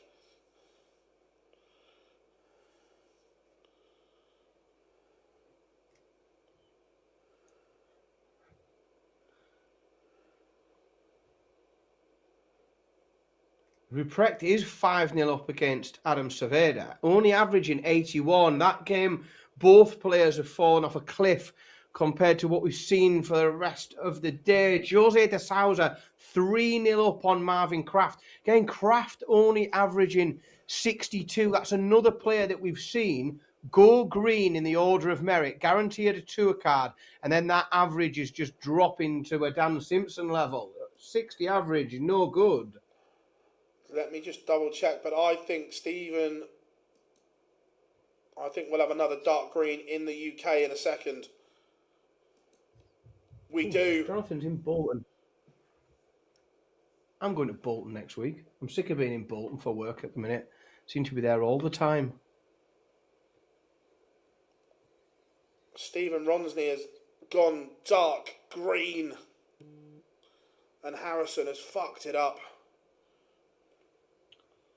Steve Beaton has just broken Charlie Manby. He's now 5-4 in this game. With Beaton on throw, Manby can't find a treble in his opening visit. Harrison is out.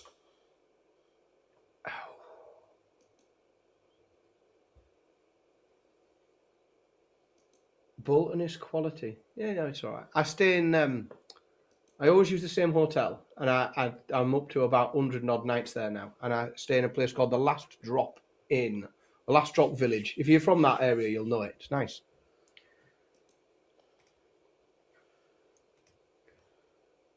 Steve Beaton has just turned it on all of a sudden here. All of a sudden,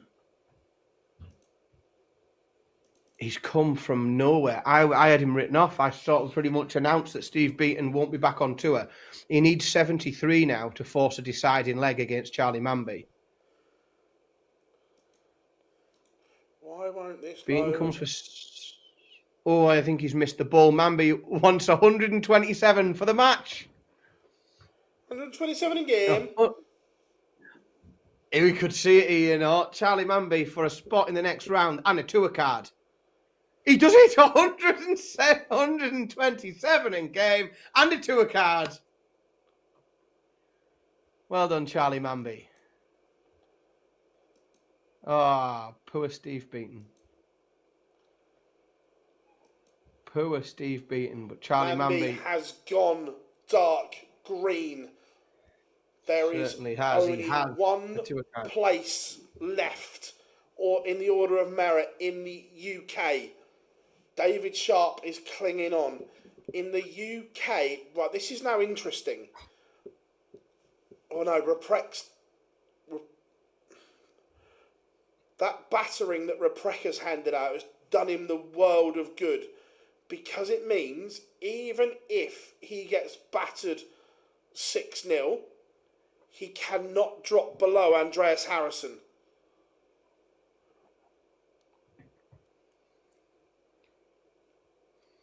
Yeah, that was such a huge... That was a huge win, wasn't it?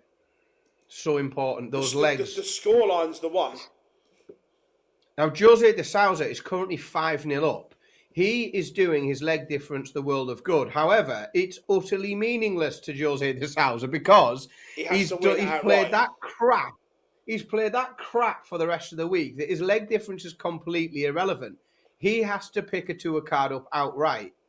That's his only chance. The order of merit means nothing to Jose de Sousa. Absolutely nothing.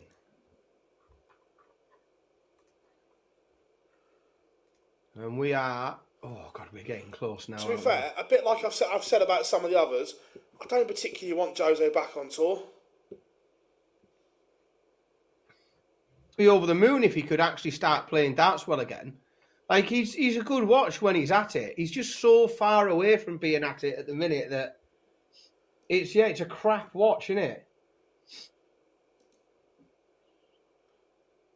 Jose de Sousa does not care for your order of merit. He doesn't. He's here to spoil everything. He's here to spoil everything. And he's here to upset those lads in yellow.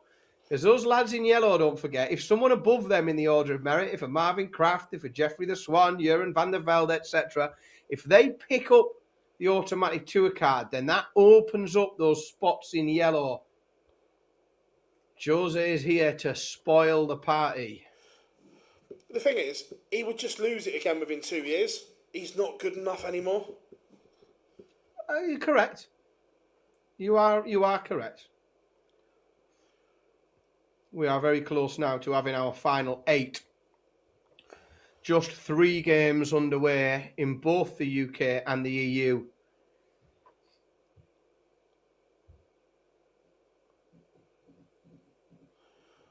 I don't know if Dark Connect is going slow, but it's struggling to load at the moment, which is annoying. I think there'll be a lot of people paying attention to what's going on Dark Connect at the minute. But yeah, you're right. We're not really getting any updates. Nothing's moving and nothing's opening up for me at the minute. No, I think Dark Connect has crashed. I think the traffic... Oh, but Mervyn King has gone 5-4 up. I can't actually see the game, but I can see the scores changed. Callum Wilson as well goes 5-4 up, but I apologise, Callum. You might be about to sign for Celtic, but I'm much more interested in what the King's doing. Mervyn King 5-4 up. Yeah, also, Dark Connect is absolutely screwed. See, this irritates me because they know that they need to have servers at maximum capacity on days like today. Yeah, ideally what you need to do, folks, message all of your friends, tell them to get off Dark Connect and just watch this instead. It's the only way to protect it. It's the only way to protect the tournament at this point. Everybody log out of Dark Connect and just text your nan and your gran and everybody. Say, leave Dark Connect alone, watch the lads. Yeah, they'll Lewis keep Pride, you right. Lewis Pride. There's beaten Darren Beveridge, which we were trying to get for feature game, but we can't open anything. Took out 64. Andreas Harrison can still get a card, but it is unlikely.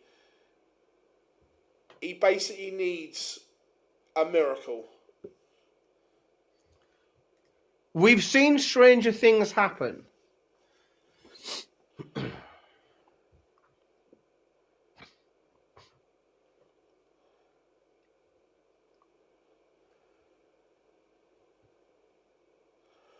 No, I just don't. Right, I just don't think Jose's good enough for the tour anymore. It'll come through Q-School, brilliant, but I don't see him getting in the top 64 within 2 years. He won't qualify for enough Euro tours, and he won't do enough damage to get to TV tournaments. Agreed. He's just become a journeyman. Oh, Derek McLean has levelled up. It's going to a decider. Mervyn King and Derek McLean is going to a decider. Both of these players outside of the top. Both could potentially... I don't think there's enough legs left in the tournament for Derek McLean to build a leg difference high enough. So he's probably going to have to get one outright. Mervyn King still could do it in the order of merit, but... Mervyn King has gone 140 throwing for the match here. You're 100% right, and I said the same. Barney is in the same bracket. He's not good enough anymore. Correct. Bloody hell, Mervyn King, 140, 180. Merv leaves 41 after 9, throwing for the match. Talk about finding it at the most important moments. Derek McLean back on 277. What a leg of darts from Mervyn King. How do you know Jose won't get better this year? Just by looking at his seasonal numbers for the last 3 years have been awful. Just watching it, the throw is broken. Mechanically, the throw is in bits. And I don't think he can fix it.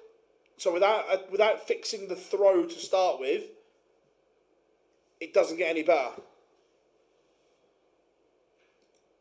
Yeah, he's played 34 events on tour without making a quarter-final. And he's not on the up in his career, is he? He's not an improver. Mervyn King, 6-5 victory. Are you going to have to excuse me for a minute, aren't you? I'll be back in a couple.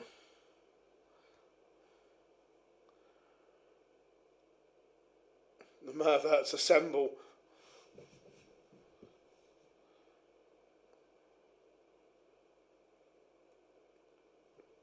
This is so annoying that Dark Connect has died.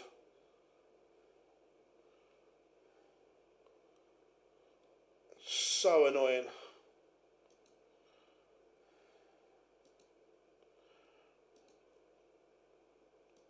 So, Mervyn King is up to and into a green spot.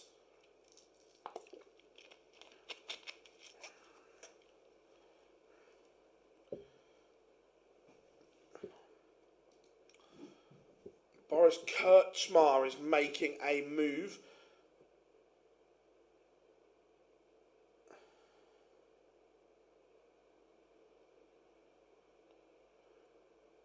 In his prime, Jose's throw was lovely. 100%.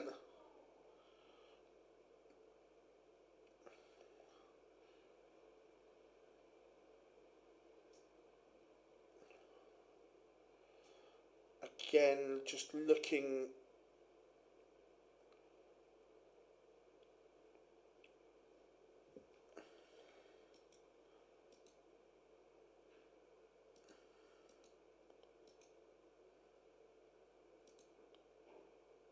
Is everyone else's Dark Connect still crashed?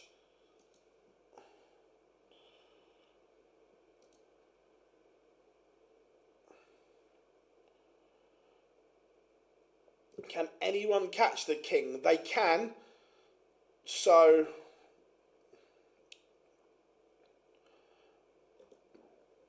yeah, they can. So yeah, Mervyn King not guaranteed yet.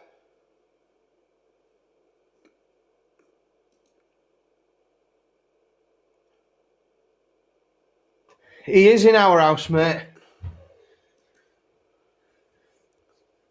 There it is. Match won this. Used to be signed until Mrs. S got a bit keen with the washing one day. Is that a sackable offence? What, washing the signature off? Yeah. Yeah, I think so. Yeah, it wasn't the happiest day in our marriage.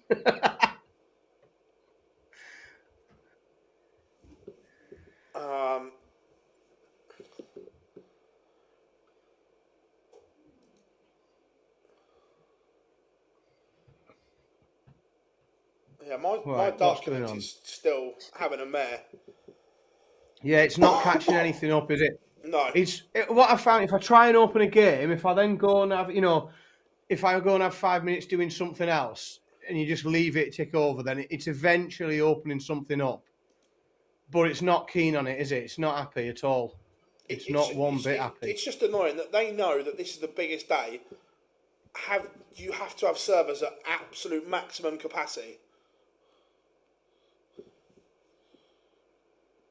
Yeah, mine's still down as well.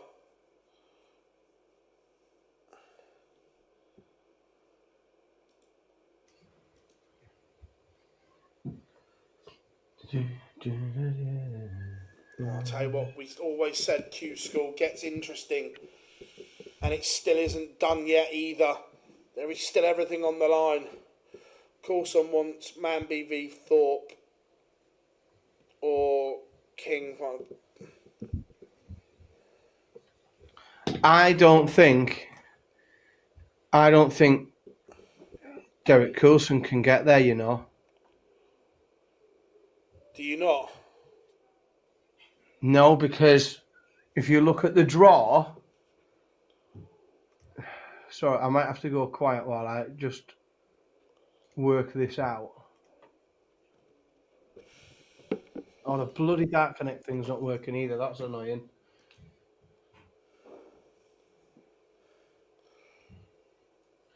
He might be able to get there if Burton wins outright.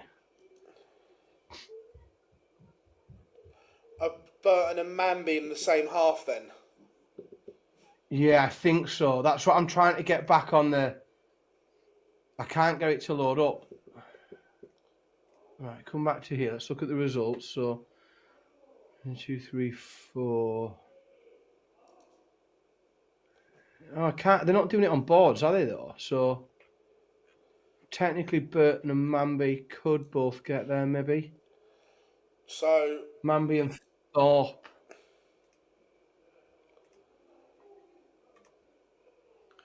Manby and Thorpe are in the same half, so only one of them can, and Burton. So that takes 2 out.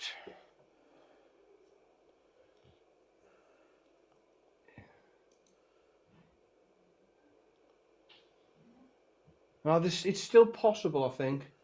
I think it is still possible for Coulson to get one. But again, it needs some quite complex things to happen, and we're a bit far out yet. We need to get through another round before we can really start to figure it out.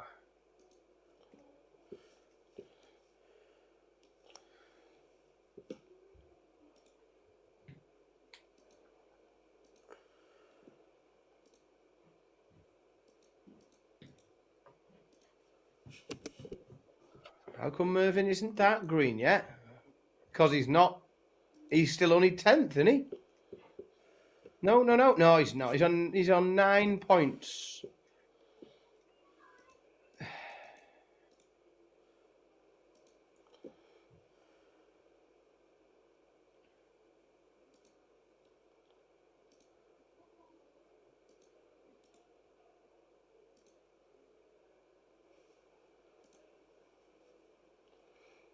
Yeah, at the moment it is not loading up anything. No, it's hard work, this, isn't it? Yeah. Hard work to get to see anything.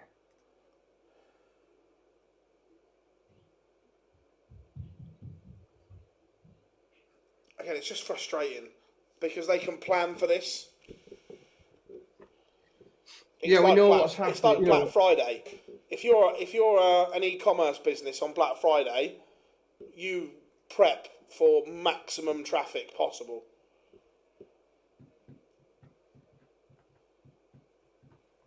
Oh, hang on a minute. We may be back up and running. Are we? Are you? I'm not. Well, well, I tell you, at least I've gone from a black screen to the Dark Connect out of Shootout. You've actually got. Yeah. Right, I've got the rest of the team in the WhatsApp doing some work on what needs to happen and what can happen.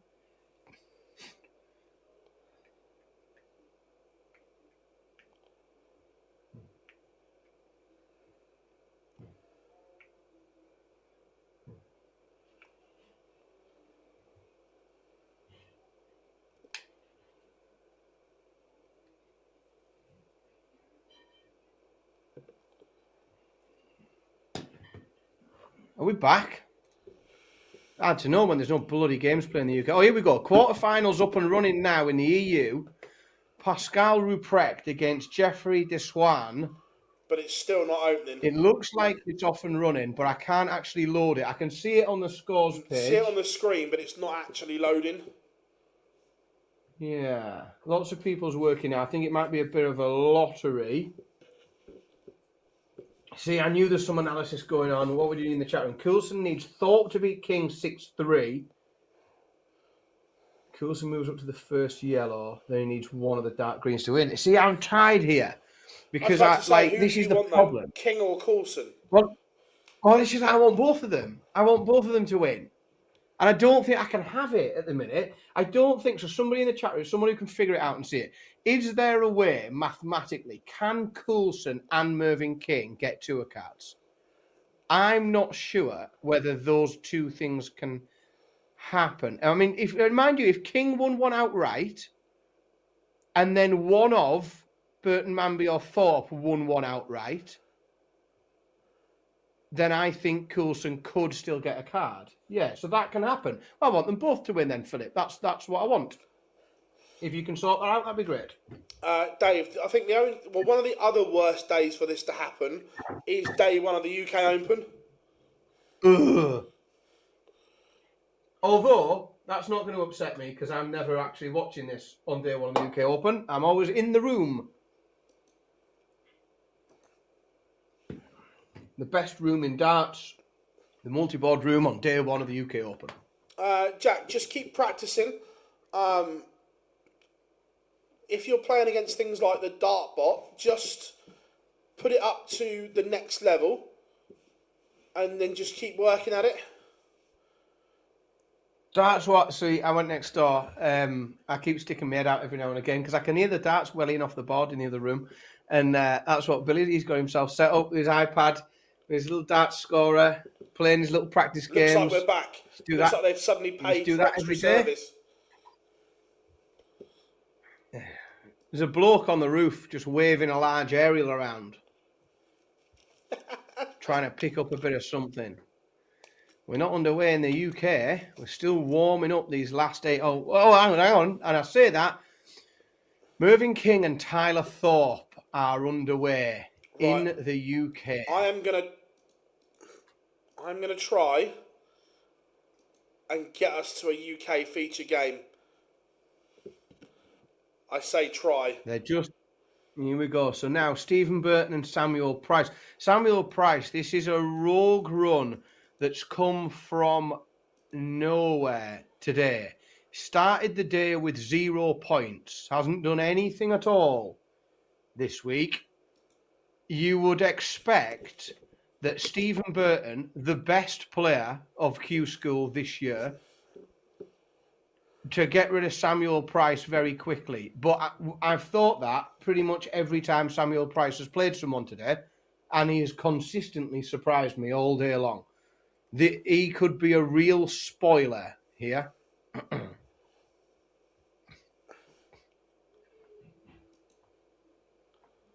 Top-up player. Price doing a baggish, he is. I tell you what, if a top-up player comes to the end... the madness of that, I can almost accept Coulson and King not picking one up at the end. If we get a top-up player running through for a card, that would be very, very rogue indeed. Savada lost last round. Right, are we going Merv King, Tyler Thorpe as feature game? I think so, mate. I think that's the way to go. We've had a lot of Charlie Manby on the feature games lately. Let's have one for the Merverts. The Merverts are in. The thing is, Manby's got a card now, is the thing. This is it. Mervyn King that's one of the important things now. Tyler Thorpe is another player with a tour card.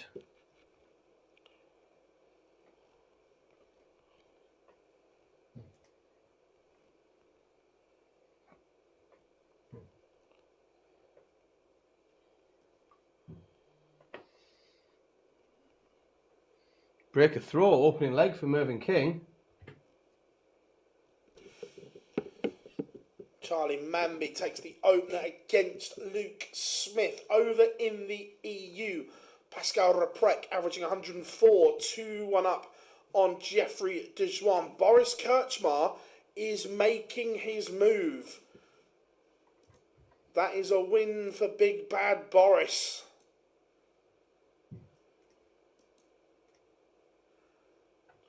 Moves him to 6 points. But again, he's had that much of a shit 3 days. It doesn't matter. It is win or nothing. He cares not for your order of merit, for your leg difference, for your legs won. Big Boris doesn't give a shit about any of that. He's turned up to collect a tour card today.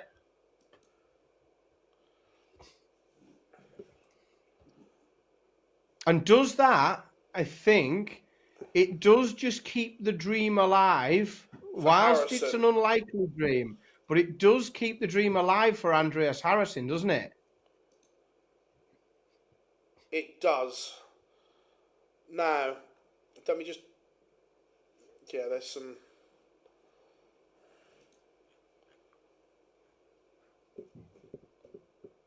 A few rogue runs in the EU. Again, we've got a few players that started the day on 1 point that are just making their way through to the back end of this tournament today.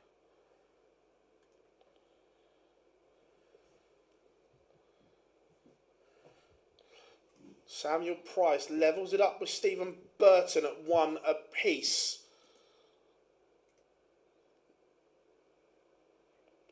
Reprek doing a number on Dwan. Now, Reprek winning isn't disastrous for Harrison because he's already above him. Yeah, it's the people behind and below him that he needs to worry about. This one, he is dark green. He is a tour card holder now, and there could just be, we've seen it, a little bit of an adrenaline release, a bit of a whoo. Now, I don't know if Jeffrey knows yet. He might know he's got a tour card. He might not at this stage, but we do sometimes see a little bit of an adrenaline dump, a little bit of a release once that's confirmed. Yeah, Jose has just started, and again... Against Mika Donovan, again, another player that at the beginning of the day today was absolutely nowhere. Started the day on 1 point. Just looking at his numbers, they're not too bad, to be fair, these last 2 games. No, I mean, but again, he's been pumped all week, which is why he's played ace all day today, and he's still only managed to get to a +3 leg difference, because he's been absolutely ridden for the last few days. Yeah. And he's found a bit of something today, and he's making, he's making people sit up and pay attention, isn't he? Oh, 100%. Harrison and Coulson Samuel Price are odds on to get cards. What, now? I'm not sure they are. I'd say odds against. Certainly Harrison. I mean, if someone's offering rogue odds like that, I'd love to see who some of the others are. Yeah, I'm not sure. Drop me a DM and tell me who your bookie is. Yeah. I might have to get in touch with your bookmaker. Because, yeah, if he is, I wonder where he's got Van der Velde at.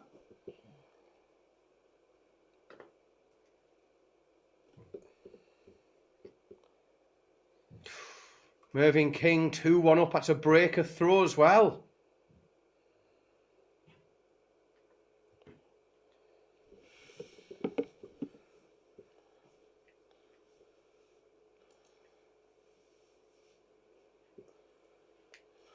Who does Gilbert van der Meijden play?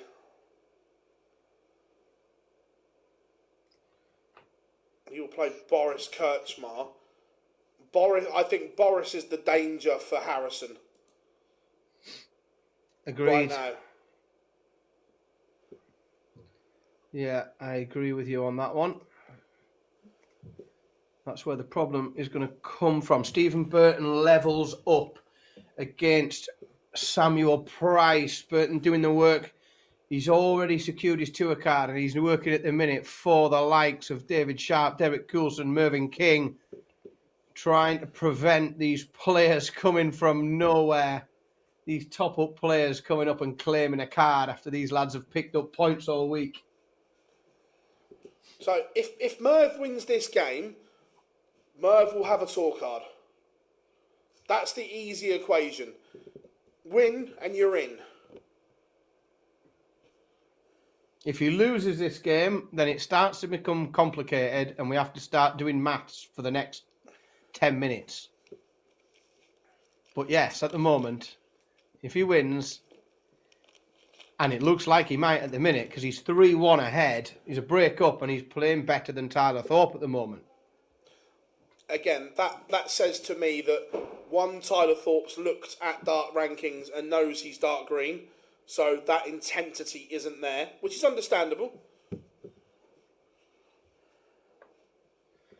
Yeah, and we haven't seen the same from Stephen Burton, who's had a tour card for quite a long time now and still keeps coming back and averaging tons again. Yeah. Just keeps turning back, just keeps coming back to the board, averaging another ton, another ton, another ton. And he's putting it on Samuel Price here. Price doing very well to keep pace with him, and he's keeping his nose in front on this leg. So Desmond at the minute at 2-2. See, someone will know in the chat room, can you remember, did Pascal Reprek give his card back, or did he just stop playing? Because I remember he was doing his police training, because I think it was 3 years ago he came through Q-School and was brilliant. Because he's quite a youngish lad, big lad as well, that he was doing his German police training and stuff like that, and I can't remember if he gave his card up or just stopped playing. No, I can't remember. He's only 25, so he is he is only a young lad. I can't remember if he I lost think it for or some reason though, I think he just stopped playing because of it. Like I say, he was doing his police training. He is a massive unit as well, by the way. Big lad, is he? Yeah. Oh, Samuel Price has missed 6 darts at double. I think here to go 3-2 up, and Stephen Burton's missed doubles again. Derek Coulson and David Sharp must have their head in their hands watching Stephen Burton miss doubles there. Can anyone see this knowing comment? Yes, how important we can. Yeah, we get you. Yeah, knowing how important a Stephen Burton victory is to those players, they must have their head in their hands there watching him miss repeated doubles to break the throw of Samuel Price.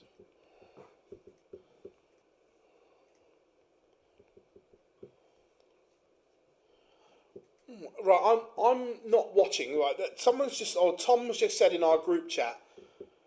Thorpe mentioning Jack Main in his Dawson interview. So have they interviewed him in between rounds? If so, not sure I like that. No, it's not the sort of thing we normally see at Q-School, is it? I get interviewing them afterwards when it's all done, but might just be me. Who beat Aldridge? Oh, good question. It was a good game though. This is a messy leg. It was Jake Itchin, but again, Aldridge averaged 97. Q-School, I don't think will ever be streamed in terms of from the venue.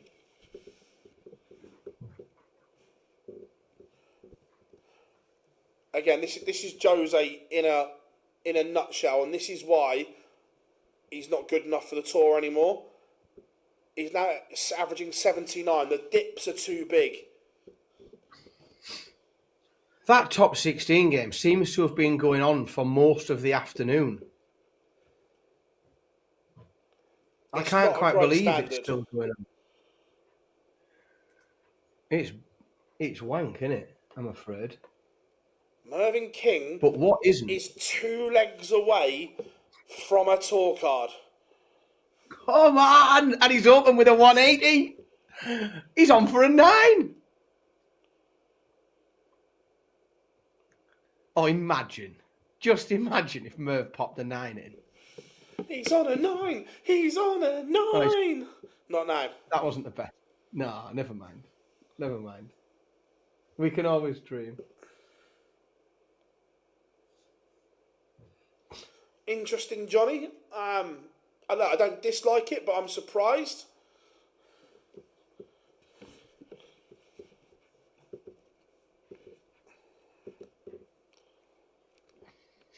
That last 16 game is over, Dan. The torture has come to an end.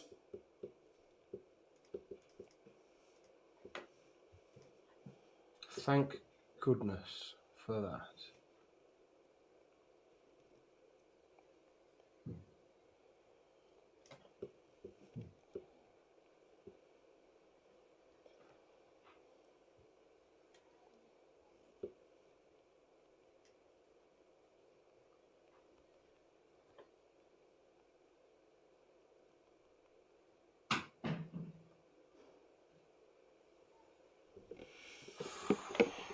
Oh, this is not good for the lads in yellow. Sam Price, 4-2 up on Stephen Burton. Again, this drop that we've seen from lots of players, it didn't look like it was going to come from Stephen Burton at all. It looked like he was just going to keep powering through. But Sam Price hasn't played all week, Graham. He's a top-up player. He's turned up today. And my word, he has taken advantage of the chance that has been granted him.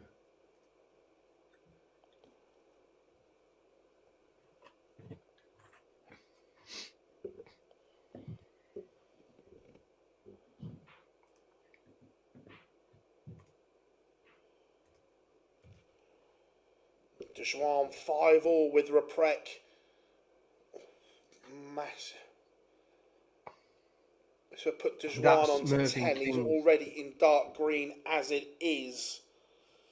And Mervyn King is going dark green as well, Phil. Maybe not this leg, but he's still looking okay. Know, those 5. Do you think that's enough, the 5 legs? I think so, yeah, because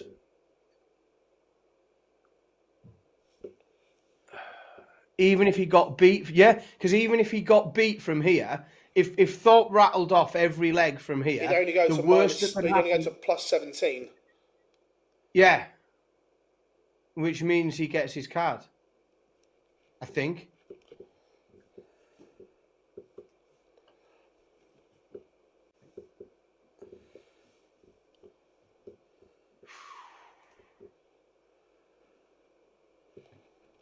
Oh, but it could also mean that one of those yellow spots disappears and Derek Coulson could be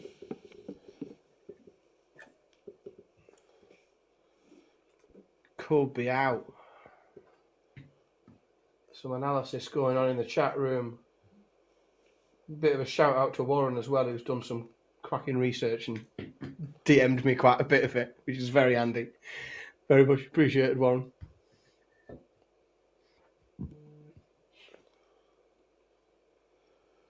Dwan and Reprek.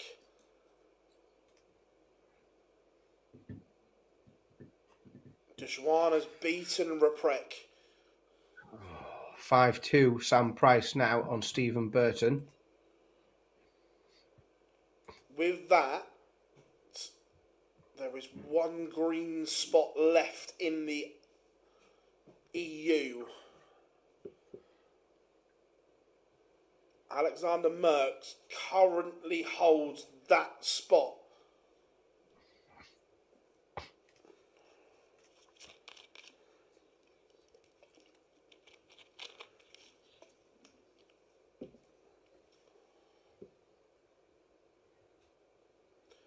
Yeah, I'm not sure Harrison holds, and I want him to, but I'm not sure Harrison holds on.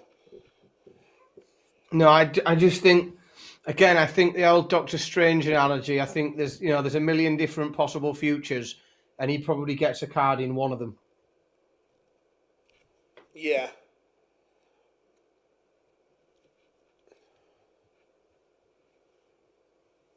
Yeah, I don't agree with the split. Look, when there's 29, there's always going to be one either way, but it should have been 15-14, not 16-13.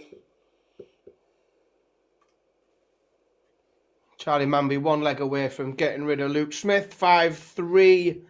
He is ahead. Another player in Charlie Manby who's already guaranteed his tour card.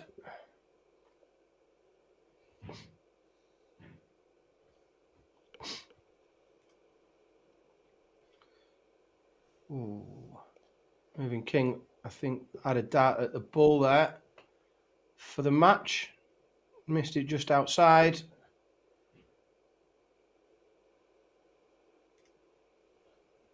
Oh, there are so many different things that could happen from here.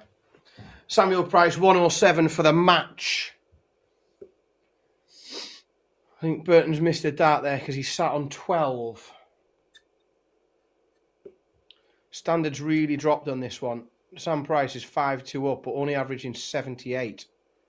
Nowhere near what we've seen from either of these two players for the rest of the day today. Mervyn King does now officially turn dark green in the number 2 spot in the UK Order of Merit. He is there. It was the right time to put the Mervyn King shirt on. Correct, Mervyn King. Congratulations. Timed it perfectly. Stephen Burton gets one back. And Sam Price only opens with 44, while Burton finds a 140. So Burton just making a bit of a game of this. Samuel Price has just dropped off a little bit. Raced to 5. And as I say that he's dropped off a bit, he just pops in a casual 180, doesn't he?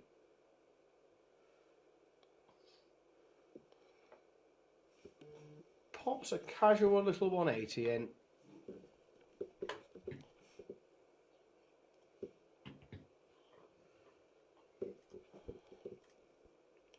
If Burton loses here, does that mean Coulson's cooked?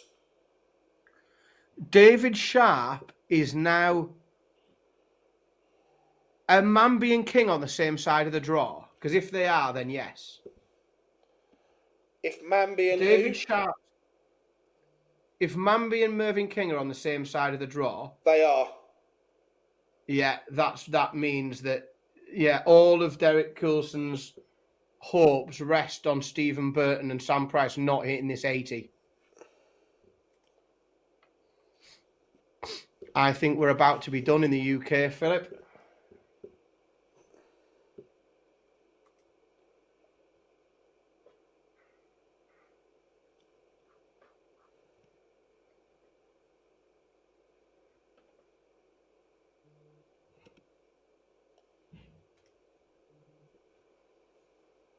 And there we have it.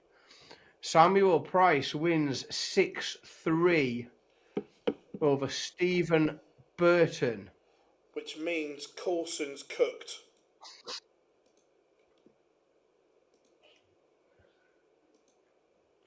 It certainly does. We still... Because the reason he's still yellow is because Darts Rankings doesn't know the bracket. Right, okay. So Darts Rankings doesn't know the bracket, so that will Darts Rankings, in terms of their algorithm, still thinks that Mamby and Merv can both win automatically. Right, okay. But if that's the semi-final, then it won't know that, if that makes sense.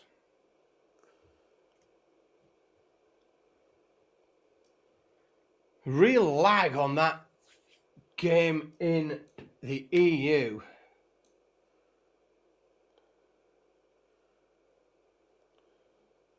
Which one? Well, we've got that game on board number one. Sitze Lat and that... Jeroen van der Velde. Still not underway. Some of those games on that board were absolutely wank. Derek Coulson is going to feel hard done to, you know. He's going to not get a card by one leg. One leg. That is about as close as you can possibly come, isn't it? Yeah. You can't come any closer than not getting a tour card by one leg.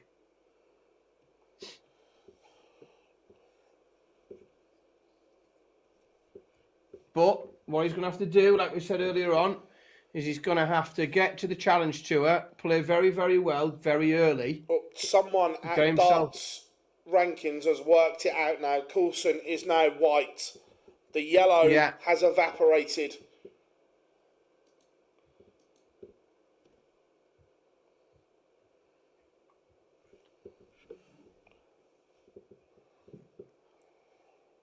Now, if David Sharp is green, because one of Charlie Mamby or Mervyn King will go through automatically. So that means the order of merit in the UK is completely stable.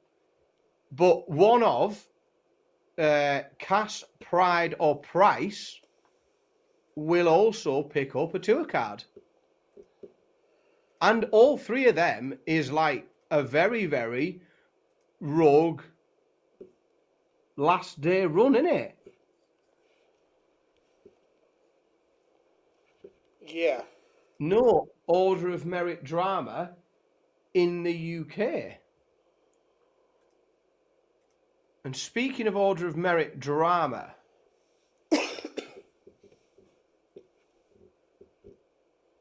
Gilbert van der Meijden against Boris Kirchmar. I think if Gilbert wins, that is Harrison cooked. It certainly is. Yeah, if Gilbert van der Meijden wins, Harrison is done. So, big Boris. Price hadn't won a game before today.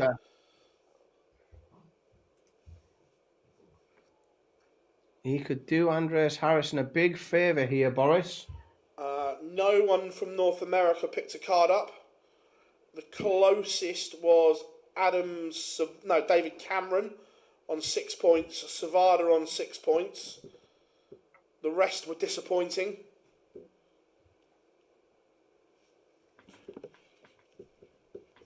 Yeah, I didn't look. Today was his first day.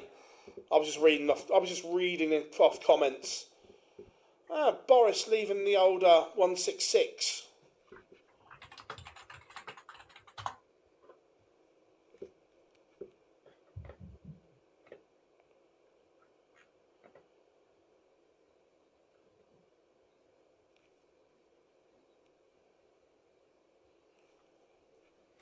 That tell you what, Sam Price is some story, you know.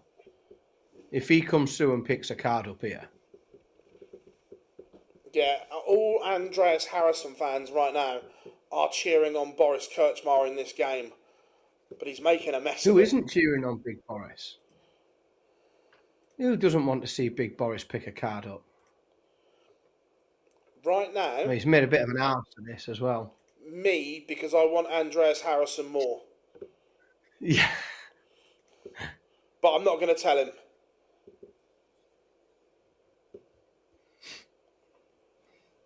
Sam Price, the new Adam Lipscomb, says Tom in the chat room. That would take some doing. The year that Adam Lipscomb's had, year one on tour, that absolutely... It was like last year, wasn't it? Lipscomb shouldn't have been in stage 2. He only got there because Pallet pulled out. Yeah. It takes some replicating his first year on tour, though. Yeah, agreed.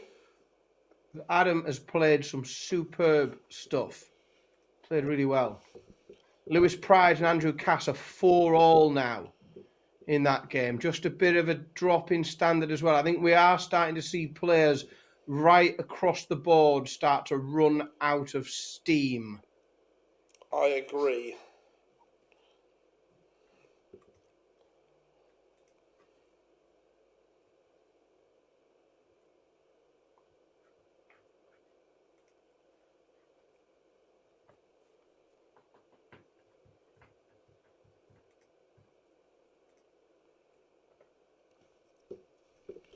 I agree.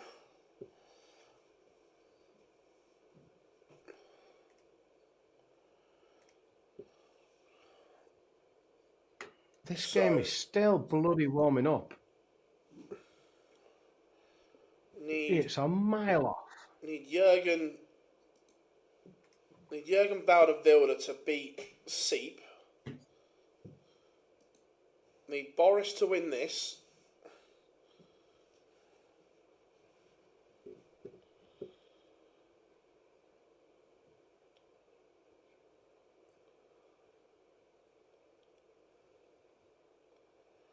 So am I right? For Andreas to get his card, we need Boris to win this game, and then Jürgen van der Velde to win. Jürgen van der Velde then needs to beat Boris in the playoff game, and Jeffrey Dwan needs to win his playoff game. I think I'm correct. Yeah, I think that is about right. I think somebody in the chat room will double check it. You're correct. Just double check you're working. I mean, he's stuck around there. He has stuck around for a long spell this afternoon, hasn't he, Harrison? Like, we normally see people, like, you know, and they hover around that bottom spot, and it changes throughout the afternoon. Harrison has been stuck around there for a long time now, waiting for someone to dispatch him. Yeah, that's mad. That playoff is just warming up there. Again, it doesn't mean a great deal, that one between Mervyn King and Charlie Manby, because they do both already have a tour card secured. That means that the Mervyn King shirt's going to get somewhere on the stream this year, doesn't it? It's gonna have to come back in the. I had to go looking for it today, but it's gonna have to go back into the pile of regulars on the rotation.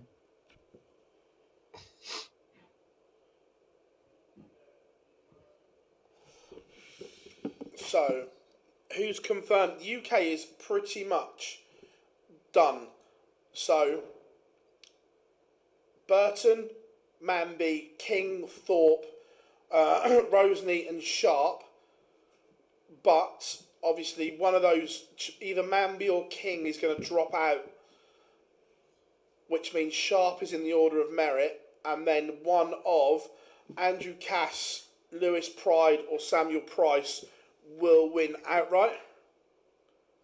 Yeah, David Sharp will finish 5th once Manby or King are removed. Yeah, that's the way it's looking right now. Lewis Pride is 1 away. He's 5-4 up at the moment over Andrew Cass, and he's open with a ton and followed it up with a 180. So Lewis Pride looking very likely at the minute to put himself into that shootout against Samuel Price for a tour card.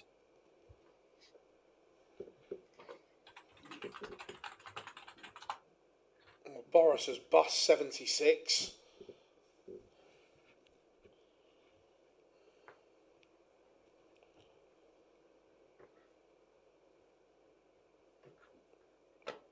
Boris is having a mare here.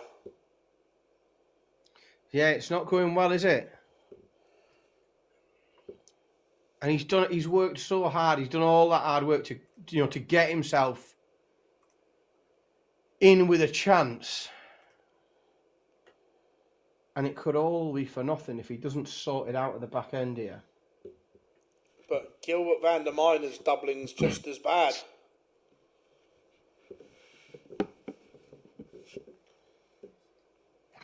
Kirchmar.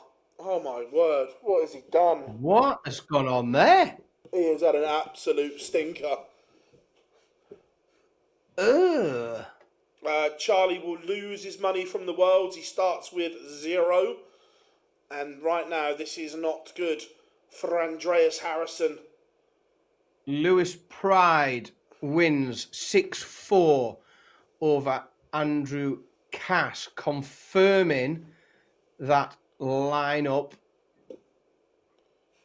And we've got a shootout for a tour card in the UK. Lewis Pride will play Samuel Price.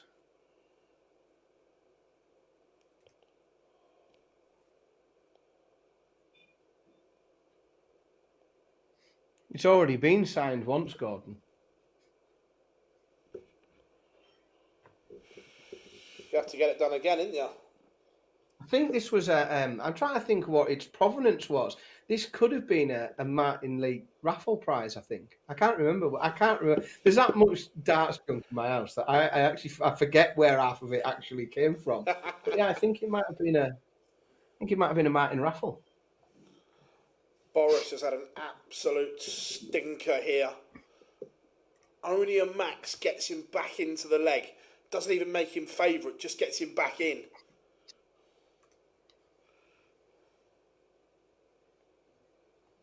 Mm, 140 is not bad. Another chance here. Oh yeah, we could have 2 prices on tour at this rate. It's only one proper price. I assume no relation. Don't think so.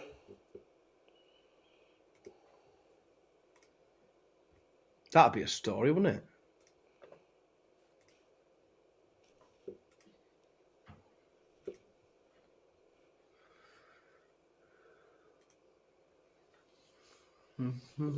So 49 for Gilbert van der Meijden to go within 1. It would be heartache for Andreas Harrison.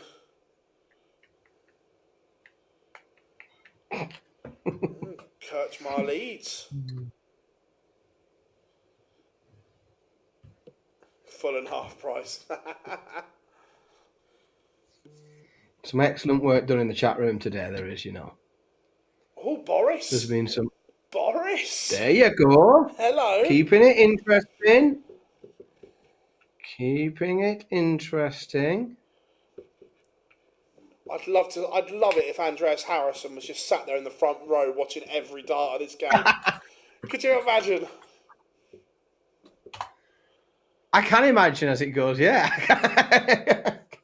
With Gilbert just being increasingly more and more nervous with each visit as he sees a large, hairy, growling man looking at him. And I hope he's got that Swedish bucket hat on as well, just looking at him. There we go, it's worked. It's working. 180 and a 40, it's working. So basically, for Harrison to survive, he needs Jeffrey Dwan to win his playoff game,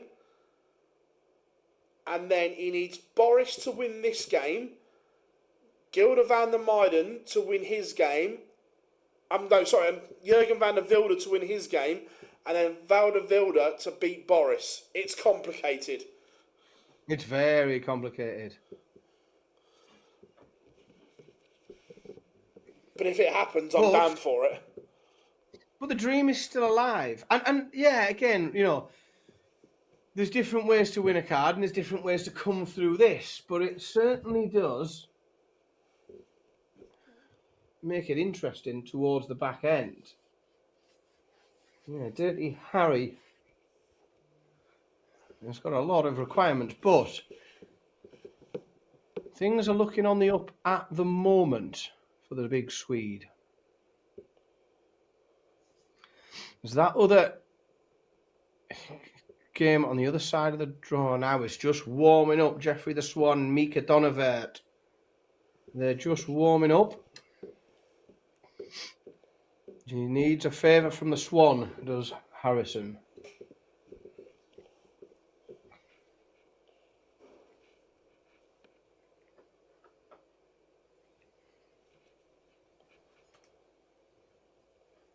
Big Boris, one away.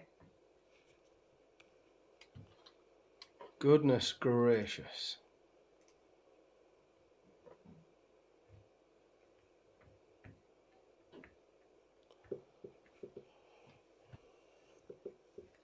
Yeah, Big Johnny makes a good point for Harrison. Like, you know, he's not a young player on the up. And if it's going to happen, you know, if he's going to get a year on tour and or 2 years on tour, he's going to pick up a card. Like, it's going to have to be soon, isn't it? It's going to have to be, if he's to make the most of it. Oh, like, if he's to make the most, like, if he's to make the most of that 2 years and really get on the tour and make an impression, like, you do feel like it's got to happen soon. And it does look like Gilbert van der Meijden is going to give him a chance at it because he has really fallen off. And that has coincided almost exactly with Boris's just lifting up. 3 visits without a treble for the Dutchman. Boris hasn't got any pressure on here. Couple of big visits. Another big visit.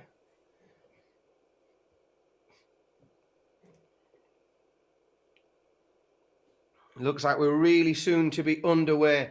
Again, it's interesting, those 2 games that are warming up in the UK. One means absolutely nothing at all. The other one means absolutely everything. Yeah. Mervyn King and Charlie Manby are playing each other. Both have got a tour card. There's nothing that it can affect in terms of who's in yellow and who might still get through. They're just playing a nice little friendly game. Whereas that other match warming up, that is the everything game. Lewis Pride and Samuel Price, 2 players that were on nobody's list this morning. They weren't in contention. Samuel Pride didn't even know if he was playing or not. Boris has gotten the job done.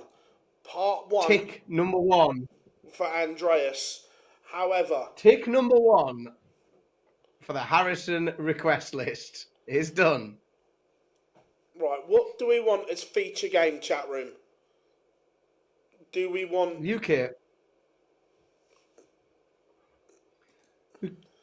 We've got to go Pride and Price, have we? That's a straight shootout for a tour card. Yeah, I think so.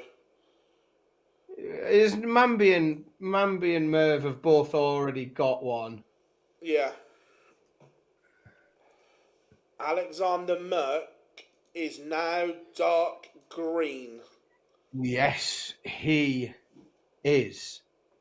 So, Boris Kirchmar is 1 win away from a tour card. sorry, Boris, I can't. Oh no, tell a lie. The only way I'll reserve judgment on that, because if this is it Seep Lap wins, I don't want him on tour. Go on, Boris, smash him up. Because it means the Harrison is done.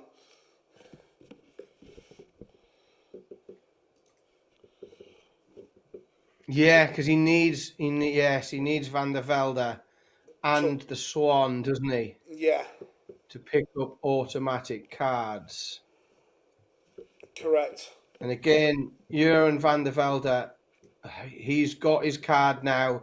He knew he had his card before this game started, and we've seen a good 10-point drop off his average as that release.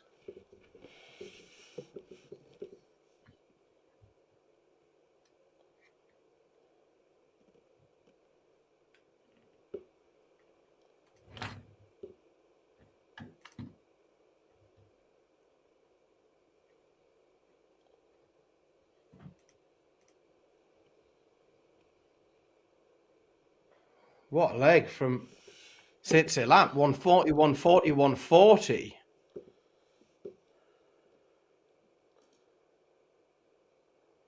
Yeah, Jurgen van der Velde has just fallen off a cliff here. Oh, 4-1 behind he is now. To be fair, Sarah, it's over if Lap wins here. Yeah. Harrison is all hanging on a Jurgen van der Velde comeback here. Yeah, it's not over for Ruprecht because Jeffrey Dwan is still in, so we can still lose someone out of that top 8 to pick an automatic tour card. But Andreas Harrison needs both of them. He needs Jeffrey Dwan and Van der Velde, both to pick up the automatic cards. And Van der Velde is starting to look more and more and more like that's not going to happen as he's 4-1 behind. Hayden, I didn't say he wasn't playing well. I just said I don't want him on tour. If you give me the chance between him and Boris, I'd rather watch Boris. I never said he wasn't playing well.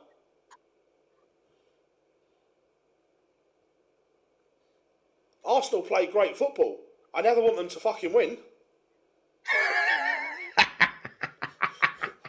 It's right though, isn't there? There's a difference between. You bastard. It's right though. I can say someone's playing well, but you don't want them to win.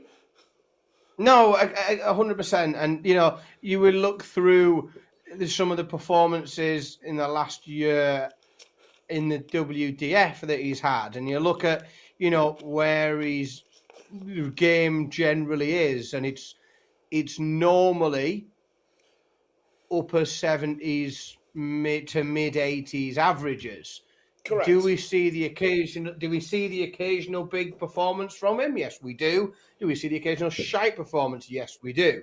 But we generally see something around an upper 70s, lower 80s average from him in the WDF against the players that he's meeting there. Correct. And as Dan said there, is he playing well right now? 100%. But like everyone, at some point, the same as the World Championships, you revert back to your seasonal numbers. Same as Justin Hood. Justin Hood played incredible for 3 games and then reverted back to the numbers he's been throwing. At some point, you always revert back to your game. To how good you are. Correct. Yeah. And again, do I see him doing this regularly on tour? No.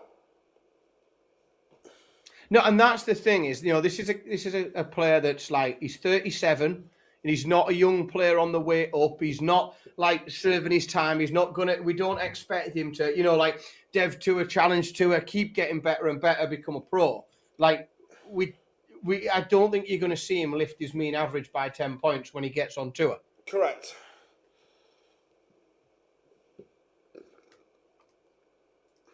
He's just had a very good week. Correct. And I do think the opposite from Jeroen van der Velde, by the way, who needs a ton to try and extend this game, and he doesn't get it. Lap comes for 108. Van der Velde now waiting on 40. Another interview Phil's not going to get. I don't know how good his English is.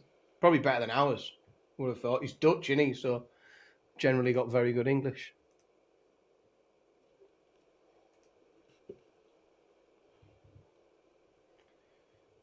It's taking a little while to update. The Dark Connect lap doesn't do it, so Van der Velde comes back for 40.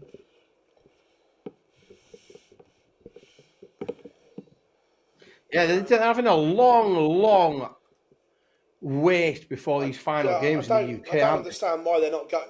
If one of them hasn't started in the next 90 seconds, I'm going to put one of the others on as feature, so we've got one up. Yeah. Dan, would you rather Phil was on a desert island with James Wade or Keith Deller? I answered this question yesterday, and you'll like my answer once you've picked.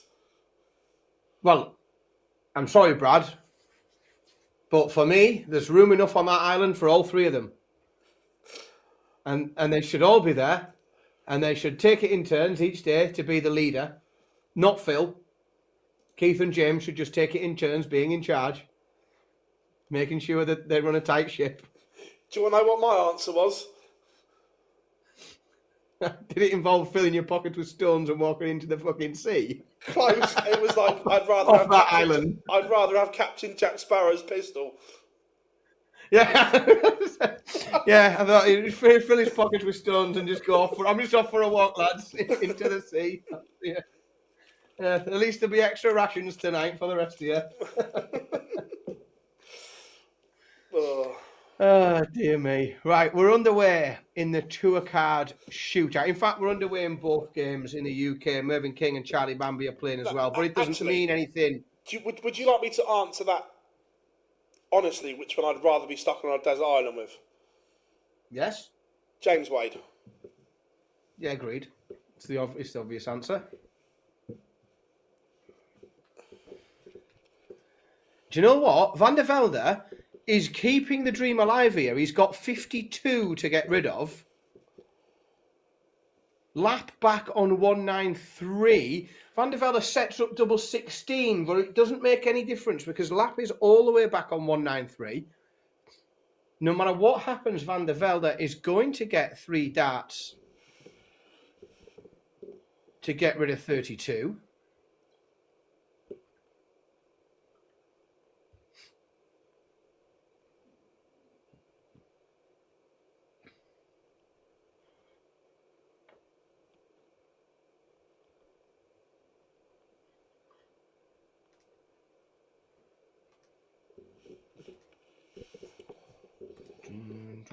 Tense opening leg here. Big scores from both. They've both played some amazing darts, but Lewis Pride has a chance at an early break here. And the way that these two have been playing, a break could be massive for either one of them. 3 darts at top. You'd fancy him the way he's doubled today.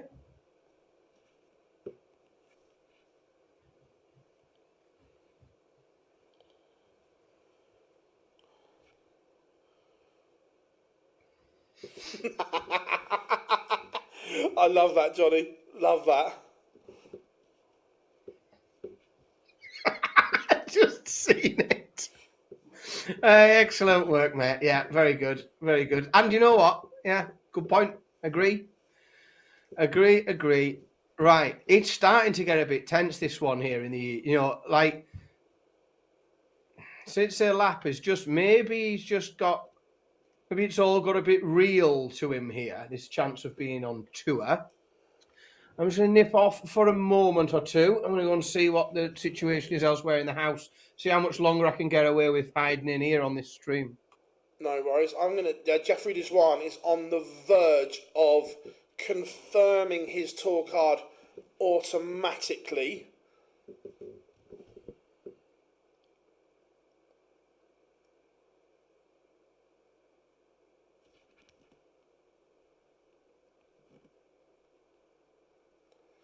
$164 for Dwan to win it outright.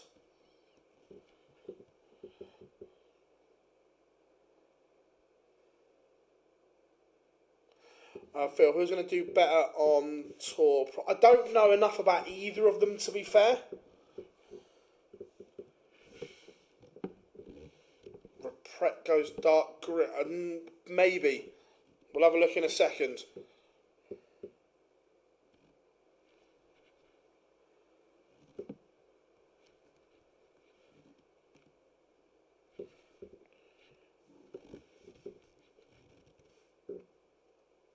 Not yet, but Dwan has the throw here.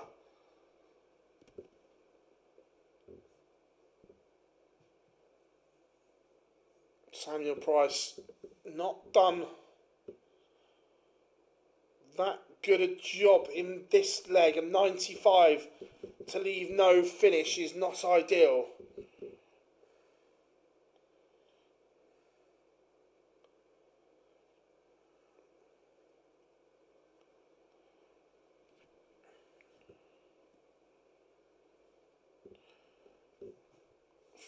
$152. Dwan just doesn't want to switch off here.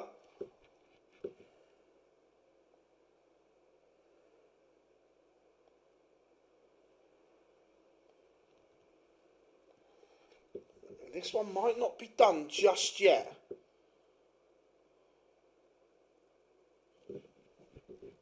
Might still be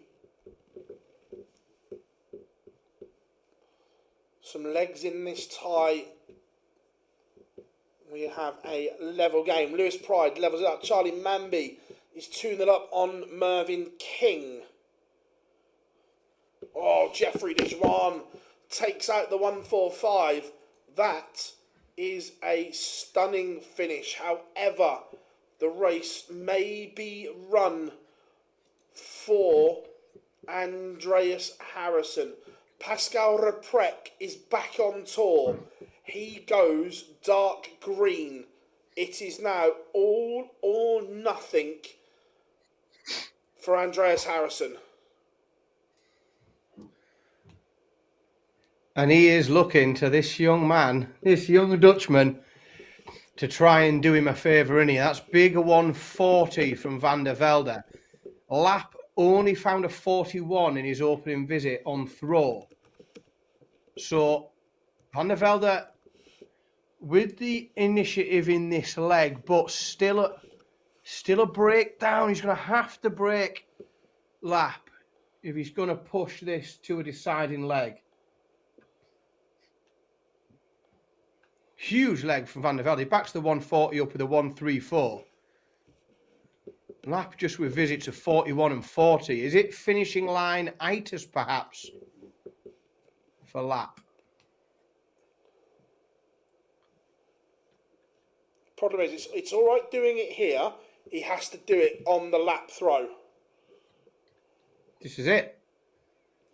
This is it. He's got to find something against the throw to get a break. Warwickshire County player.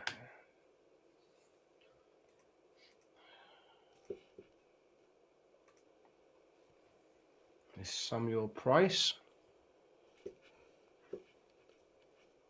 Tell you what, this is a hell of a, like they're playing, but considering this is probably the biggest pressure game with the most to win, the most to lose, it's either all being for nothing, he says, as Lewis pops a 41 in.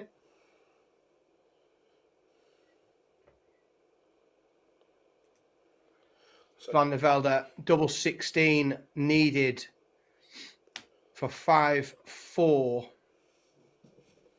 but Lap will throw for the match no matter what happens. Van der Velde takes it out. So it's 5-4. The score doesn't really matter. Van der Velde has already got his card. This is all whether or not Andreas Harrison can hang on to that bottom spot. And how the method by which Van der Velde will pick up his card. Will it be through the order of merit because he doesn't get the job done here? Or will it be automatic? And sits there lap, opens with a 180. That is a massive start. Huge. Huge visit early. And Van der Velde responds with a 41. So I'm just checking That from is here. not... From here, we're all Big Bad Boris, right? We're all Big Bad Boris from here, yeah.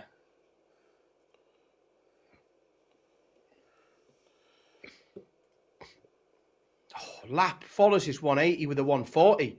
This is how you throw for the match, ladies and gentlemen. This is how you do it. This is how we do it. Quite right. Quite right. From being a big meanie. I'm just honest. Maybe too honest at times, Dan. You've never been accused of being too honest. Oh, yeah, you have. A lot. Regularly. All the time. We're pretty honest. And this is, yeah, so we need to do it. We need to shout out a little bit because we haven't done it enough today. There might be a lot of people watching along today that don't watch me and Phil when we're not watching darts that's actually happening. So we'll be back tomorrow night, 8 till 10, as we are every single Monday night for the live lounge, where it's a bit more conversational because there's no darts going on. We're just having a bit of general crack. And that's where we say all the things that get us into trouble, is on a Monday night. Oh, here's one for you. Sarah asks, who would you pick between Lap and Mole, Phil? Oh, Lap all day long. Oh, I'd take him out for dinner. Yeah, take him out for dinner, order him a drink. Yeah, the issue there, it's like there's not a personal dislike. It's just we'd rather see Andreas Harrison on tour. That is purely correct. and simply Where Damien the Moe, only reason. Like to see on tour, full stop. And it's about to happen because Lap has got 60 for the match here, and he takes it out in 2 darts. So Stitze Lap defeats Jeroen van der Velde, which means the dream is done for another year of Andreas Harrison picking up a tour card. And the dream is still alive from Stitze Lap, who started the day on 1 point and is about to find himself in a shootout for a tour card. It's come from absolutely nowhere. Charlie Manby beating Mervyn King 5-0. Mervyn King got his tour card and is currently averaging 67.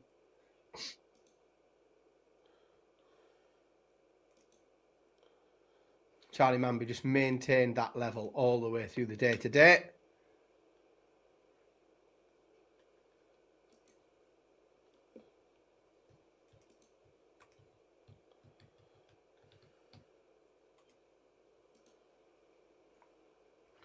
So that is a straight shootout. Oh, yeah, that's all right, isn't it? That's all right. I'm going to have to move myself. I've got meat up in there. I can't... He's a wrong un, but I can't say why. Oh, what time is it? Oh, is that 1 minute past 5? It is. Happy Q-School, ladies and gentlemen. To Q-School for another year. 5 years on the bounce. I've done a bit of Q-School streaming. It's mad, isn't celebrate it? By at least... Yeah, we should at least celebrate the end of Q-School with a beer. I've waited till 1 minute past 5. That's pretty good for a Sunday.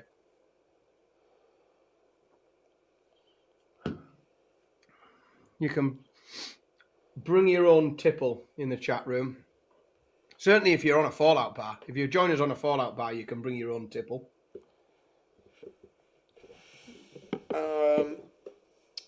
How do you think Charlie will do? I don't know, is the honest answer. Look, his A game is exceptional. That's not the issue. I'm not sure if his B game is going to win him any games. That's my issue, and you can't play your A game all the time. I think I genuinely don't worry much about him keeping his car. Like, I think that, when we look at players that have had, a good year, a good first year on tour this year, that Karel Sedlacek, Bradley Brooks, Cam Crabtree, those lads that have done, 70, 80 grand. And I think Charlie could probably do that over the course of the year. I think he'll win enough games. I don't have any concern with him holding a tour card. I think he will become a player that continues to hold a tour card. Where I think the big question is what Charlie Manby could be. And is he going to be a player that holds his tour card each year and finishes, 52nd, 48th? Or is he able to build on that consistency and build that B game to become a player that could, over the course of the next 3-4 years, start to breach the top 32? The A game is there for it, but it's whether or not he can get that consistency of a B game where he starts to pick up good money consistently and win on telly a lot. It's interesting to see. I think it's exciting. I'm more excited about him than I am about most, not all, but most of the players that have picked up cards in the UK. There's a couple in there that, we were particularly rooting for that we think could do damage. Tom Sykes is one. But I think he's got a high ceiling. Yeah, no, I agree. The ceiling is there, 100%. We've seen that. Just searched. No, it's not public knowledge. Only a few will know.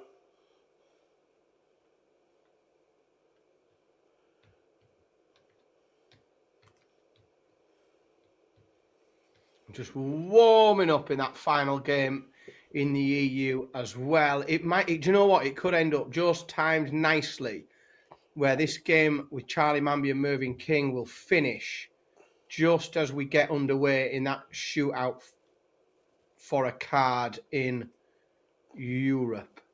Could end up just timing nicely. I've been granted a brief extension to my streaming this afternoon. Mrs. S has cooked a fish pie from scratch, but it's not quite in the oven yet. So I have been granted a brief extension. Love that. Good news. Yeah, we will put the Boris game up as well once one of these is done. Don't worry about that.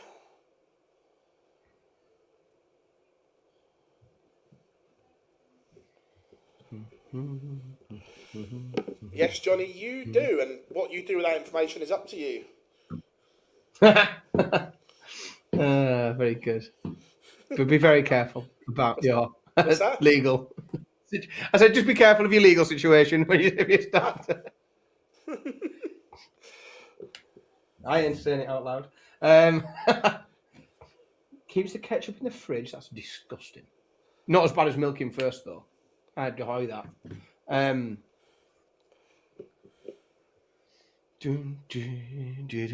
There we go. We're over. Charlie Manby beats Mervyn King. Mervyn picked up a little bit towards the end, but we did see a big adrenaline dump. I think.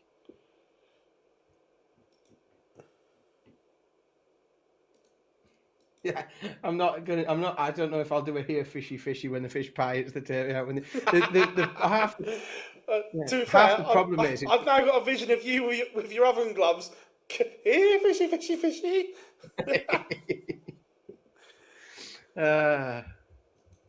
What colour are your oven gloves, by the way? Blue. Nice. Blue oven gloves. Matching pair, 2 of them. IKEA. Nice. Boring.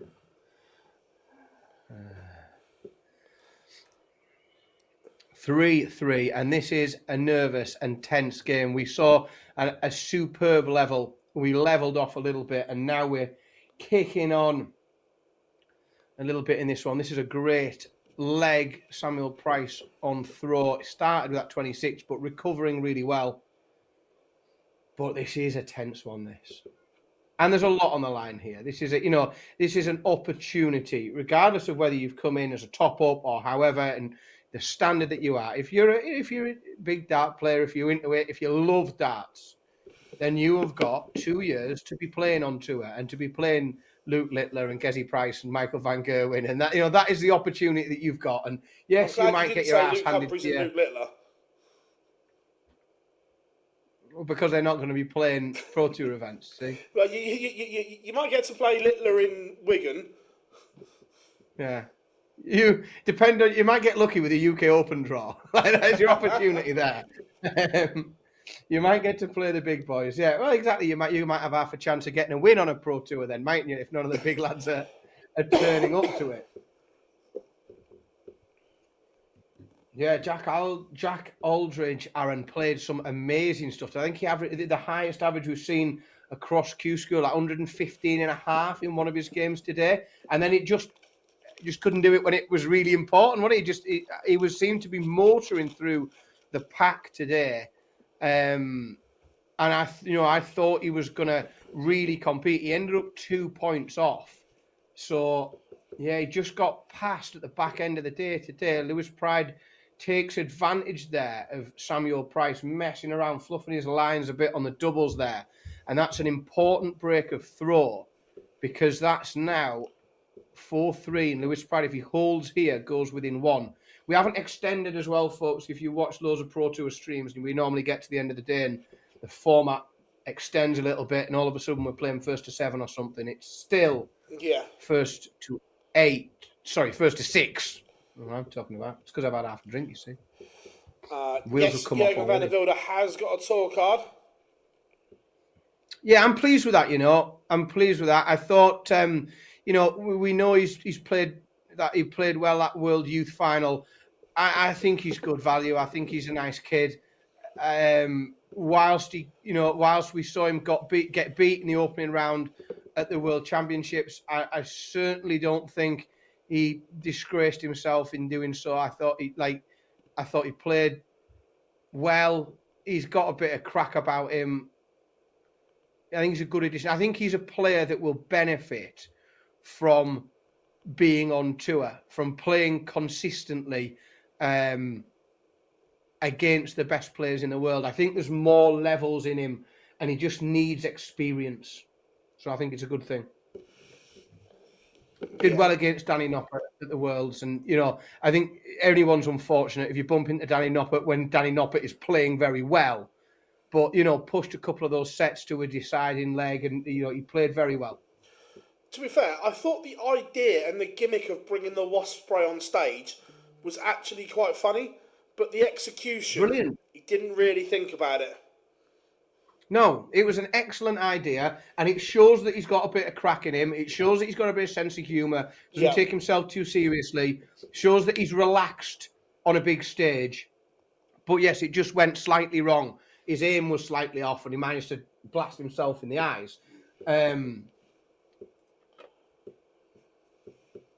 But yeah, I was really impressed with him. I think, like I say, I think he's a nice kid. I think he's got a lot to offer the game as he gets on.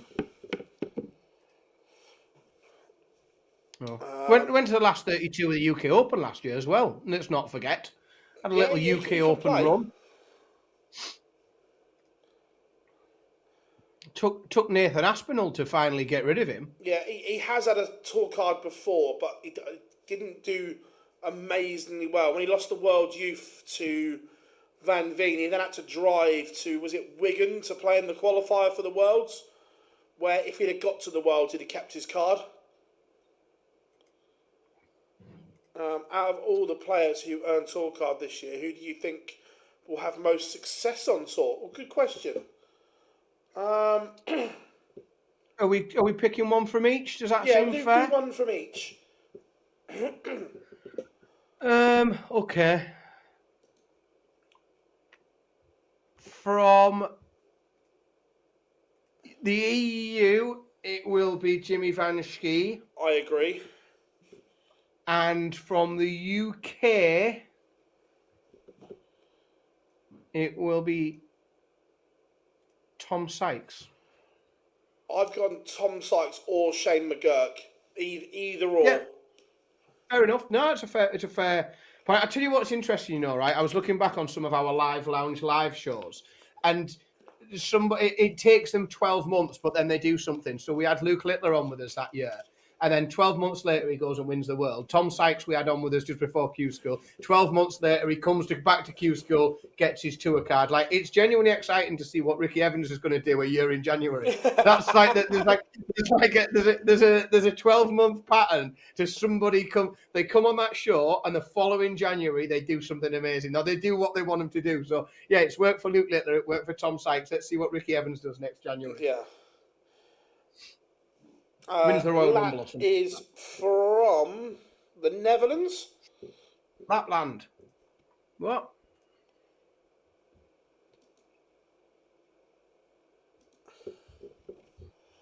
There is a lot of nerves in the one from the UK. It's a nice little finish from Price. He's one away. It's gone back and forth so much. We've seen it's these breaks of throw. Cristo Reyes, Mikey, he's a good call. The problem with the Cristo Reyes pick that I have is that he disappeared for so long, just out of the world of darts. And like when he was a great player, you know, when we saw him last 16 of the World Championships back in 2015, like he was a great player. That first year he had on tour, 2016, he was making semi-finals, quarter-finals of Pro Tour events. He looked like a great player.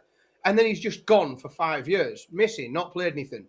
And I'm just too sort of unsure. Yes, he played nice at Alexandra Palace. He looked good, and he's played really well to get a tour card. But 5 years of blankness doesn't give me enough to pick him above people like Van Schie and even the likes of Sparidans and arguably Jeffrey Dwan and even people like Van der Velde and Ruprecht that are just with so much more. We have such a deeper understanding of their form and their level. Rob Owen's not losing his tour card, Graham.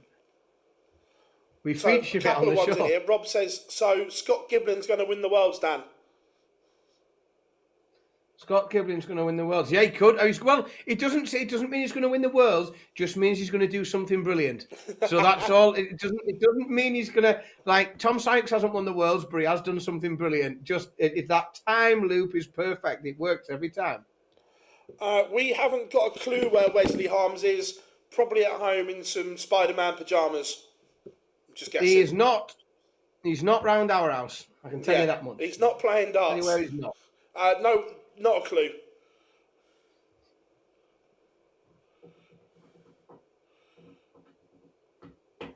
Yeah, I do think it's a massive achievement. Is it 60k at the Worlds this year? Yeah, it's becoming easier to do that now, though, isn't it? Oh, yeah, with the prize money going up, that does become easier, 100%.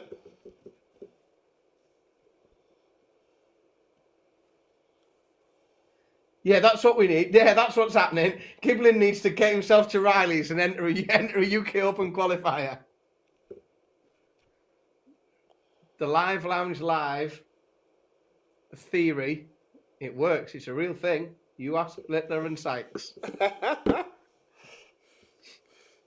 Lewis Pride, double 16 to take us to a deciding leg. And is there any other way that a deciding match for a tour card should be decided other than a deciding leg? 5-all. Samuel Price on throw.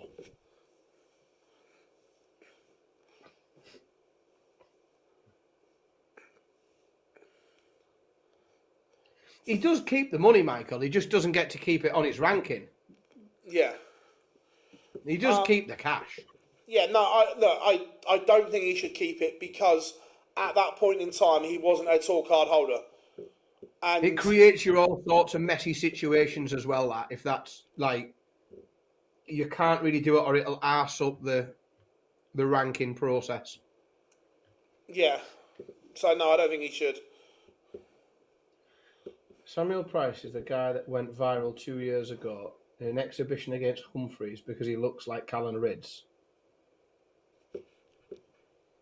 Interesting. Somebody find that and DM me it.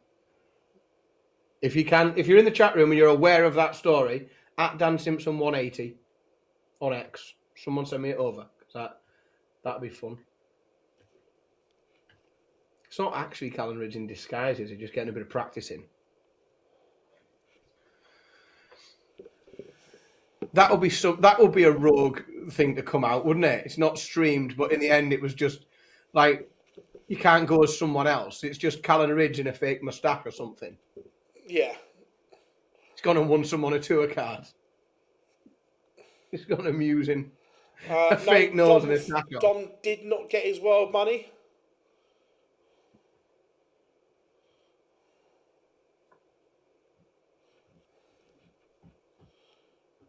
$60-60-60 is not the way to start. It's consistent, I will give you that, Lewis. But it's not the way to start in, as you said, DB could be in trouble. Yeah, we'll do a lot of that, Lloyd, on our... So again, for those of you that don't follow regularly, every single Monday night from 8 till 10, Phil and I are here on the live lounge. And that's the sort of thing that we get into every week on that with guests, and we do lots of previews and reviews of what's happened in darts and what's going on and what's happening outside the PDC as well. We'll get into a lot of that soon. Big visit here from Boris, and for the first time, he's asking questions.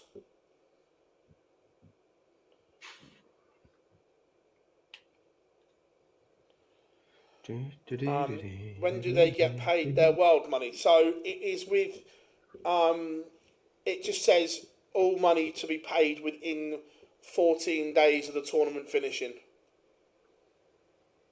Well, any day now then. Any day now.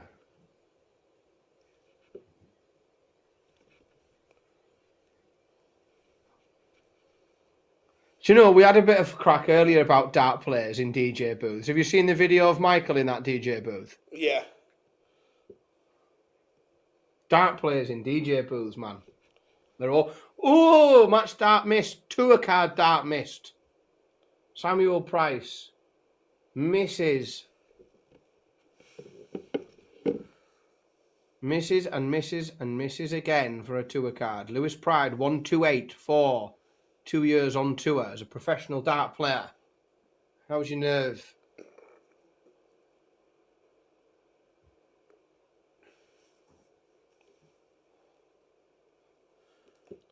Oh, there you go, Phil. Sam Price is a Spurs fan. Just sent you something, Dan.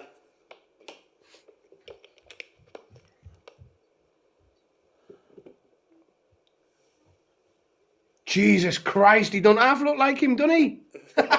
Splitting image. Ah, superb stuff. Excellent. Love that. Why is this taking so long to update this 128? And he took it out and they're made a mess of it and he's searching around to what he needs. Doing some maths. Having a recount, asking 3 times. Oh, God, he's missed a dart, hasn't he? To end up on double 15, he's gone astray. Yeah, that's gone ass. Double 10, though, is not... Sorry, double 5 is not the double you want for a tour card. I'd split that.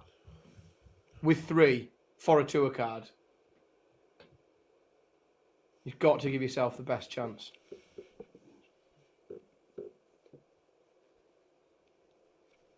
First dart straight in. Double 5. Samuel Price, congratulations. You are a PDC professional dart player. So, there is one card left. I tell you what, to come in as a backfill, as a top-up player on the last day, that's pretty impressive, that. That is very impressive. To come in with no point. Very well. Samuel Baggish, yeah, he's done a Baggish. Samuel Baggish. There's his nickname for the streams this year. Samuel Baggish. Good on you, my friend. Well played. 2 days. Was he in yesterday? He must have got decked yesterday. So, very impressive. Boris Kirchmar leaves 32.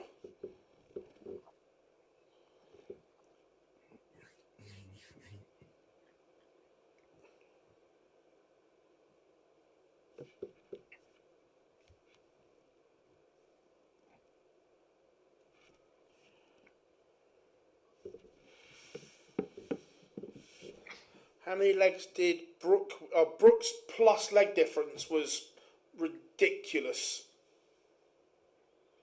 Yeah, it was outrageous, wasn't it? A monstrous performance. Apparently, Chris, that's not the same guy.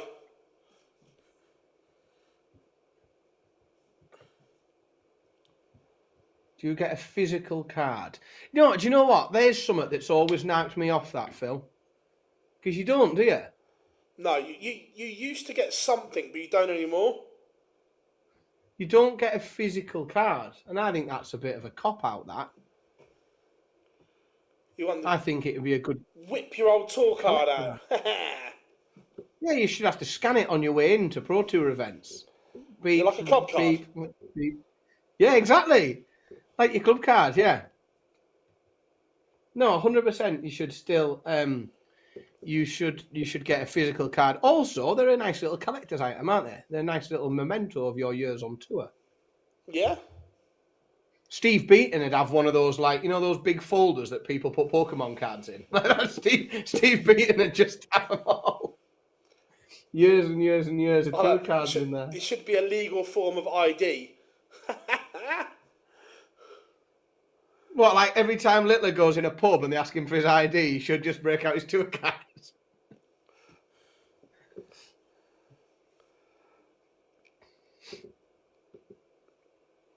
Yeah, I think some people have been, you know, they've had ChatGPT knock something up similar, haven't they, I think.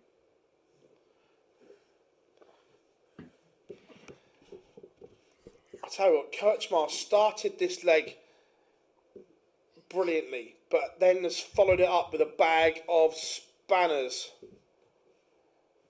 Yeah, it's really up and down, isn't it? It really is up and down. Yeah, I think there are a few people in the country, you know, where everybody knows their exact age, other than Luke Littler. Like, more people know Luke Littler's age than most other people in the country. True story, and you'll laugh at this. We went out in Cardiff after a Premier League night. I can't remember what year it was. I want to say 2022, mate, 22 or 23. I can't remember the exact one, but we went out for a night out in Cardiff with some dart players, surprisingly enough. Now, a very recognisable player wasn't going to be allowed into a bar because they didn't have any ID on them. The bouncer wasn't having it. We had to go onto Google and get pictures up of this person before the bouncer would let him in. See if you can guess which player it was. My Wikipedia page here, and you'll find Wikipedia page and everything. But can you, if you were having it, who do you reckon it was? Well, Cardiff, innit? Which means it's after a Premier League night. Yeah, I said after a Premier League night. Yeah, I was going to say. So that makes the field pretty narrow, which means it's one, and also it's even narrower because I have to narrow the field of players down to people that you could tolerate going out for a drink with, because so I can immediately remove a big batch of players who it could be, because I just think, no, fucking Phil wouldn't want to go for a drink with them. Which leaves me probably with it. Probably would have to be Nathan. No. As my guess. Oh. It's even funnier because it was in Cardiff. Is it a...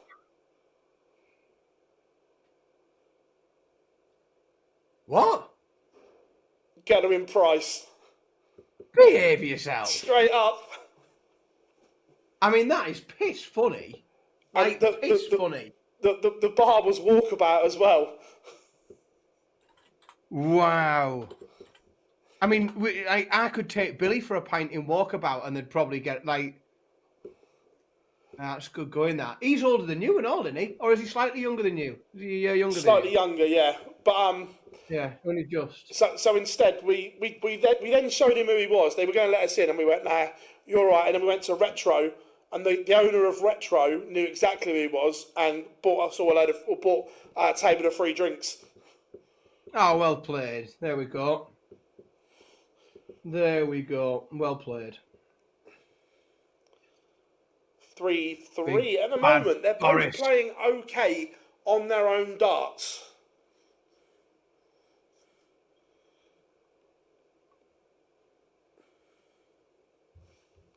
Oh, I tell you what, I like that little red card emoji. That's class. He's in the chat room. How long's left on tea, son? Loving that. That red card could be the sign for me to wrap up and go and eat my fish pie, you know. That could be Mrs. S communicating through Billy's... his iPad was in the kitchen as well because he was playing darts, so that could be where I've got my red cards from. Do you want to shoot off then and go and serve your fish pie? I thought he'd have popped in and said hello by now. Oh, we're all right. We're all right for now. I'll be left in no. It won't be left uncertain when it's time. Cam's found it funny. Yeah, he knows. It's an excellent. It is an excellent emoji. That he's always. See, This is where it's the kids that know it. He's on it well before me. He knows the crack. He's done well. He's in the good books today because he's been practicing his darts all day. Good use of a Sunday if you attend that. If he's Big watching, visit from Boris. Shall I put his little present he's got coming back on screen for him? I don't know if he's coming. I thought he would come in, but he's not. Give him a shout.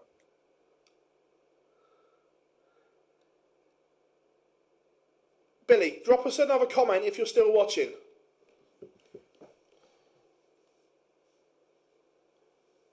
This is real.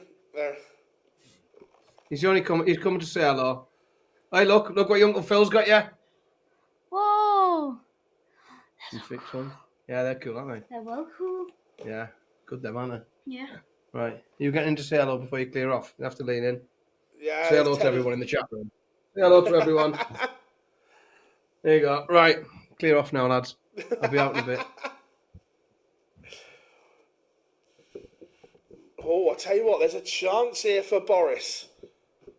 It's an outside chance. It's a big one, isn't it? But if he can break the throw this late in the game.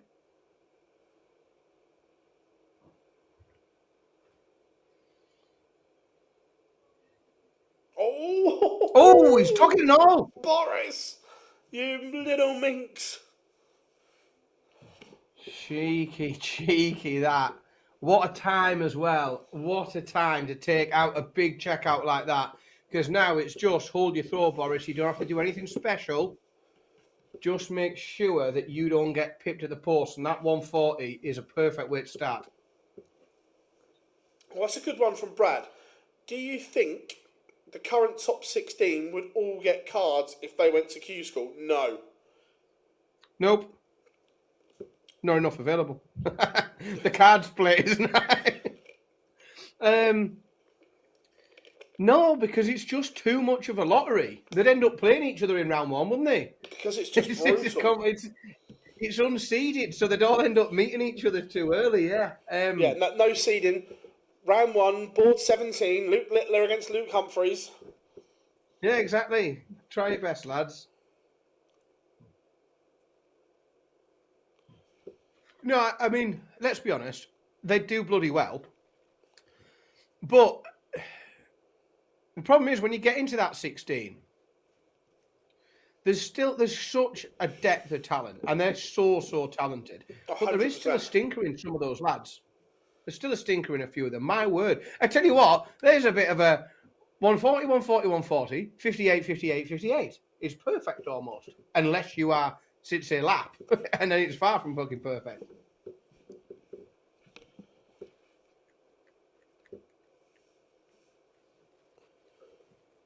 Littler would skip it anyway. Yeah, Michael Van Gogh would be on holiday for that one. He wouldn't be around.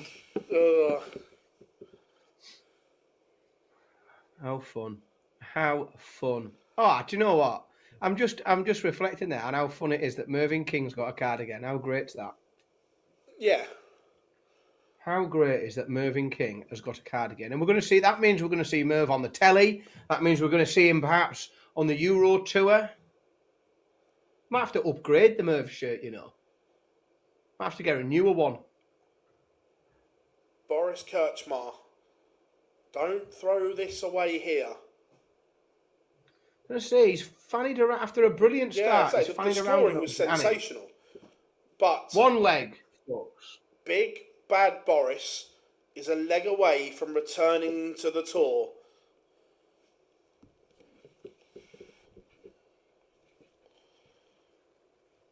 Johnny Clayton would get a draw against someone who was disqualified and get a bye. Do all right there. We get to hear bow down to the king, yo. Oh, hang on. That means in Minehead, in a very just a few weeks' time, we're going to get Triple H's bow down to the king by Motorhead, aren't we? Yep.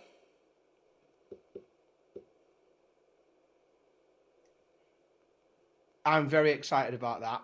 And it might be in Reds. It might not be on the main stage. Oh, by the way, I think on that Thursday, I'm now joining you for Curry Club.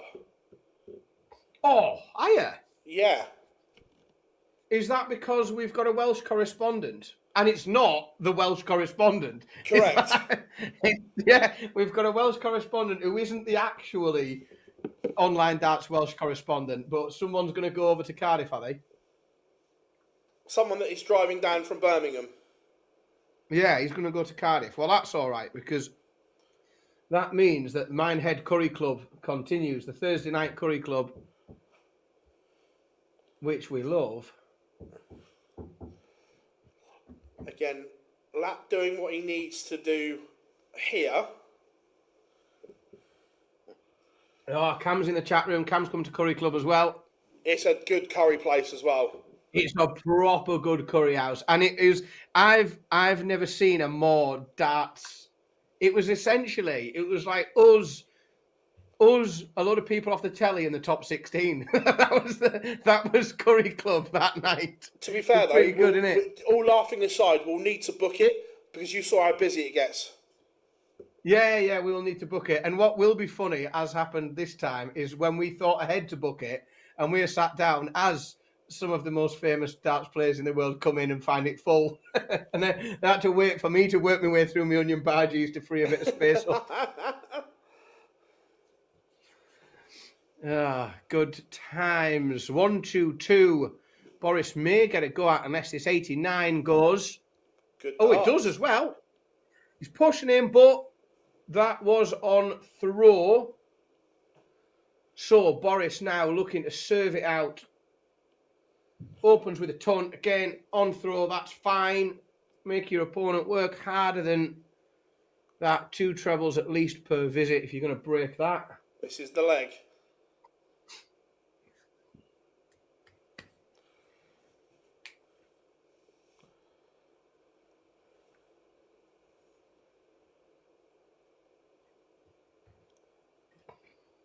Ooh, there's two curry houses in Minehead. There's one little one in the high street, or there's one. Won't be giving the secrets away, Philip. Be careful, otherwise we won't get a bloody table book, will we? I know, I'm telling them where they both are, but I'm not telling them which one we're going to. There's one in the high street, or there's one a little bit not in the. It's like it's in Minehead, but it's not on the high street.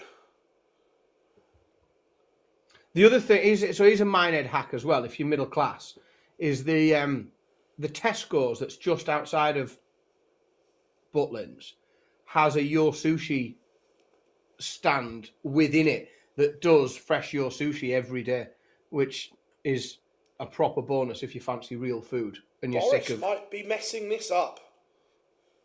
It could. It could go wrong. Ooh, we are going to our last leg decider by the look of it. He's pulled out a maxi. John, you are more than welcome to come to Curry Club. And John, 100%. And bring your mates. Drop me. We'll get you booked on. We'll make sure that you've got a table and a seat booked for curry. We'll take over the place if we have to. We'll book it out, but 100% get yourself along to Curry Club. It's top draw. I had a wild curry this time. It was called the Emperor's Choice, and the Emperor did a cracking job of it. It was a very, very good curry. Really good. A lap with 52 to force, and no, it would only be right, wouldn't it? If both.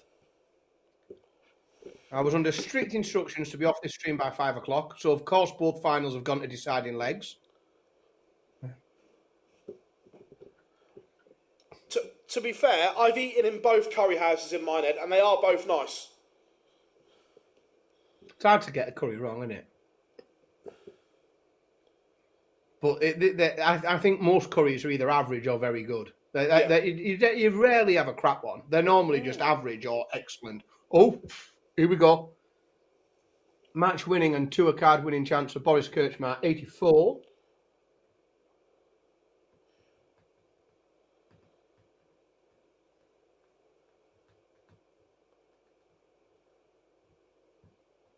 Come on, big Boris. Oh, he's missed it. He's missed match darts there. He's missed 2.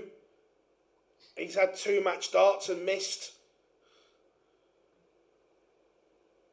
And this was him throwing for the match as well. He's going to have to break if he doesn't get it done here. Sits a lap, comes back for darts at tops. 3 in his hand.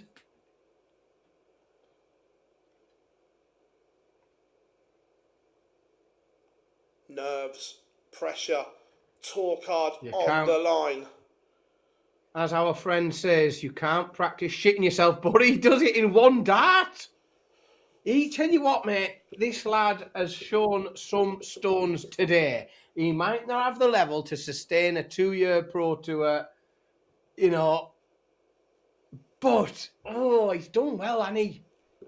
He's played really, really well today.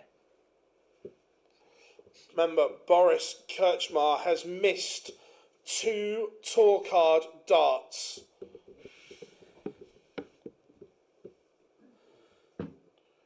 And he is now under pressure. He is under huge pressure for this card. That 140 is the perfect start, and that is the worst possible reply. Boris Kirchmar finds himself over 100 points adrift after 1 visit, just a 41. Oof. 125. This is showing some real. There will be a lot of tour card holders pulling out of event, not new ones, but established ones. The drama, Mick. I just love the drama. You love a bit of Gavin and Stacey, don't you? I reckon I could do it word for word. If you put it up, I reckon I could do it word for word with them. Brilliant. 403. A max doesn't there we go. Matter. It's been that poor. Max keeps. The max doesn't all it hurt. does. A max allows him to pressure whatever lap does now, but that is it. All he can do now is hope that lap doesn't tee anything up too easy, and then it allows him to maybe put some pressure on it. But those 2 visits at the beginning were so slack. Ooh. It still needs to be... There was a correction there. Did you notice it change? It was a little correction. It still needs to be massive. Still needs 2 trebles. But can he back the maximum up? No, that is absolutely the worst thing. That is dog and duck against the red line if ever I've seen it. That is the most Dan Simpson. 180, 26. Yeah, that's the Dan Simpson School of Darts, that. Although I'm going to be brilliant this week, so I've got a new set of darts coming, and everyone knows that's all the problem is. That's all that's missing from me being on the Pro Tour is finding the right set of darts. What have you Nothing to do ordered? with my talent. Scope 04s that I've been playing with Johnny's for years. Johnny Clayton darts are the ones I've always thrown. Match darts, and then I'll update you. I haven't ordered them as well. They've been our friend Cam McFarlane's passed them on. He's a good egg. Tour card darts again. Big pressure on this. How much do you want it?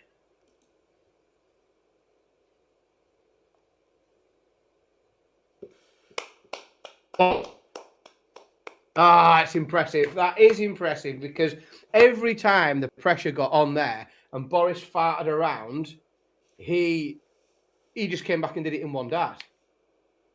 That was very, very impressive. And yeah, we'll see. I'm happy to be surprised by him. That was a really, really solid performance today. Brilliant all day long from Sitze Lap. Everyone, that concludes 2026 Q-School. It has been a long, emotional 7 days, but the class of 2026 has been confirmed. We now have a tour for the new year. It is going to be good. It is going to be exciting. Remember, thank you all so much for the support over the last 7 days for the channel. It has been nothing short of world class. You guys are the best chat room in darts, that is for sure. Now, in terms of us, we have got loads coming up still. The live lounge returns tomorrow, 8 p.m. Make sure you join us. Then, Thursday and Friday, I will be doing the watch-along for the Bahrain Darts Masters. Monday and Tuesday, Dan will be doing the watch-along for the Saudi Darts Masters. And you will also have content from Saudi Arabia. So, loads coming up. Then after that, Masters qualifier, straight into the Masters. It has been unbelievable for you all. So thank you so much. Myself, Phil Bars, Dan Simpson, Jonathan Eaton was on as well. All the lads in the background. It has been an emotional 7 days, but Q-School 2026 is in the locker. We will see you tomorrow, 8 p.m. Set your reminders because it is going to be brilliant.